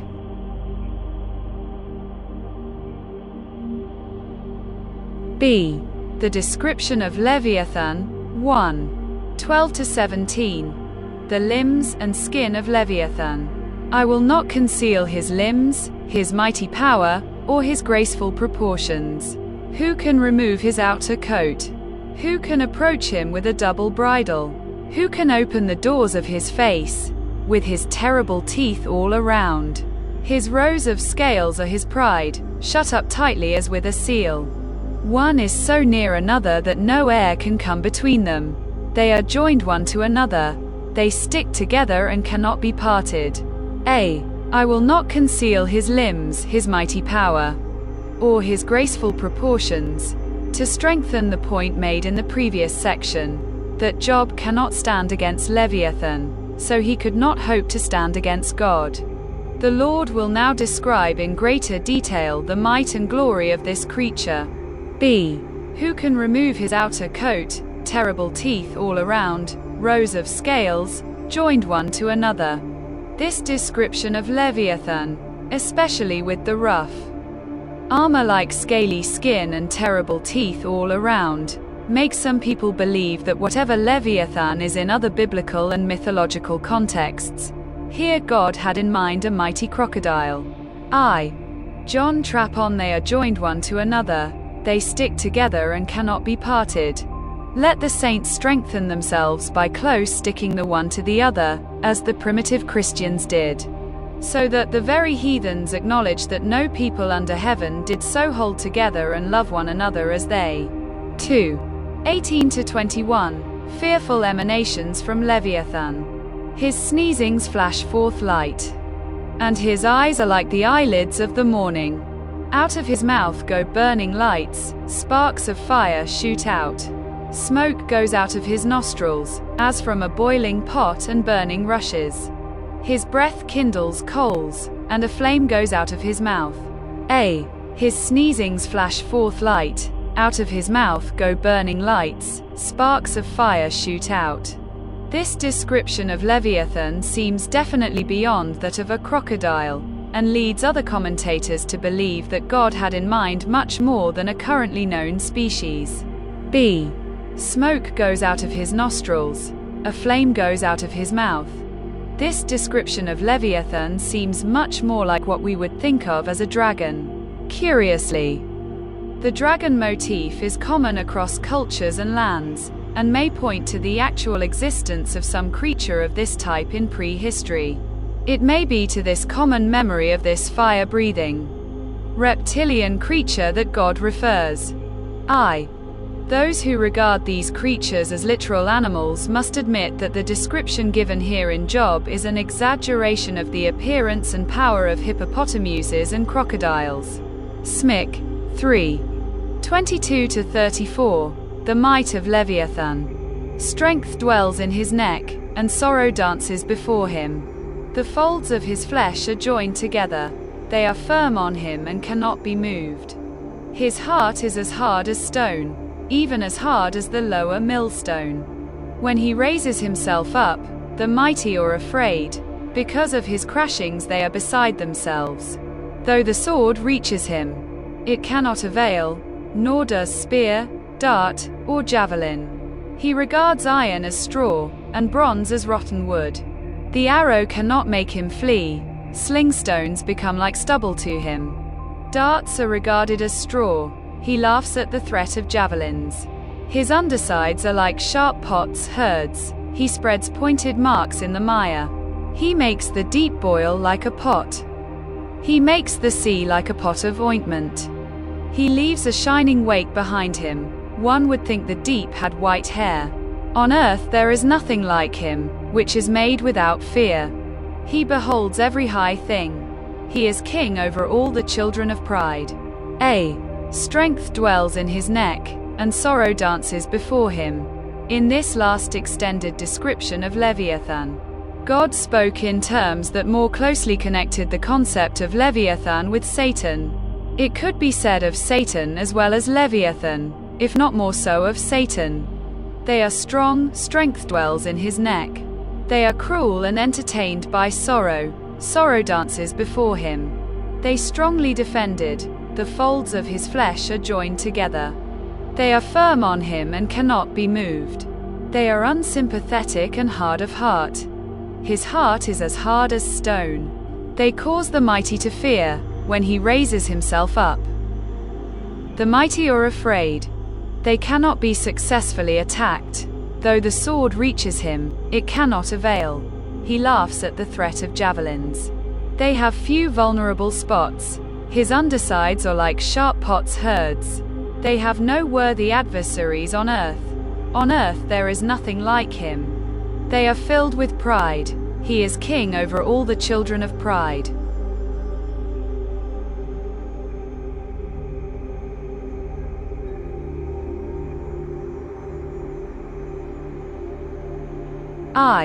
This also means that the description of Behemoth in the previous chapter may also be a representation of the strength and seeming confidence that the apparently unassailable adversary has. The use of the two names Behemoth and Leviathan is a poetic repetition, just as Psalm chapter 74 refers to the breaking of the heads of the monster, Tannanim, and the heads of Leviathan. Smik, E. While it is true that Satan is never named outside the prologue, this does not mean that the Lord never deals with him. He deals with him here in the form of Leviathan. describing him to Job with the same sort of symbolic picture language he uses in Revelation. Mason, B. He is king over all the children of pride. This description of Leviathan, especially at this point, is so like that of Satan, that we may fairly suppose that God here was indicating to Job not only his great might and Job's vulnerability before Satan, but also alluding to Satan's role in Job's great crisis. God called Job to consider these unconquerable beasts, who each in their own way were examples of Satan and his power. In this, God allowed Job to consider the fact that he could not stand before the power of Satan without God empowering him. Job thought that he was all alone through his ordeal. Indeed, he felt he was alone. Yet this was God's way of saying that he was not alone, because if he were, then he surely would have crumbled before the power of Leviathan and Behemoth. Jonah was swallowed by a whale. But the believer in Jesus Christ swallows the whale. We eat Leviathan for breakfast. It takes a very big God, and a very big faith in God, to be able to absorb so much evil. Leviathan seems to be endlessly sprawling, gargantuan, invincible. But the essence of the gospel is that the love of God is greater than any evil. Mason, E. God ends his words to Job without ever telling him the story behind the story. Job was left ignorant about the contest between God and Satan that prompted his whole crisis, though perhaps God later told him. Though Job did not know the whole story, God did tell him of his great victory over Leviathan, Satan, giving Job assurance for the past, the present, and for the future. It was important that God did not tell Job the reasons why. Then Job can be a continuing comfort and inspiration and example to those who suffer without an explanation. Once again, we emphasize that if the specific and ultimate reason for his suffering had been revealed to Job, even at this point, the value of the account as a comfort to others who must suffer in ignorance would have been diminished if not cancelled. Smick.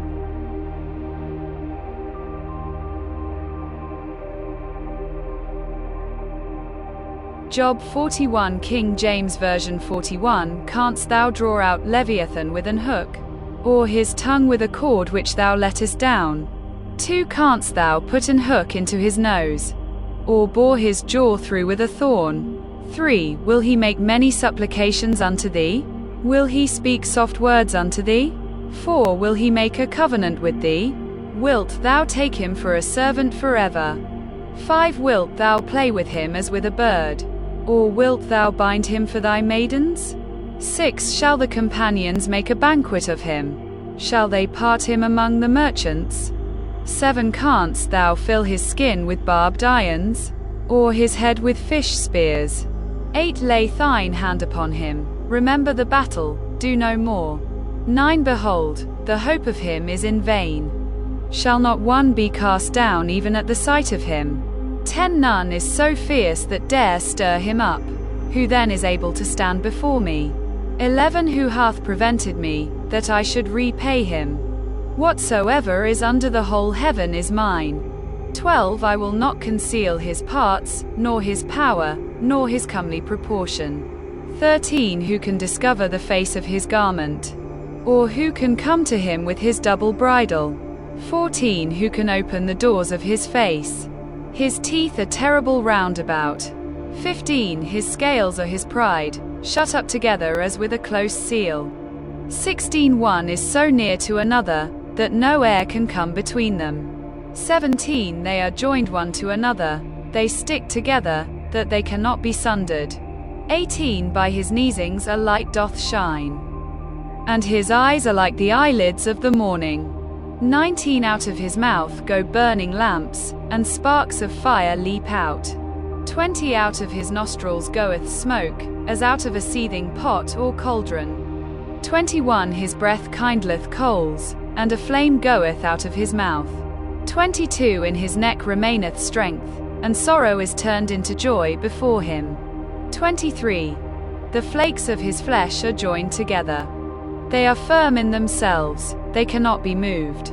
24. His heart is as firm as a stone. Yea, as hard as a piece of the nether millstone. 25. When he raiseth up himself, the mighty are afraid. By reason of breakings they purify themselves. 26. The sword of him that layeth at him cannot hold, the spear, the dart, nor the habergeon. 27. He esteemeth iron as straw, and brass as rotten wood. 28. The arrow cannot make him flee. Slingstones are turned with him into stubble. 29. Darts are counted as stubble. He laugheth at the shaking of a spear. 30. Sharp stones are under him. He spreadeth sharp pointed things upon the mire. 31. He maketh the deep to boil like a pot. He maketh the sea like a pot of ointment. 32. He maketh a path to shine after him. One would think the deep to be hoary. 33. Upon earth there is not his like, who is made without fear. 34. He beholdeth all high things. He is a king over all the children of pride. Job 42. Dette er Bibelen på dansk 42. Så svarede Job Herren og sagde, 2. Jeg ved, at du magter alt, for der er intet umuligt. 3. Hvem fordunkler mit råd med ord, som er uden indsigt? Derfor, jeg talte uden forstand om noget, som var mig for underfuldt, og som jeg ej kendte til. 4. Hør dog, og jeg vil tale, jeg vil spørge, og du skal lære mig. 5. Jeg havde kun hørt et rygte om dig. Men nu har mit øje set dig. 6. Jeg tager det derfor tilbage og angrer i støv og aske. 7. Men efter at Herren havde talet disse ord til Job, sagde han til Temaniten Elifas: Min vrede er blusset op mod dig og dine 2 venner, fordi I ikke talte retteligt om mig som min tjener Job. 8. Tag eder derfor 7 tyre og 7 vædre og gå til min tjener Job og bring et brandoffer for eder. Og min tjener Job skal gå i forbøn for eder, 10 ham vil jeg bønhøre. Så jeg ikke gør en ulykke på eder, fordi I ikke talte retteligt om mig som min tjener Job. 9. Så gik Temaniten Elifas, Shuaiten Bildad og Amatiten Sofar hen og gjorde, som Herren havde sagt. Og Herren bønhørte Job. 10. Og Herren vendte Jobs skæbne, da han gik i forbøn for sine venner, og Herren gav Job alt, hvad han havde ejet, tvefold igen. 11. Så kom alle hans brødre og søstre og alle, der kendte ham til forn og holdt måltid med ham i hans hus, og de viste ham deres medfølelse og trøstede ham over al den ulykke, Herren havde bragt over ham. Og de gav ham hver en kesita og en guldring. 12. Og Herren velsignede Jobs sidste tid mere end hans første.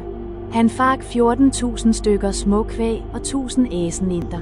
13. Og han fik 7 sønner og 3 døtre. 14. Og han kaldte den ene Jemima, den anden Kisha og den tredje Keonhapuk. 15. Så smukke kvinder som Jobs døtre fandtes ingensteds på jorden, og deres far gav dem arv imellem deres brødre. 16. Siden levede Job 140 år, og så sine børn og børnebørn 4 slægtled. 17. Så døde Job gammel og mæt af dage. Job 42 Commentary. Job submits to God. 42:1-6. Although Job does not have the answer to his problems, he knows now that God does, and God will not fail. God has not given Job any reason for his sufferings, but he has given Job a fuller knowledge of the all-powerful and all-wise God, and this has changed Job's thinking. Now Job sees that God is above all and in control of all. He is concerned about the smallest detail. Although Job may not understand the reason why God does things, he is assured that God is working according to his own purposes, and those purposes are perfect. Job has been conquered, but he has also found peace. For the God who has been revealed to him is greater than Job ever imagined. Job no longer demands anything of God.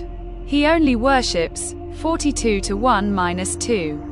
Humbly Job confesses the truth of God's accusation against him that he darkened counsel without knowledge. 3. C. 38-2.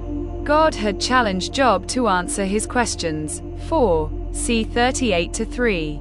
But Job now has nothing to say. Previously, he had a theoretical knowledge of God, but now he has personally met God. Although his questions are not answered, he himself is fully satisfied. 5-6. God exalts Job. 42-7-17. The three friends, in spite of the truths mixed in with their speeches, are now declared wrong. Job, in spite of his rash speech and irreverent protest, is now declared right. In accusing Job of great sin, the three friends had not spoken the truth, whereas Job, in claiming to be upright and not guilty of great sin, is now proved to be truthful. The friends' theory that suffering is always the result of personal sin is proved wrong, whereas Job's desire for a just God is satisfied. The friends had relied upon traditional theories, whereas Job had searched for the truth. The friends talked about God, whereas Job talked to God. 7-8. Job was not haughty in victory, nor were the friends bitter in defeat. In loving forgiveness, Job prayed for the friends, and in humble repentance the friends asked God's forgiveness by offering the sacrifices he demanded of them. 9. Apparently Job still did not know, and possibly never knew, that the main reason for his sufferings was an accusation made against him by Satan. See 1:11, 2-5. Now that Satan had been proved wrong, it was only fair that Job's former prosperity and family happiness should return. At the same time, it might have shown to Job's fellow citizens, in the only way they understood, that God was pleased with Job. The turning point in Job's sufferings came when he prayed for his critics. His disease was healed, good health returned. Children were born to replace those who had died, and his wealth grew to twice that of former days. 10-17.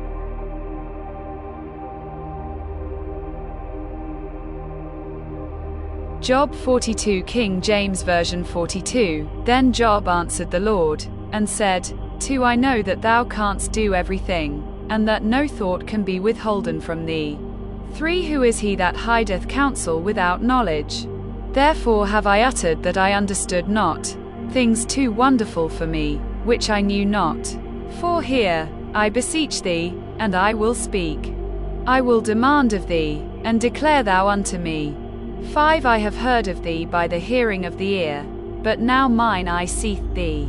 6 Wherefore I abhor myself, and repent in dust and ashes.